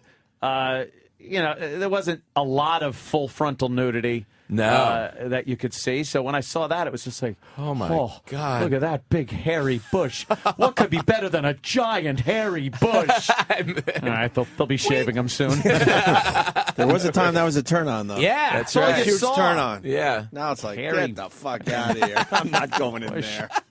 And the great part is the lady laughs at him like she's acknowledging what an old dead bag of shit she is. Oh, yeah. Because she's like, You kissed me. You thought I would fuck you because I was young and hot, but I'm dead. You thought Lloyd was scary. Big hairy bush. Just to find the good part, you had to be like Artie Johnson and laughing, spreading the bush apart. Very interesting. God, do I hope Tom slips on fucking Martha Stewart and does a shining vagina reference. This is not the good tee up for my first cooking segment. Yeah, as he's making the lemon bundt cake. This reminds me of when the bunny rabbit blew the man. What? Nothing. Long story. Did you ever know his ass is hanging out? I never knew that. Martha. We never knew saying? What's going to be your move on Martha, though? What are you saying? What's going to be your cooking move? I don't know. I've never done one of these before. I guess You I'll gotta- just... You got to do something kind of wacky. Yeah. I gonna gotta make But you wear an saves your apron. dignity. Right, exactly. It's a balancing act. Right, trying to maintain street cred while making a lemon cake. Put like an apron on you. Yeah, and It'll big say, chef like, hat, maybe. Kiss the cook or something silly. What do you Or do? Mama's Little Helper if you're Jake LaMotta. Remember Jake's fucking in the whole movies? Yeah. Meanwhile, he's fucking beating her sadistically. Maybe if I could try and hit on her while I'm doing it. Well, she knows you're married, though. You know, here's what you do. Right on, like, what's this part of your hand where the thumb and forefinger meet? Like, It's called the meaty part. the meaty part, yeah. The part that really hurts when Club Soda Kenny pinches it. You ought to draw like a black swastika and just don't explain it. Holy shit. People I like mix things with that hand. The marriage ref is a racist. And you can say, nah, I did it when I was 35. I was young and crazy. What would be scary is that Martha's all of a sudden, like, feeling you when she sees that. Yeah. Oh, wow. Yes. I never knew. Yes. Yes. When you're in commercial break, she's talking about the tats she has. Right. I got a swastika, white power. Secret message received, Mr. Papa. No more lemon cake. You're making schnitzel. Do you know Martha Stewart or no? Do you know her? She did my show. She was Oh, on. okay. Yeah, she was A little on. tit with, for tat. Was she good? exactly. Was she good on the show? She was really good. She was all right? Yeah, she was pretty badass. Her daughter's pretty wild. She does a show here. Oh yeah, And, yeah, They actually do a good show. Yeah, pretty wild chick. Yeah, she does a show with her friend or whatever. She Martha's married? daughter. You really? Divorced, into yoga. She's into all sorts of. She's attractive, I think. She's kind of attractive. Yes. Yes. she doesn't.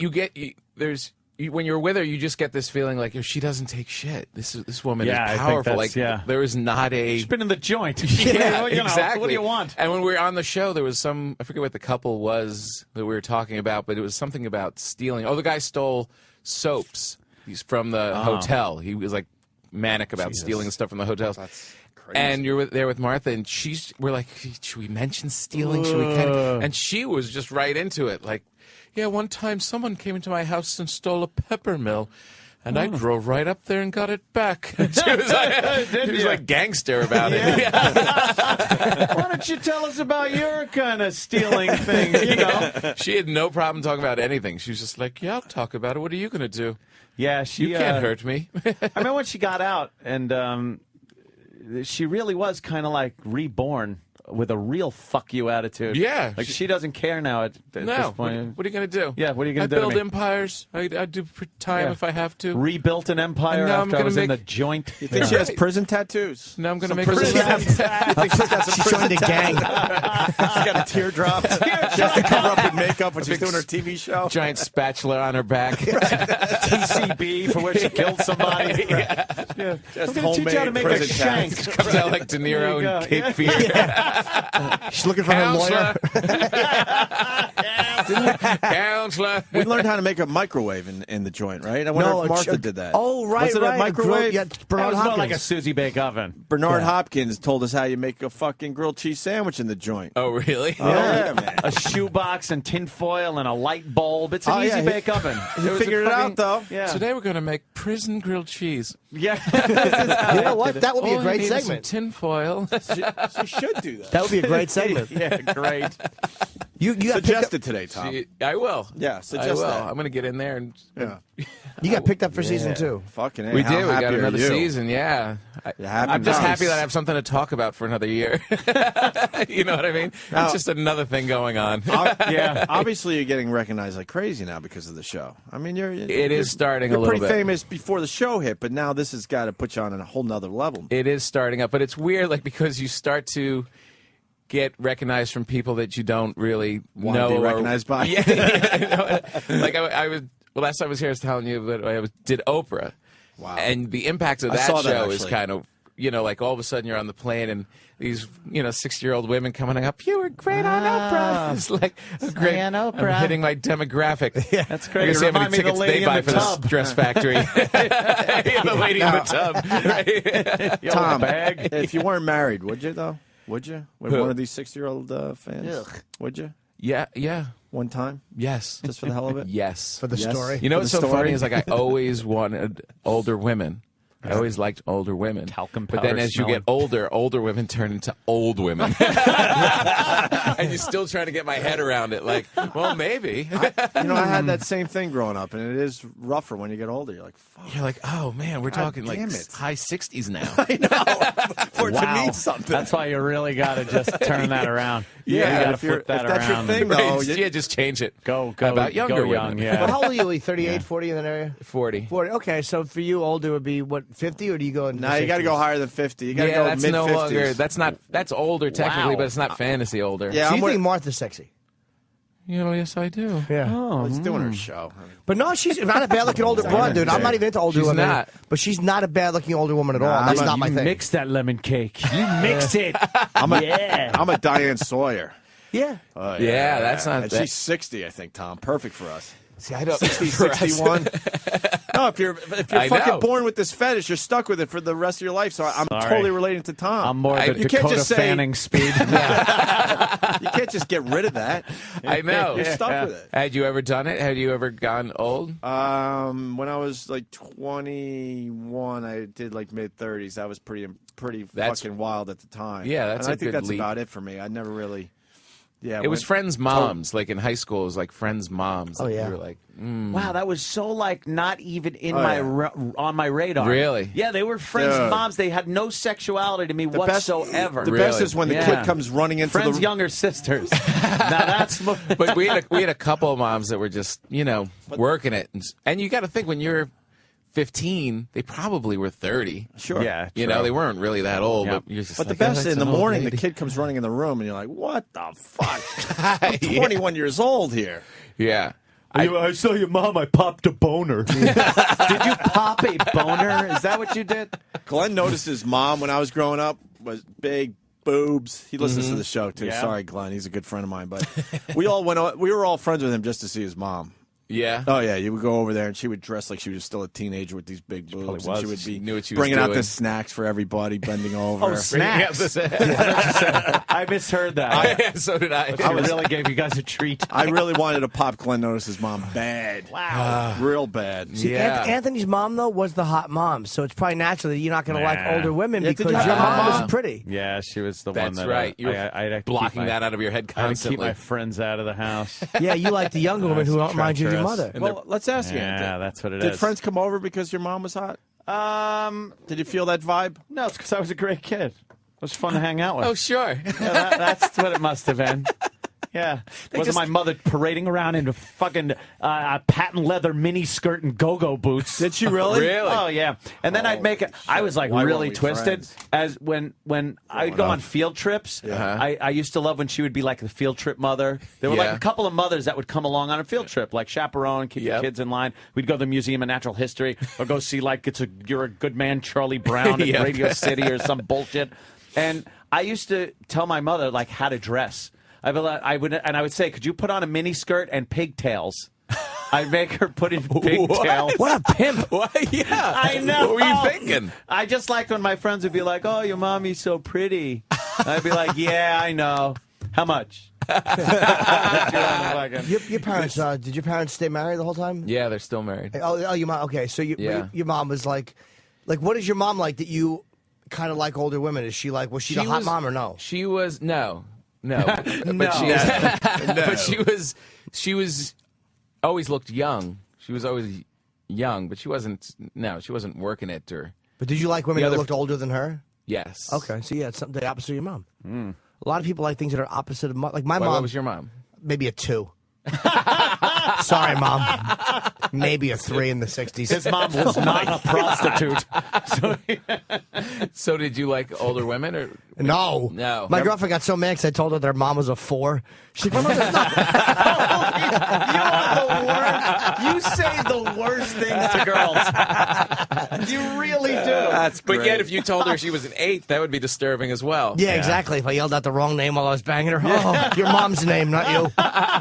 6 would have been safe. Just say 6 is 6. safe. You can't okay. really yell or scream at you. Yeah. either No, way. I was always just into girls like even girls from TV that you'd be like, oh, she's cute, you know, fantasy girls and things. They were always girls that were around my age. It wasn't not anymore. Right. It's long gone.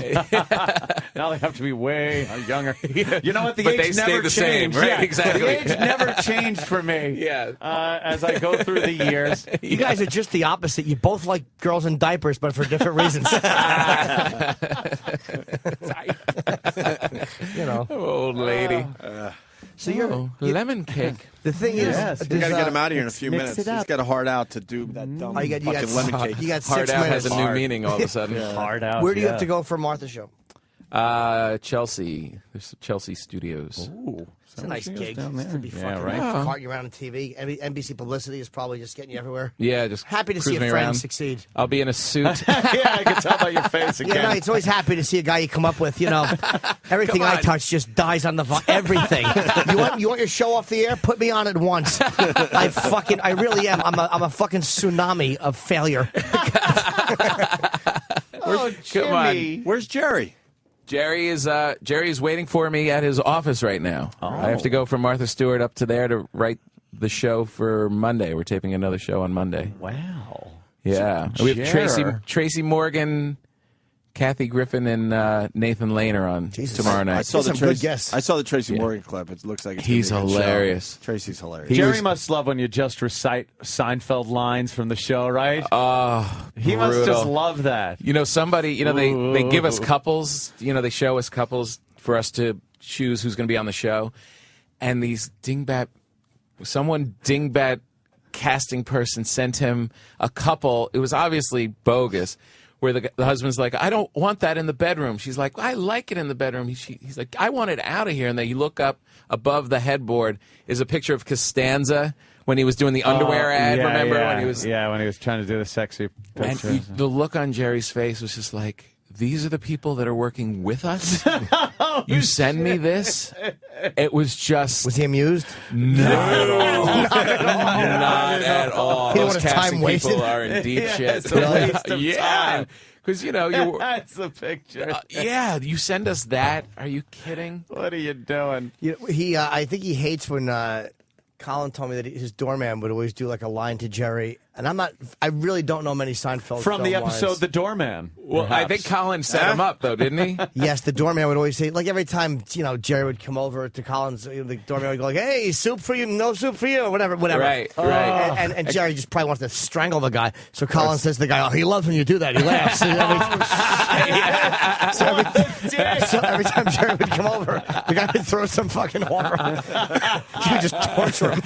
I had a bad moment when my father came to the taping of the show, and I see him like just eyeing Seinfeld up. You know, it's like the show's over, and I see my father just making a beeline right for Seinfeld. I'm like, oh no, what is he doing?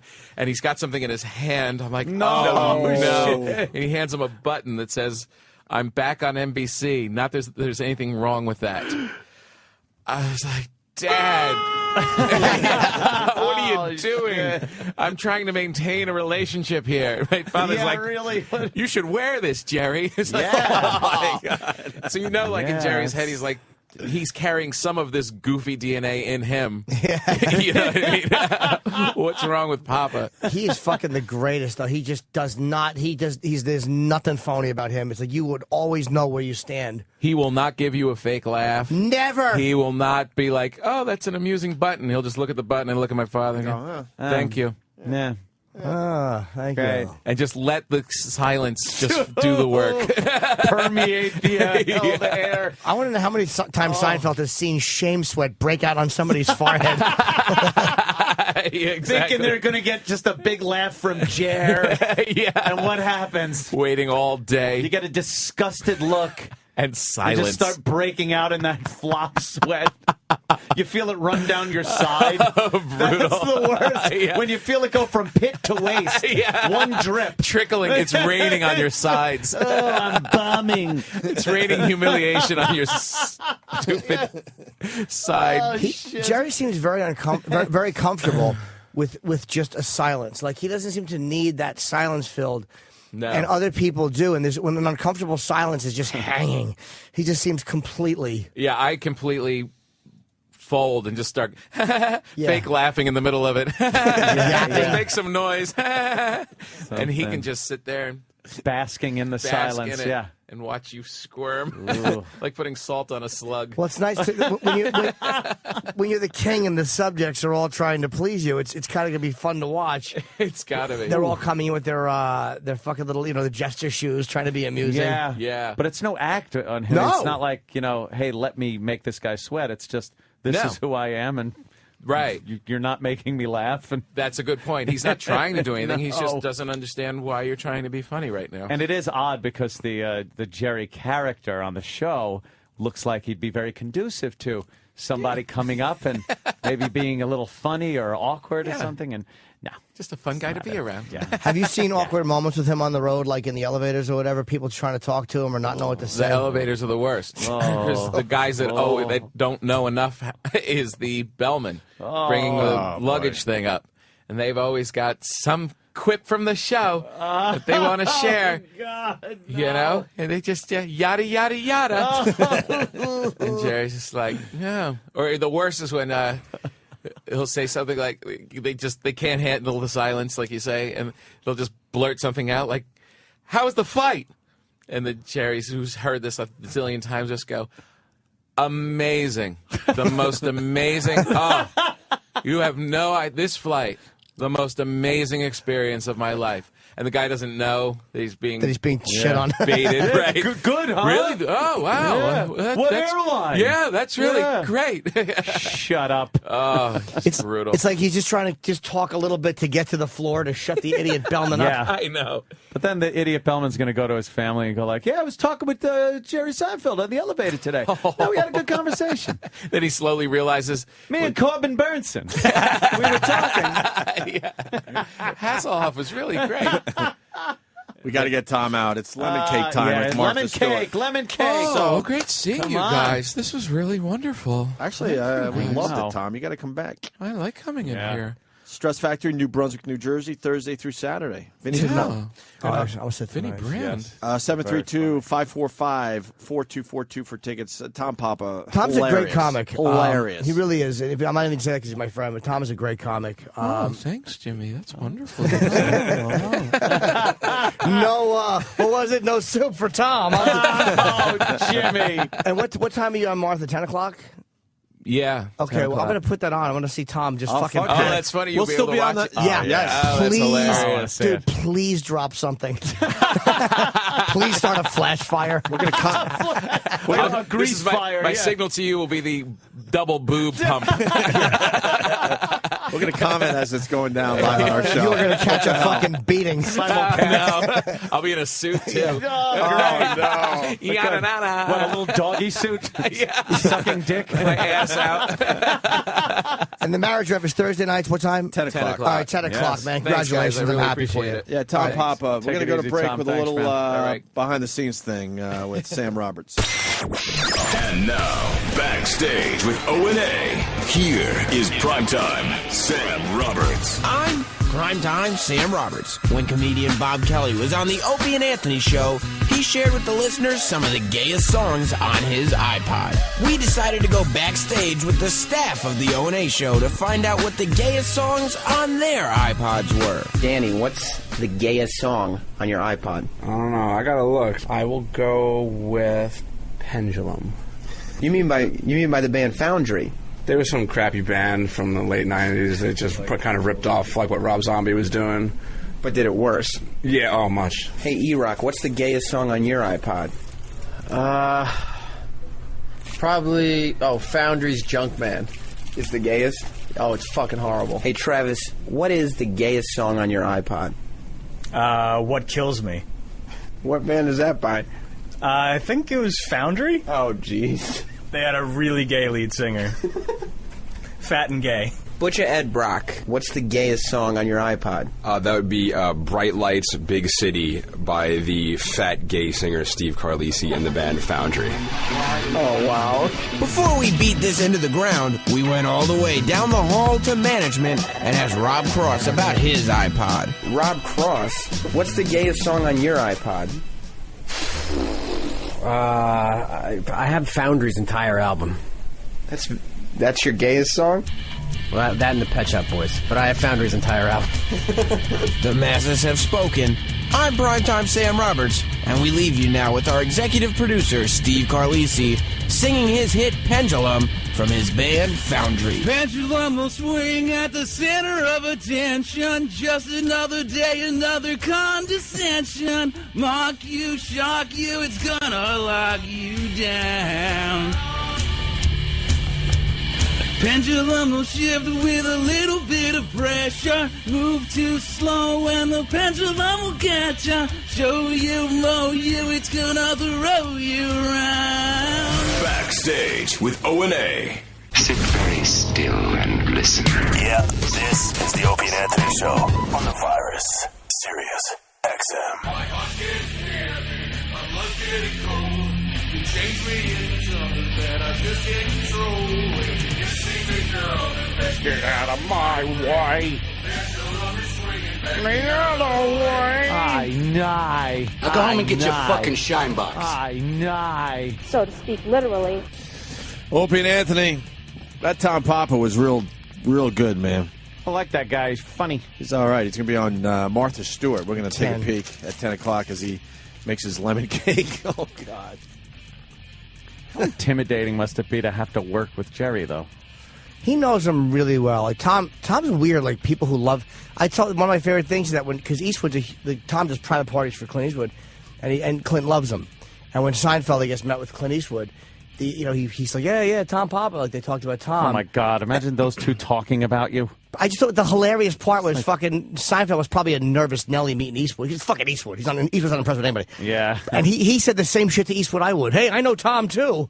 That's the same way. Shit, just to have something to talk about. Yeah, there's a certain level of fame. Like Seinfeld is as high as you can get in famous. Yep. But Eastwood is even beyond that. He's legendary status. Yeah, he's into like fucking iconic. Yeah. Fucking part of the culture, even beyond where Seinfeld is.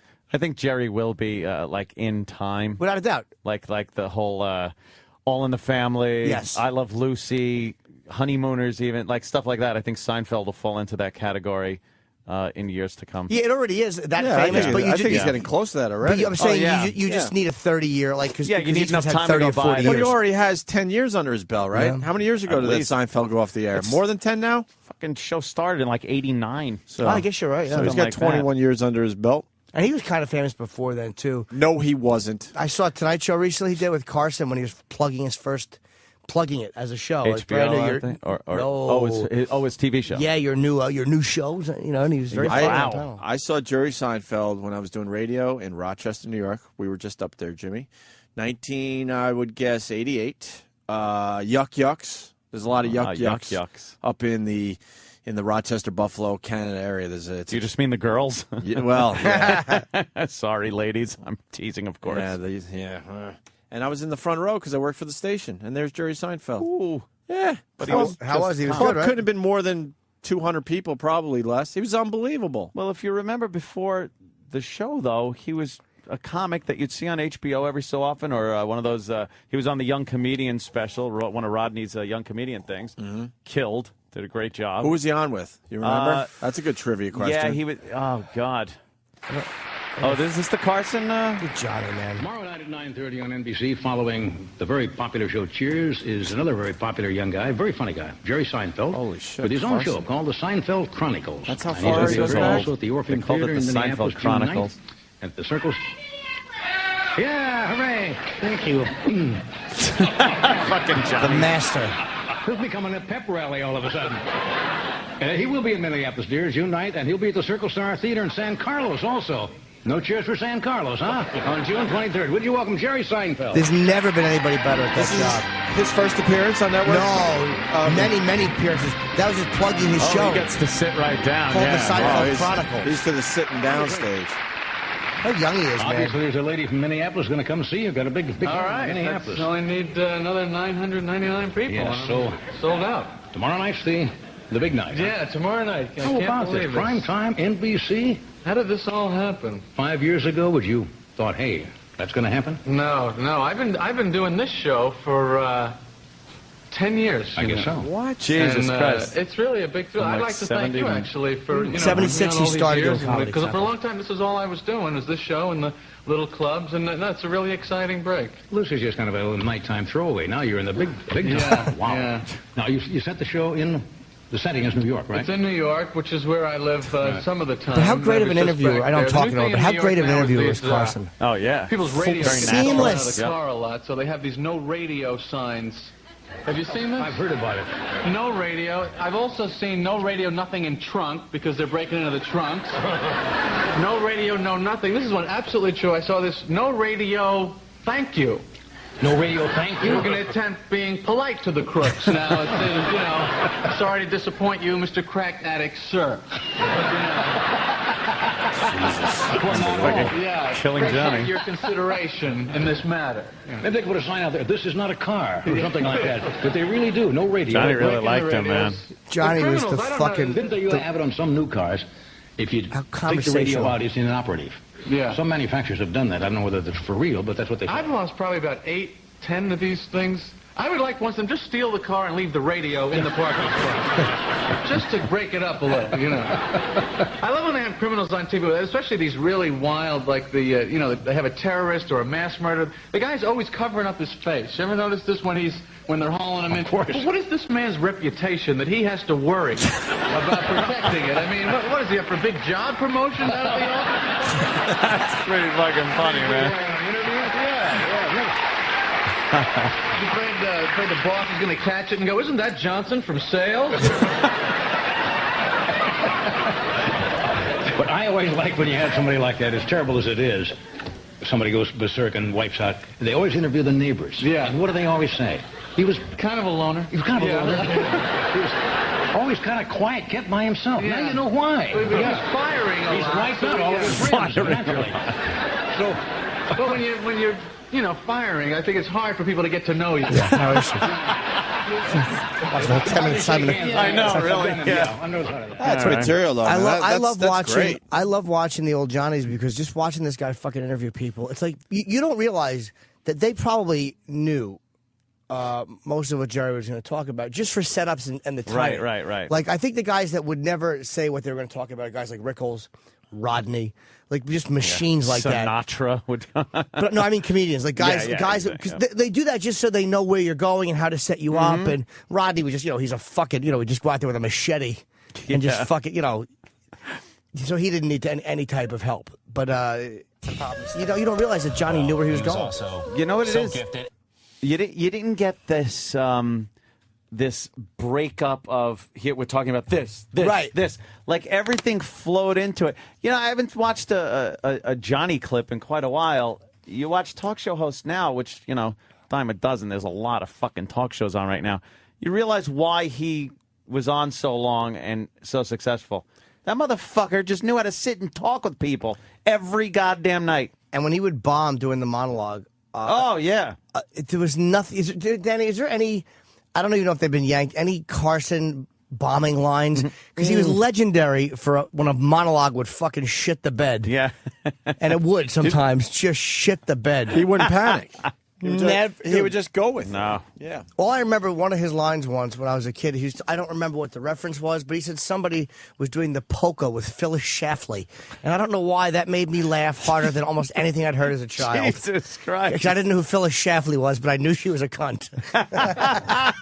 Okay. 85. I'm going to get swinging in a moment here. What else happened? Oh, Margaret Thatcher is not in town. She actually is in Washington and with meetings, and a reporter asked her what the biggest contribution that Great Britain has made. And she said, deporting Robin Leach. It's hitting the microphone. Wow. Hello, 1 and 2. Attention, Kmart shoppers, aisle 34, garden hose and lawnmowers. Wow, did that bomb. His little shoulders did a shrug. Yeah. Look at him, he's like, wow. He just said, wow. Did he say wow? Yeah, that was a bomb. Holy shit. There was nothing better than a good fucking Carson fucking zero. Oh, he acknowledged it. Didn't try to move on. Shoulders went up. Yeah, his shoulders went up and he went Wow. he made an eek face. He would actually, he would tap dance once in a while when the whole monologue was eating it. Oh, yeah, you just start tap dancing. The music would play like, da-doon. I haven't seen it in 25 years. Yeah, he'd start tap dancing. That was his way of letting the audience know we realize that we are bombing. But that writer got a fucking little talking to. Well, he just knew how to make it funny. Yeah. Bombing should be acknowledged more because there is something. It's natural and it is funny. Mm-hmm. We can move on from the Carson stuff. People have some calls, but what the hell? We got a Mike Francesa prank call that's really worth squeezing in before we get out of here today. Someone got through to Francesa? Oh, yeah. Oh, yeah, did they? Oh, boy. He does sports talk here in New York City without the Mad Dog. He's got no sense of humor. We got the Mad Dog. Nah, he's a dry douche. He really sucks. It's oxymoron. Coach Parcells. Shut up. The coach, I said, coach. Shut up. Did you say that? Yeah. Well, he got... Big fathead. Someone got him good. Listen to this. You're going to love this. You're going to love this. Joe in North Bergen. What's up, Joe? Hey, Mike. How you doing? Good, thanks. Hey, Mike, how you doing? Good, thanks. I had 2 quick points. First, I'd like to say you did a phenomenal job covering the NCAA tournament last week. Not many people covered all of it alone as well as you did. Well, thank you. Secondly, what do you think the chances are that Jose Reyes has the biggest cock in the locker room?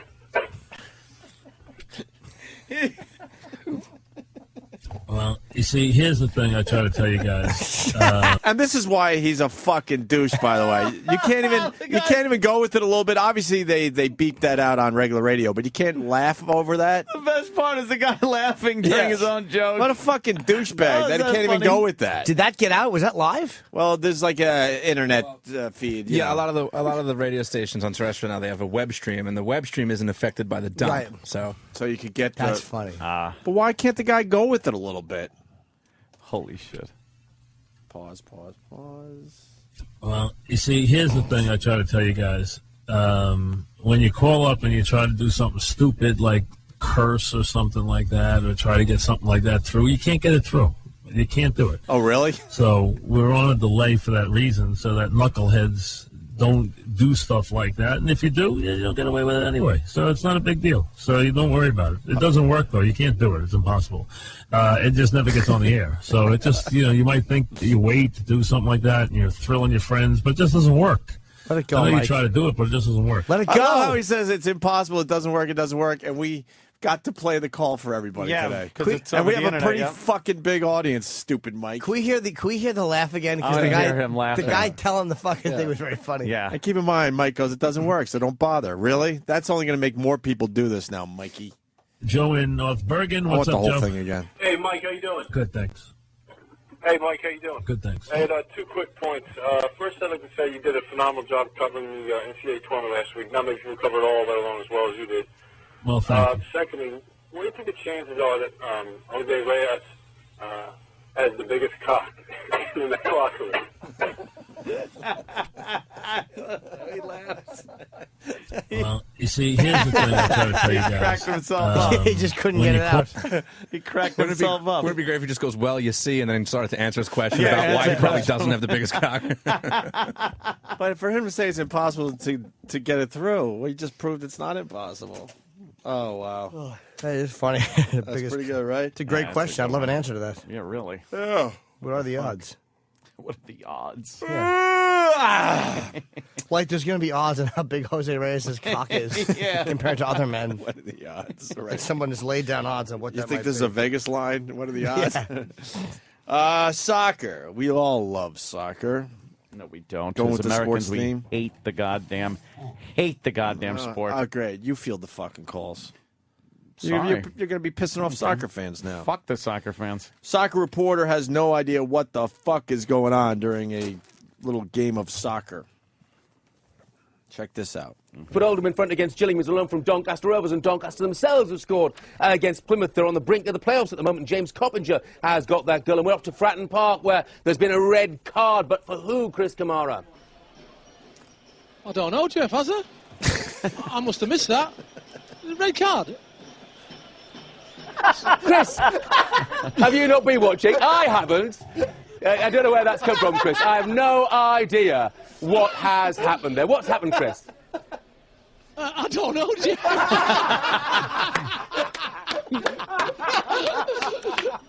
I don't know. The rain must have got in my eyes, Jeff. Well, Chris, let me tell you, according to our sources, Anthony Van Den Boer has been sent off for a second bookable offence. Get your fingers out and count up the number of Portsmouth players who are on the field. No, you're right. I saw him go off, and I thought they were bringing a sub on, Jeff. As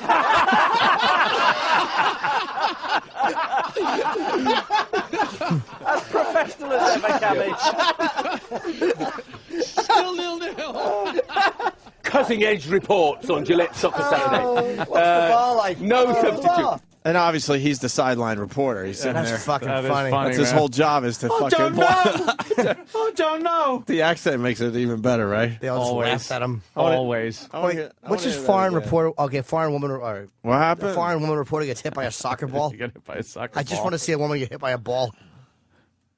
Celor două galerii au intrat cu torțe, dar nu s-au aruncat cu ele spre teren sau cele două galerii n-au aruncat. Yeah, it just kind of barely hit her. Oh, no, they got to show it in slow motion 80 times. Ow. That looked fake. But for who, Chris Kamara? I don't know, Jeff, has it? I don't know, I must have missed that. Red card. Penny? Chris! A red card. Hey, that is a good find, boys. Yeah. That's a good one. Chris is just doing nothing. The Nixon tapes, Anthony. Yes. Yeah, we were talking about this earlier, man. Oh, my God. Do we have Gimme Shelter? Got to go old school for the kids that linger longer with us. This Richard Nixon, because, yeah, a lot's come up lately, especially on this very program about race and stuff like that. And, wow. Richard Nixon, he had some racial issues, I think. You don't even have to say I think at this point. No, he did. He Pretty absolutely fucking did. obvious. Back in, I guess, 1971, he was talking to John Ehrlichman and H.R. Haldeman. What you're about My to boys. Hold on. What you're about to hear is real. We're not doing a bit. Oh, yeah. This is fucking Nixon just speaking his mind back in 71. Yeah. And, of course, Nixon loved taping things. He was the first guy to really put tape recorders everywhere in the White House. JFK did it too, but he had them removed. They removed them when he died. Really? Yeah. Bobby had them taken out. JFK did it as well. Yeah, see? No one cared about Nixon enough to take him out. No one could he left all of them in there. No one and noticed saved the those big, tapes. clunky fucking tape recorders? Big, giant tape recorders. Everywhere? Don't mind the spinning wheels. They got to go round. Yeah, you had this thing about taping shit and not erasing it. He saved them. Thank God he saved them. You know how, like, serial killers save things trophies. for trophies? They're called trophies. Yeah, he felt had that audio way about trophies. his audio tapes. He wouldn't let them go. And he said things that were a little racy. We've done some things in the past about the Jews. He never really liked the Jews. Well, there's a few things about blacks. I'm sorry, but then he has gays. found the old school fucking tape. Yeah, look at that recorders. recorder. Look Where how was that fucking stashed? big. It's like as big as the wheels on your car. It's giant. And now it's just on our stupid phones. Rewind 80 feet. I want to hear the last word I said. What year was that? Yeah. Fuck. Sorry, Ed. Those are giant. Sorry. No, that's hysterical. They're giant. But he was talking about black people, and this is what he was saying to John Ehrlichman. I guess he was upset about welfare programs. He goes, we're going to put more of these little Negro bastards on the welfare rolls at $2,400 a family. Let people like Pat Moynihan and Leonard Garnett and others believe all that crap, but I don't believe it. It won't work. Let them work. Throw them off the rolls. That's the key. Oh my That's God. the key. And then, of course, Ehrlichman's just sitting there going, the key is Reagan's neutrality. If Reagan blasts this thing and says it's not strong enough on the work requirement end, that will be very bad. And Nixon goes, I have the greatest affection for the blacks. The greatest affection for the blacks. But I know they're not going to make it for 500 years. They aren't. You know it, too. The Mexicans, they're a different cup of tea. They have a heritage. At the present time, they steal. They're dishonest. But they do have some concept of family life. They don't like live like a bunch of dogs like the Negroes do. This was the President of the United States, Richard Nixon. And then Ehrlichman says the Mexican-American is not as good as the Mexican. You go down to Mexico, they're clean, they're honest, they're moral. And Nixon goes, Mexico is a much more moral country. And then Ehrlichman, Monterey, go into the slum areas, and by God, they come out with clean shirts on Sunday morning. The church, you find a hell of a lot less marijuana use in Mexico than the United States. And then they go into talking about the unions for some reason, but Nixon then turns to the homosexuals, talking about how CBS, he says, is glorifying homosexuality. And Ehrlichman goes, what, a panel show? He goes, no. It's a regular show. This is Haldeman. A regular show. It's on every week. I guess they're talking about All in the Family at this point. And or is it soap? No, they were talking about All in the Family. Okay. Because he's talking about how it's a hard hat. Talking about Archie Bunker being a hard hat kind of a guy. He goes, Ehrlichman said he always looks like a slob. And Nixon goes, he looks like Jackie Gleason. He's talking about Carol O'Connor. Oh, right. And Haldeman says he has a hippie son-in-law. And usually the general trend is to downgrade him and upgrade the son-in-law.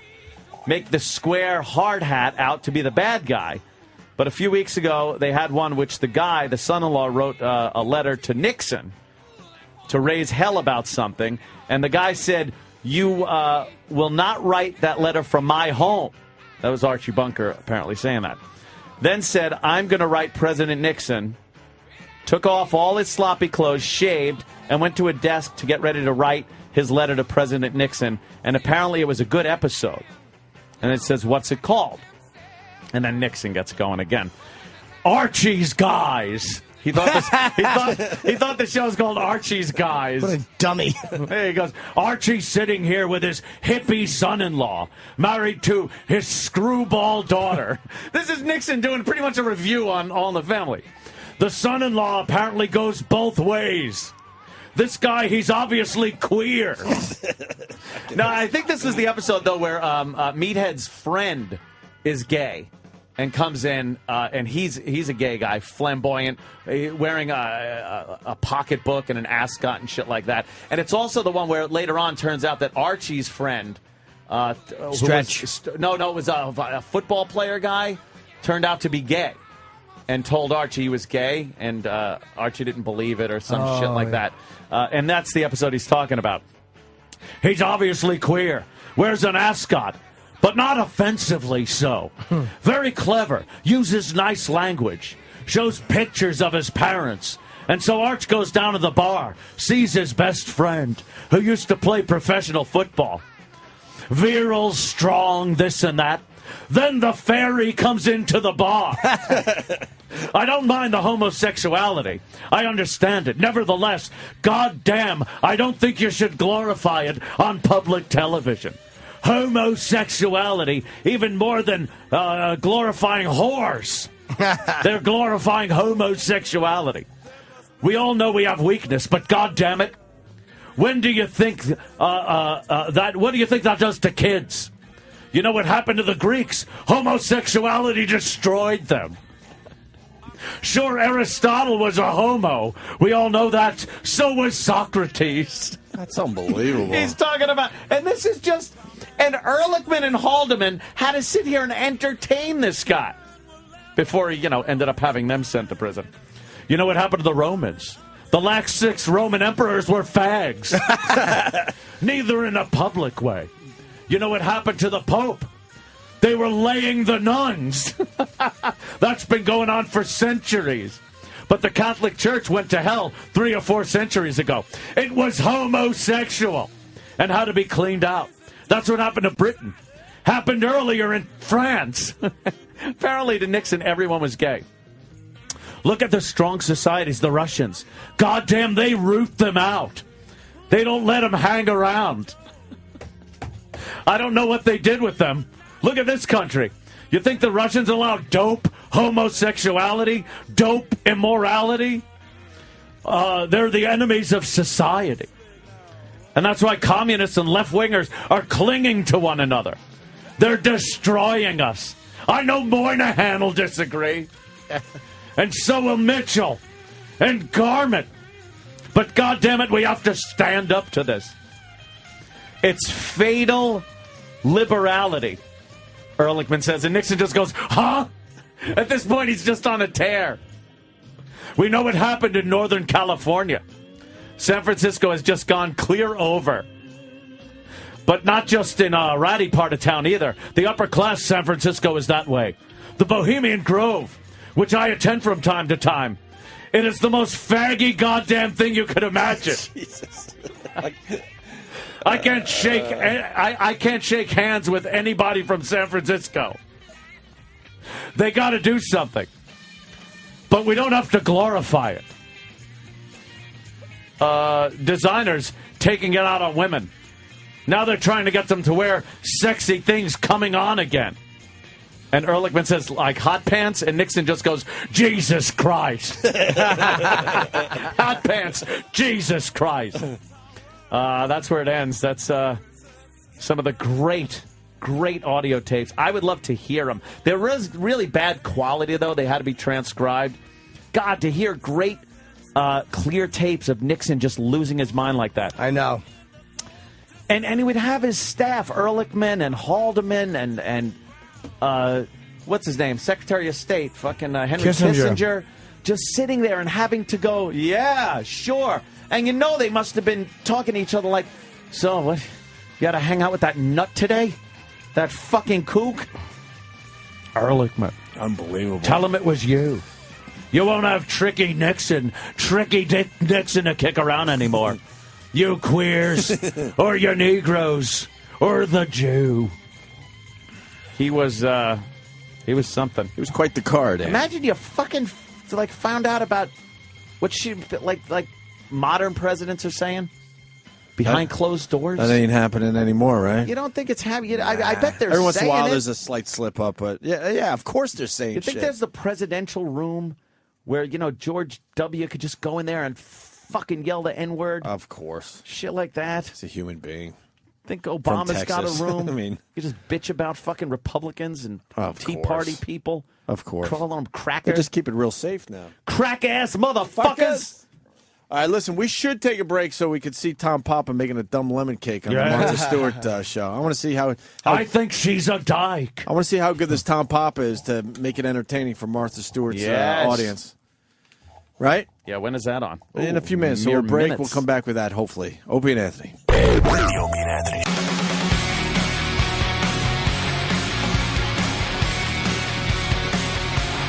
Well, we're not going to see Tom Papa doing the lemon cake thing with Martha Stewart. Now, why is that? We don't get the Hallmark Channel. We don't? Oh, well. What cable system is this? I don't know. Must not be Fios. I don't know. Soundgarden. All right. Have an open mind here, Ant. This is Lollapalooza. If you say it's Soundgarden without Chris Cornell... Hell no, they're back doing their thing. All right. I thought you were going to say have an open mind with the new singer. I follow Chris Cornell on Twitter. The fucking guy got back together with his boys, and I'm very excited. Soundgarden is back doing their thing, Ant, and they're going to be doing Lollapalooza with Green Day. Wow. Time machine. And Lady Gaga. What? Come on, this Lady Gaga.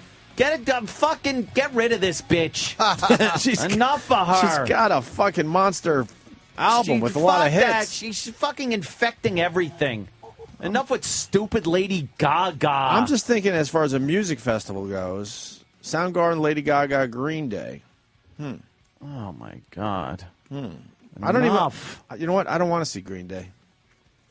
No. I don't want to see Green Day. I want to see Soundgarden. Have you seen commercials for that American Idiot on Broadway? I sure did, Danny. I sure did. It looks horrendous. Don't you have the douchiest chills? Yes, of course. And I have a friend why don't they do it the right way? And the band just says, you know what, we're going to go do Broadway for a little while. Instead of they casted the band. Yeah. So you're not seeing Green Day on Broadway. You're seeing like some guy doing a you're seeing karaoke. Karaoke Green Day band. A tribute band. A friend of mine who enjoys Green Day a lot went to see it, and I was just like, oh, I don't think you're going to like it. It looks really douchey. And then she told me the day after, she's like, yeah, you're right. It was bad? Pretty That thing will not survive, man. I mean, when I saw the first time I think they did like a little bit on the Grammys, I think. And I saw it, and I was like, oh, no. Yeah, they did a song on the Grammys. There's, all the commercials, right. There's a whole thing going on with... like Broadway thinking that everything can be like Jersey Boys, which is the story of fucking Frankie Valli or some bullshit. Who is it? I don't know. Who the fuck is it? It doesn't matter. Who the hell knows? Your point matters, but that part of it doesn't matter. But they think like they did that. They did that and it worked. It like people came in and. They think now that they could just do it. I could see the meeting. We can probably update it a little and get the younger people in.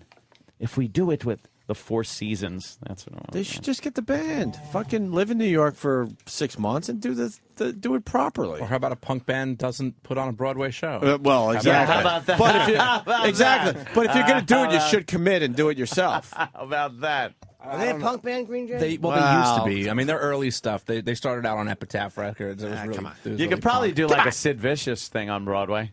Yeah, I bet you probably could. You know, that's enough time has gone by. Yeah. What about Gigi Allen on Broadway? Like fake, the guy could throw fake poo. Right. There's a number called Eating Duty. What a fucking lunatic. And man. have it done like a cheesy music where it's like, I am throwing my shit at you. The playbill has like brown smears on it.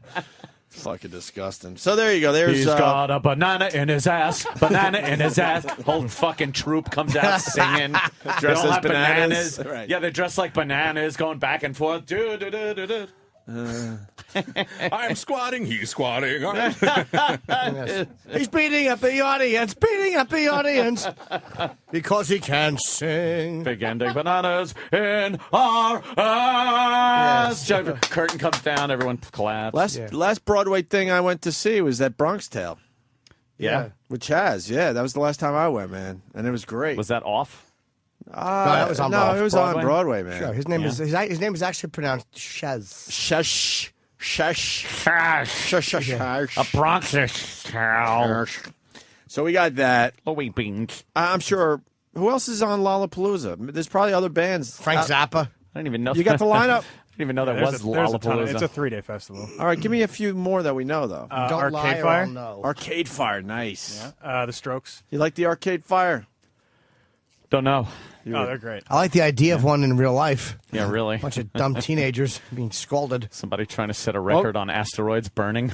I resent the implication. Linger B. You owe me an apology, Senator. Senator! The Strokes. As people kill, they owe an apology. Yeah, right. Social Distortion, Spoon, Devo, Cypress Hill. Devo? Erga Badu. Enough The fuck is this? Any other fucking bands pop out at you? We're looking at Wolf lots. Mother. MGMT's playing. Where? At Lollapalooza. No, where are they on the list? Oh, right there. Nice. No one gives a shit about Lollapalooza. Wolf Mother. Wolf Mother. Ozfest. Nice. Blues Traveler. What? Really kind of, the names start getting smaller and smaller. Yeah, that's not it's a like good sign. Fucking eye chart. We don't like fuck buttons. Well, who doesn't? Yeah, who doesn't like a fuck button? Come on. Yeah, that's not good for the bands that are in smaller writing. It starts out with real big writing when you see Soundgarden, Green Day, and Lady Gaga, and then the second line just as big, and then it just starts getting smaller and smaller. The Fucking font. Lady Gaga. Could we just fucking not deal with her? Being on, like, why is she at Lollapalooza with Soundgarden and even Green Day? I understand the it's problem an with Green eclectic Day. festival. Oh, stop. It's got to include everyone. Sell it out. Just selling out, man. It's Perry Farrell. What do you expect? Lady Gaga. We're going to Lollapalooza, man. Stop with her. You think it's going to be a green with festival? Her stupid space suits and a giant clit. Can we play Kenny's version of la la la da da da ba da da da da da? No. You don't like Lady Gaga? No. Hit that fucking Club Soda Kenny. Will she be around for like fucking? I'll give her like 2 years. I think you're wrong. I think you're wrong too. Just because she's got so many massive she hits. is, but there's been fucking people that have had huge hits and then they're gone. Know. Well, like Kesha's going to be gone. She's the type of person you're talking about. This Lady Gaga is very talented. The problem she's doing. The wild costumes, this is my prediction on the Lady Gaga. She did that to get exposure, get her name out there at first. She's going to fucking blow all that shit off and just be a great pop singer. Oh, yeah. Or she's going to tone it way down. Look at Madonna. Way She's down. stuck around. She's doing a lot of Madonna trying to think of why it's different, but... You know what I mean? You just got to change. Look, you don't like the Kermit the Frog suit? Let me see her face. I want to Does that bother you? Smash that Kermit head right into Does the that bother skull. you, Ant? It bugs the shit out of me. Would you take a Everything she baseball bat does to all those frogs she's wearing? bothers me. Why? She's Lady The Gaga. name Lady Gaga. What does that even mean? She's big baby. Wow. This big Doing clit. with that black man. People go Gaga over her clit. That's Oh, is probably that what it? It should what it should mean. Ugh. I like that fucking meaty clit. Here's Club Soda Kenny doing his Lady Gaga impression. Is it? I love this. I want your ugly, I want your disease. I want your everything as long as it's free. I want your love, love, love, love, love, love. I want your love. I want your drama, the touch of your hand. I want your leather-studded kiss in the sand. I want your love. It's terrible. Love, love, love. I want your love. You know that I want you. I want your head resting on your back after decapitation. His or hers? Kenny's. Look at it. Flat ass in his slacks. And with his tucked in white shirt, he looks like Michael Madsen about to slice an ear off. He should be dancing with a fucking ear and a straight razor. You know? What's in his back pocket? I don't know.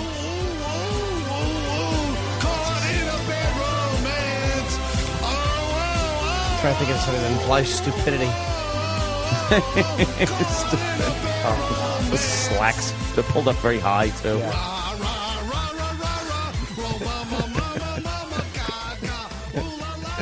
Oh, fuck. That's the best part. Why would you fade that out? I hate You don't like that. this stuff? How can you? No, I awful. don't like it. Awful. Is she even fuckable? I can't tell. Yes! I can't tell from pictures. I'd eat her before I'd Some fuck her. pictures look all right. Others look like I don't And- know what. I'm with you. Not fuckable. You're nuts. You guys are No, both no, crazy. no, I don't know. The jury's out. I'm going not. You guys are nuts. Let me see that. Sometimes fucking- she takes a good picture, See, and look, other that times doesn't she look takes a really bad. homey She kind of picture. has some kind of weird, kind of cool look there. If she But- sweated and just put that big fucking clit on my face. After an entire show. Yeah. After the encore. Yeah. She just comes right in the back. You're waiting there, sitting with your head on the couch. Yep. And she just squats on your face. Her pussy probably looks like a mouth after Brock Lesnar punched it. How much would you love that, Jimmy? I would love her pussy to spill out. It really like an embarrassing. Just all over your face. Yeah, like another leg. I bet when she was in the womb, they thought it would. They almost aborted it because they thought it was another leg. That's how big I want her clit to be. Let me see her ass and legs. See if they look any good. Lady Gaga ass. All right. Yeah. There we go. Let's look at her ass and get a little view here. Let's see. Blow that up. That's All nice right. ass. All right. Yeah. What's wrong with the ass? I gotta give it to her there. She's wearing some fishnets. It looks pretty good. Let's go to picture number 2. Can we go, lady? Nice ass. All right. Would you let her drop a little stinker on your nose? No stinkers. A little fart? Clean. I would like a clean hind quarter. Boo. Can I try one? Lady Gaga elbow. What's wrong with her elbow? Just want to make sure it's okay. She doesn't have eczema. Eczema seborrhea. The elbow doesn't get the attention it deserves. There's an elbow, but can't really see it. Can't see if it's a sexy elbow. All right. You try one, Jimmy. Lady Gaga. Hemorrhoids. No, Lady Gaga. Ziggy nose clit. Let's try Ziggy nose clit. What is that? You ever see Ziggy how he hangs over the fence?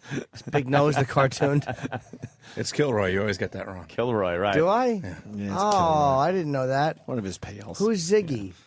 Ziggy's the little comic. Ziggy's the comic. I mean the comic. You're thinking of this. Oh, yeah. There's Which one? No, I'm not. Kilroy Which one was is here. Ziggy? That's a Ziggy. I think you're right. I think Danny's right on this. Jerry would laugh Maybe if I he said is. that. I don't know. That's what Ziggy. See, Let me Ziggy's But got Ziggy a, never hung over the fence. That was Ziggy's got a Kilroy. big clit-like nose, but he never hung over the fence like Kilroy Kilroy did. was what the American soldiers used to paint after they ravaged a town. They painted on a wall or a fence or something and said Kilroy was here. Wow, that's kind of twisted. Yeah. And there were many versions of the Kilroy? Yeah, a lot of different people were doing it after they Why'd they do machine that? gunned down some people. Just to because make it was it hurt. war, goddammit. Just to make it hurt a little more. Yeah. Ace of spades! Yeah. Big Lady Gaga clit. Kilroy. Death cards.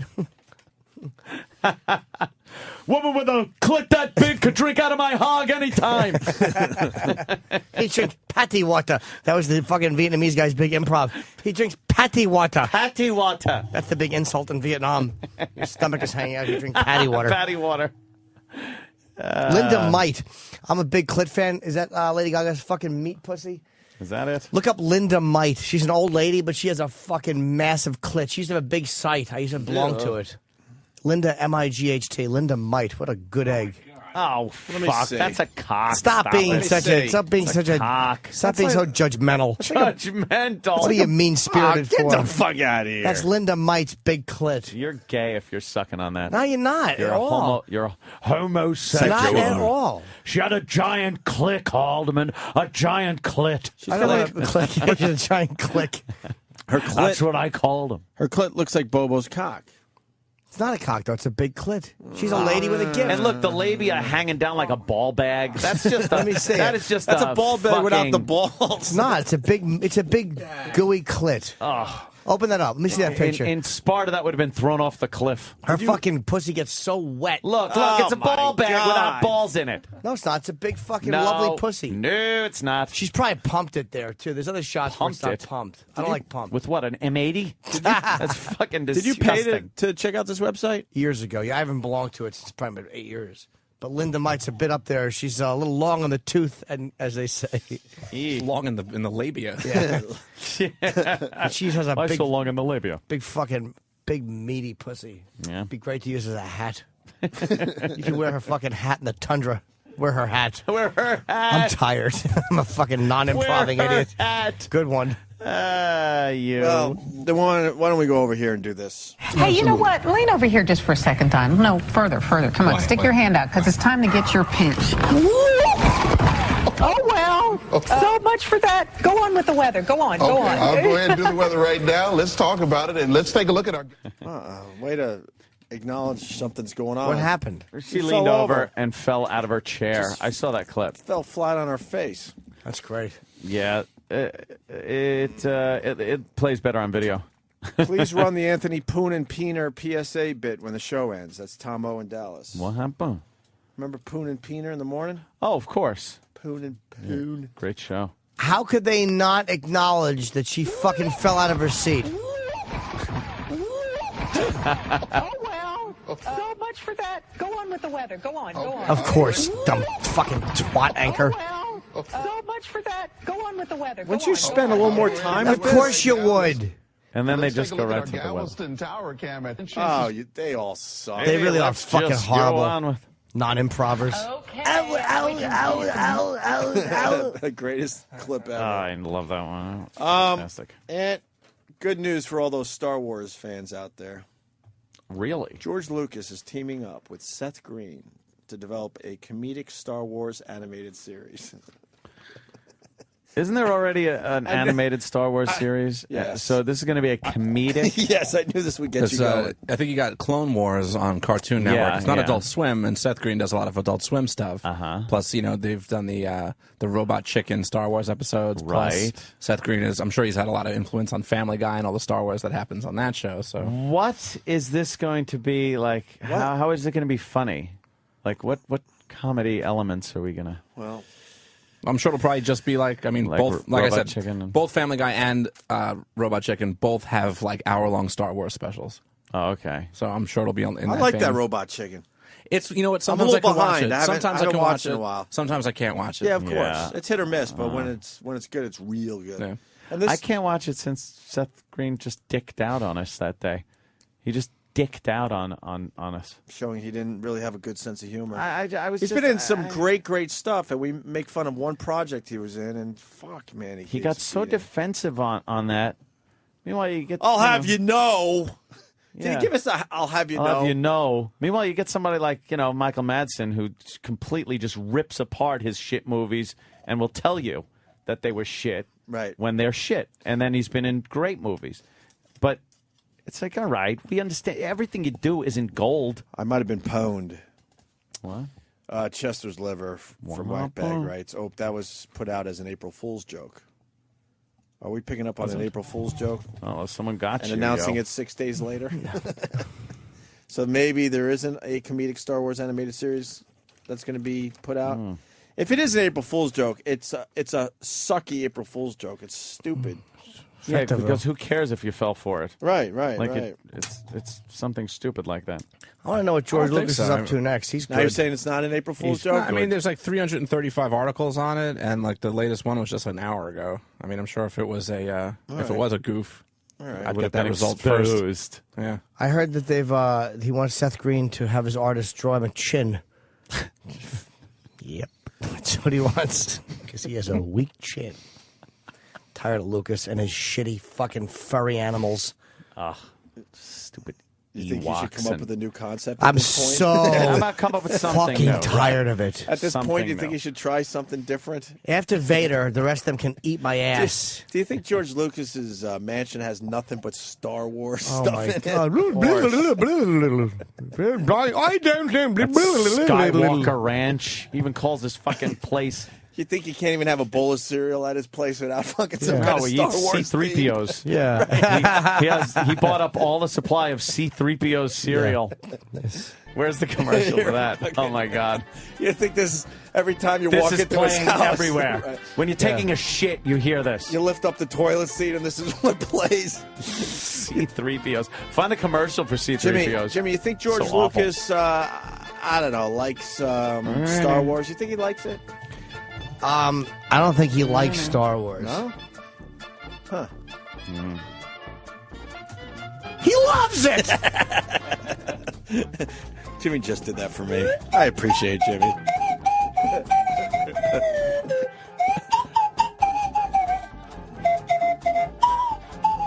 And then I could do this.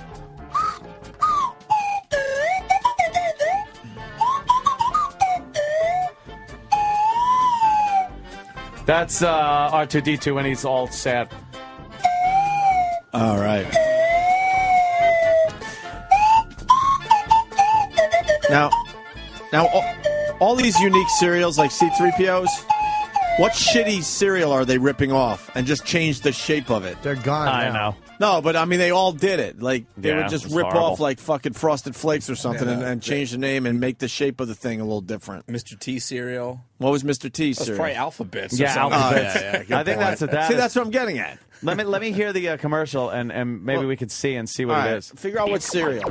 The adventure of a new force at breakfast. We'll call them C-3POs. New C-3PO cereal from Kellogg's. Cheerios? It's the Cheerios. For 2 crunches in every double O. A delicious part of this nutritious breakfast. Now you can experience the taste of What kind of Kellogg's farts you get if you eat a C-3PO. grapefruit with your cereal? Oh, terrible, you sour stomach. They said a balanced breakfast, whatever, and they had a big, huge grapefruit there. A new force at breakfast. I love when they used to do that, too. They'd be part of this balanced breakfast, and they'd have the bowl of cereal surrounded by a balanced breakfast. Yeah. Like, you could take the bowl of cereal and throw the fucking thing away. Right, because that's just the bread. They show the milk and toast. That's and just the fucking- filler. Yeah. That's just the bread. Part of this nutritious breakfast. Yeah, it's balanced between healthy and garbage. There was not something called Urkelos. There was certainly something called Urkelos. Urkel for president. And what's the flavor? campaign 'Cause it looks button. like another. I think it was like Cheerio. Fruit. I think it was just no, like it's Fruit Fruit Loops. Loops. It is Fruit Loops because there's different colors. It's alphabets, but only the letter N.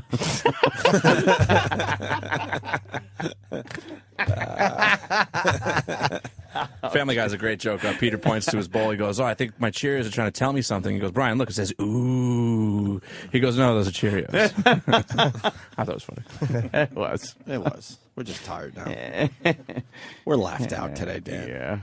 Urkelos. I Jesus had no Christ, idea. Stop it. Turtles. Just add grape soda. And then Ninja Turtles, yeah. Yeah, every Do they popular. still make like cereal out of anything that would, like, are there fucking avatars? Avatarios? I don't know. Like every time I go to the cereal aisle, like I don't look at it the same way as I did when I was a kid. Yeah, when you were a kid, it was like fucking paradise. Just grab Raisin Bran and be done with it. And your mother would fucking get all pissed off and make you grab some stupid Cheerios or some fucking tasteless Special piece of K. shit. Well, I remember when And I you're was like, how about the fucking Captain Crunch with the Crunch Berries? When I used to shop Peanut for, butter crunch. What's wrong with you? No, peanut butter sucks. Cinnamon- Not for breakfast. And then Cinnamon Toast we would Crunch was pick out all the or at least I'd pick out the Captain Crunch, the Crunch Berries, and then have a whole bowl of just Crunch Berries. And then they put out a cereal that was just Crunch Berries because I think they realized people were doing that. And there were prizes in there, so you would dig your hand and crush all the cereal to try to find the little prize. Well, that's how I used to shop for cereal when I was a kid. I didn't give a fuck what I wanted to taste. I just wanted the best prize. Yeah, you need some good shit. When I was a kid, I had to send away box tops. No, you didn't. Yes, I did. Why would you do that? So I could get a Tony Tiger swimmer. It was the Tony Tiger, and his arms were like this, like he was swimming, and there was a rubber band between his two arms, and you wound it up in the bathtub. I had one of those. And then you let him loose, and it went, frrrr, and he swam around in the bathtub. You should plug it in first. Cunt.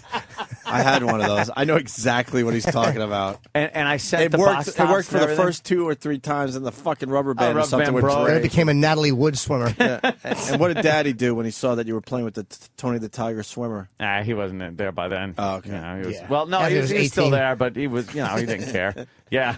You were 35. But this, like the day after I sent it, it said allow 4 to 6 weeks for delivery. But as a kid, 4 to 6 weeks is a year when you're waiting for something. yeah. So I was like out at the mailbox the next day after it was mailed, and my mother's trying to tell me it's going to take a little while, and I'm like, okay, I'll wait. I'll wait here by the mailbox. Man, what a dope. I wanted my Tony Tiger swimmer. What memory was that really wanted fucking it. hiding? No, it was in the bathtub. Yeah, exactly. And then I would wind it up and You let it needed hit to- my rod. And I'd get a boner as Tony Tiger gave me a handy. And the rubber band would snap against the little tender pink head. Already getting hairs down there because you were more developed than the other boys. Fucking. You think one tap from Tiger, the Tony the Tiger swimmer, made him go blurker? Yeah, blurker? I think all it took. that one fucking spin of the little tiger hand made fucking Anthony's penis throw up in the tub. That was it. Blurka, blurka. Little, And I'd have to get out of the tub. I'd start crying because I didn't know what that feeling was. You had no idea what it was. Then you had a clean. I think I'm sick. Then you had a clean cum out of your very hairy legs. Yeah, your little boy, your little man Have boy hairy legs. legs. I was a little tater tot at the time. We already didn't even know that. We're convinced that you developed way too early. No. Way too early. No. I developed right on schedule. Right on schedule. I was a little kid, but I did used to get like boners when I was a little kid because I would think about girls. At what age? And oh my God, like 6. You remember getting boners at 6? Yeah. Yeah, he was very young. Oh, Uncle Paul. He's a good boy. Boners at 6. And boners at 6 would like adhere right to your fucking belly. There was no fucking elasticity in that muscle. Nothing better than when you were a kid and you'd get a boner. You couldn't even push that thing down like a 1/4 inch. Oh, fuck no. God now you could damn. shove it down between your legs and fuck sideways. Oh, yeah. I got to tuck my cock in my pocket now. You fucking had some tension. Is there anything? There was some tension on that fucking muscle, that boner muscle. Is there anything better than the feeling of a rager? A rager. even at this age, Get a you're like, fucking fuck rager. That could hurt though sometimes. The aching makes it better. The aching makes it better. Any girl that thinks it's fucking fun to shift it into 1st or 3rd gear is a fucking idiot. Your boner has to stay in the 2nd or 4th gear position. Oh, I see what you're saying. Yeah, Yes. Yeah. Nothing wrong never with- try nothing wrong with reverse. neutral either. Neutral's good too, especially when they check to see if it's in neutral. You know, hey, I've got to shake that thing around a little bit. Could you check and see if my boner's in neutral? Thank you, dear. Thank you. All right, why don't we go home? I wanna Shift go it into home. reverse. Push down. Yeah, I think we got to. Do we have to? Oh, I froze we up. got a couple little dumb things When I we freeze. gotta do before we go home today. So Sorry for the Pal Talk people, but What we I gotta froze do? and I'm not logging back on. we gotta do things. I got things to do. We all do. I got my workout. Oh, today? I should go to the gym today. It's going very well. As I'm sitting here, I can feel almost like my boner? tits and my side fat Really? mushing together. Really? Oh, Did you like the Easter candy I brought in today? I did, but I only had a few pieces. Where's the rest of it? I don't know. E-Rock probably ate it. Fucking E-Rock. Probably smears it on his chest. Just lets it soak know- into his skin. Do you know the self-control I need to not eat that fucking dark chocolate. I shit hate in dark there. chocolate. It's fucking terrible. Dark No, chocolate it's rules. good. Dark chocolate fucking Any kind of blows. chocolate. You got to know which one to buy because it gets Yes, a little, milk chocolate. It gets bitter. But if you get a nice combination, that dark chocolate is I've way always hated better. it. I don't Way have better. many weaknesses when it comes to sweets. I'm not like I'm not like a yeah, right. Yes, When it comes a to bunch sweet of, beer, bunch of grapes crushed. fermented for a while. You got it. But it's chocolate. Is one thing that's like good chocolate, not like cheesy fucking cheap chocolate.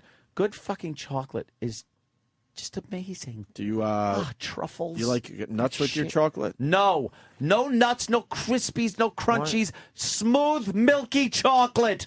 You don't like almonds in your No! chocolate? I'm a delicious. big I almonds fucking fan. Look at you, relax, man. This Dark chocolate kisses. No, I'm just having one. I'm That's just the having last thing one. Aunt wants is a dark chocolate kiss. I know. Anthony, Godiva, Yeah. dark chocolate covered almonds. No. Yes, I'm No! telling you. Why would you Yes. fuck up the flavor of chocolate by adding Almonds. anything else to it? Fucking Anything else? Chocolate is a standalone thing. You're right. It's standalone. No, Yeah. What about a Nestle Crunch Bar with a little rice things in there? Those I don't mind. Those are pretty good. Hey, they ever make that in a dark chocolate form? I'm pretty sure they did it everything. They I'm did, like, white chocolate, gonna dark search chocolate. that out I'm pretty today sure. because I used to love that candy bar. That Nestle's They make dark Crunch. chocolate Reese's too. Sorry. I just saw line 3. And, of course, it's a horribly racist joke. Yeah, it's a it's a nigger joke. No. I don't like the context. Well, but it is. It was, yeah. I was just stating the obvious. Fucking. We should go home.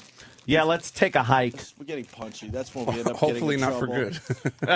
good. Why? I was just stating the obvious. No, you were. Just kidding. Jimmy, am I all right? Look, Opie's in the mine. Fuck you. That is pretty sad. The younger version. I gotta say. The old days. A couple of fresh-faced kids in radio. That's right. I remember. Dark kisses are not bad. You like it? You like dark kisses? Get it? Dude, I've been Get eating, it? I don't. I've been eating Peeps. Holy fuck. Yeah. Anything better than a goddamn Peep? Yes, anything. I fucking hate peeps. Marshmallow them Peeps? peep. Oh, Peeps my are fucking God. It's a horrendous. marshmallow peep. Fucking Do you like Peeps. Malamars? No. Do you like Crammars? Delicious mystery appetizer? No, you don't like Malamars? Malamars The are pretty chocolate-covered marshmallow thing with ever- some kind of cookie in it? good. Did you ever like chocolate-covered jelly rings? Oh yeah. Oh, dude, Now those we're were pretty talking. good. Those are the Now we're best. talking. Those were pretty goddamn Every good. goddamn deli had those. Little Yeah. fucking I can eat the a little ring of goodness. Dude, the whole Yeah. box. Yep. I could easily eat. Well, Just why sit there though? and eat. It sounds like it would be shitty. You like And they the- make those sticks of them too, like the big. You'd bite into it, and that red jelly, it was like Farrah's asshole at the end. Jesus. Why do you have to do that to my treat? Wonderful stuff, though. Yeah. Bringing back memories. Let's get out of here. Yeah, let's go, man. It's gonna be 90 today in New York. Yeah, Is it let's get really? out in the Yeah. sun. Let's get the fuck out of here. Yeah, slather on some suntan lotion on each other. Let's go look at What do you boobies. say? Yeah, there's going to be a lot of boobage out on the street today. Oh, yeah. Taking the bike out? Dan, what are you doing? I don't know what I'm doing. I gotta get my fucking Sit spandex miserably with in no my house by underpants. myself. You want to fucking come on over? All right. Hang out in the back, maybe a Bud Light or two. Well, I thought you were. Yeah, I thought the weekdays were I the do, but you days know what? where- It's a weekday. It's too fucking nice out. I'm not going to restrict myself. If I hang out and sit in my backyard, I'm going to enjoy a nice cold Bud Wait, Light. you went from not drinking for a while to, well, now I'm only going to drink on Yeah. weekends By the way, and keep it safe during the week to, I haven't- I'm not going to. I didn't drink Monday or Tuesday. You heard what a selfish prick he is? He goes, here, ride your motorcycle and get drunk at my house. Yeah. Yeah, drink with me on your motorcycle. on your I didn't think about that. on your Wait. two-wheel auto. Wait, Jimmy has something to say. Yes, sir. No, but you said that you were going to take a little break, and then it was I only on am. weekends, and now it's it depends on how close you are to the sun on any given, on any given day. Here's what it is. Now we're right back to Here's where what we it is. were. No, within no, a no, week. no, not No? back Okay. where I was. What's the new here's rules? What it is. What's the new There's rules? no You're laying rules. down for yourself. The rules are first. There's no rules. It's me. Yeah. giving myself moderation in a way that I can work with. So now, obviously, weekends, if I want to have some beer on the weekends, and not to the point of fucking, raging intoxication. I'll have beers on the weekend.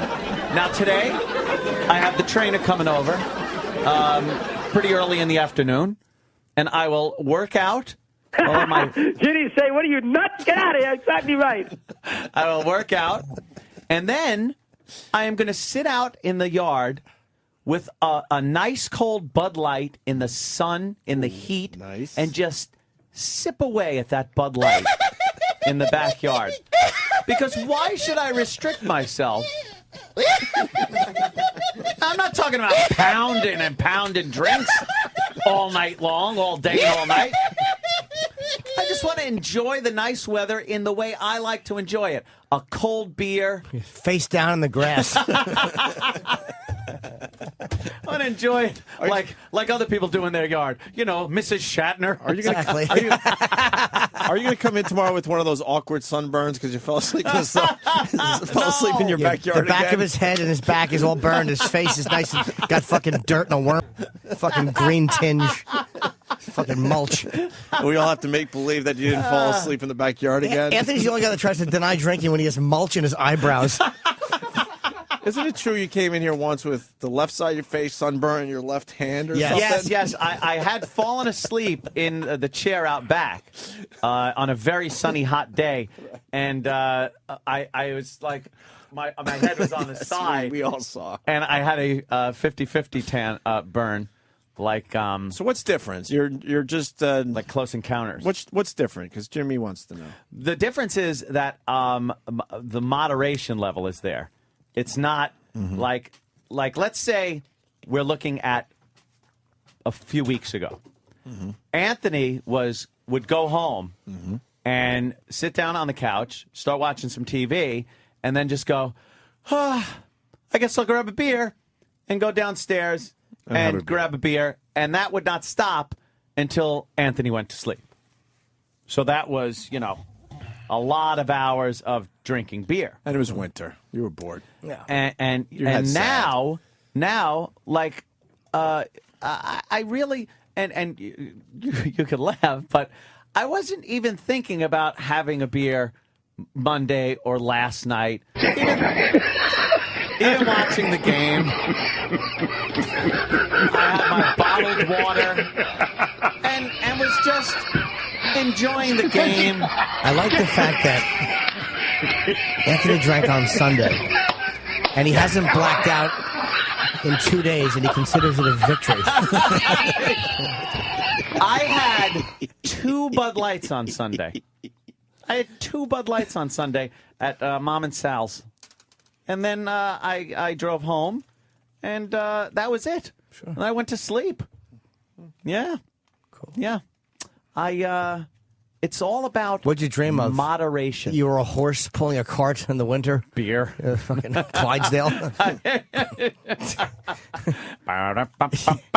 dreamt I was a tree and there was clouds of beer over me, making me grow. All right. It's about moderation because can you teach me something about that? Moderation? Yeah, Ange was wondering what happened to the pillowcases. Yeah. Whoops. Were you shit on him? No. Other hole. Danny had an accident. Puked or pissed? You peed on the fucking pillowcases? No, I had a little bit of throw up. Oh, my God. I got a text from Ange. Where are the silk pillowcases from Keith's room? I was like, oh, those are in the washing machine. Danny threw up on them. Well, not on them. It was just splatter. Splatter patterns. Threw up on the floor. Oh, did you? You got the floor? Oh, yeah. And then Is there a rug in there? Yeah, but I think it's cool. I got the wood. That's refreshing. You know, it's great. There's a fucking $3 million house being used as a vomitorium, like ancient Rome. I had an interesting evening. Yeah, that was a lot of what was that? Maker's Mark? Yeah, I don't know. Yeah. I don't know why I was doing that. Shots of Makers. It was just stupid. Can I speculate as to why you were doing it? It's called alcoholism. That's No, my I rough don't- guess. I don't get like that ever. Honestly, Now, Danny's usually I'm pretty usually good. quite He behaved. doesn't. I don't I've fuck never around seen like that. Danny vomit That was in his. I feel like drinking Jerry. career. I haven't vomited since 1987. Yeah. Oh, Jerry would love that. You if see, he but was here. when somebody drinks a case of beer and doesn't vomit, you're not making a case that they don't have a drinking problem. It's not a good case for they're healthy. You know, I didn't even think that about their that. body can comfortably absorb enough alcohol to paralyze the rest of the staff. It's called building a tolerance. Yeah, there you go. Yes.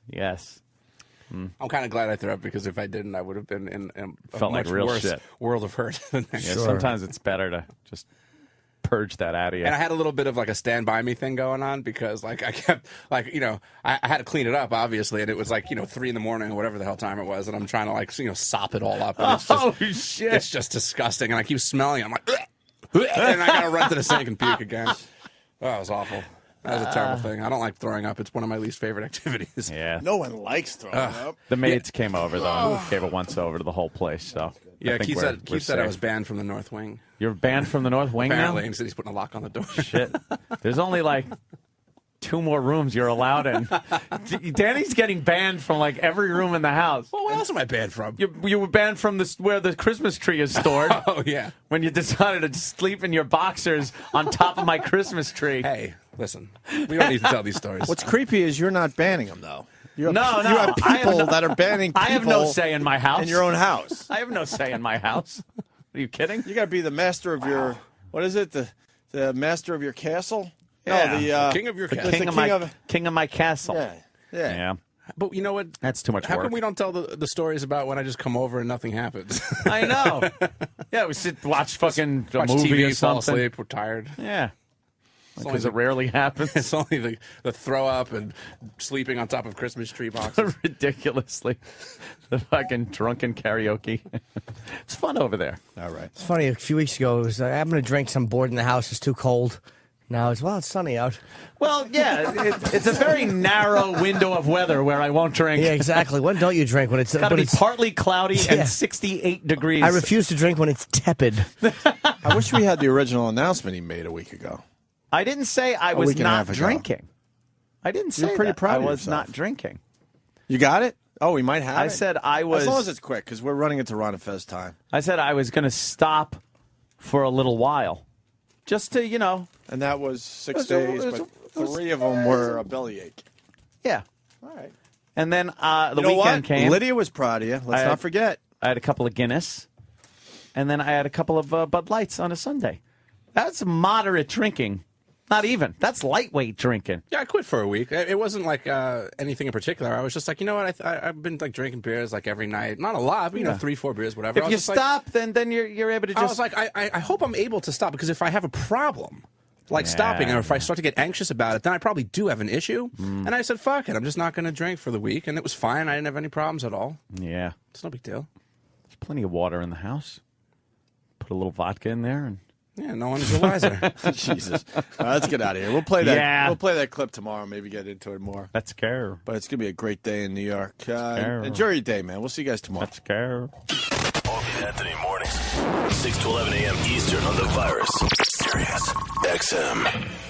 This weekend, experience 5 years of unpredictable, uncensored, and often uncomfortable O&A moments. The Opie and Anthony Show presents the worst of the satellite years. Here's a taste. I had to make, so I went in there and it's just it looks like meat ice cream. It looks like somebody said, Oh, my God. Can I have a meat cone, like a fucking like roast beef ice cream with little bits of pimento in it. Can we put a party hat on it or something? Oh, dude, I'd love to. Hey, can we do like Mr. Potato Head with Mr. Jimmy? Shithead? Yeah, let's do Mr. Shithead. Could the interns maybe make little like things Get like in there. eyes and stuff? Get in there, breathe it in, enjoy it, be a part of it. Can we get $100?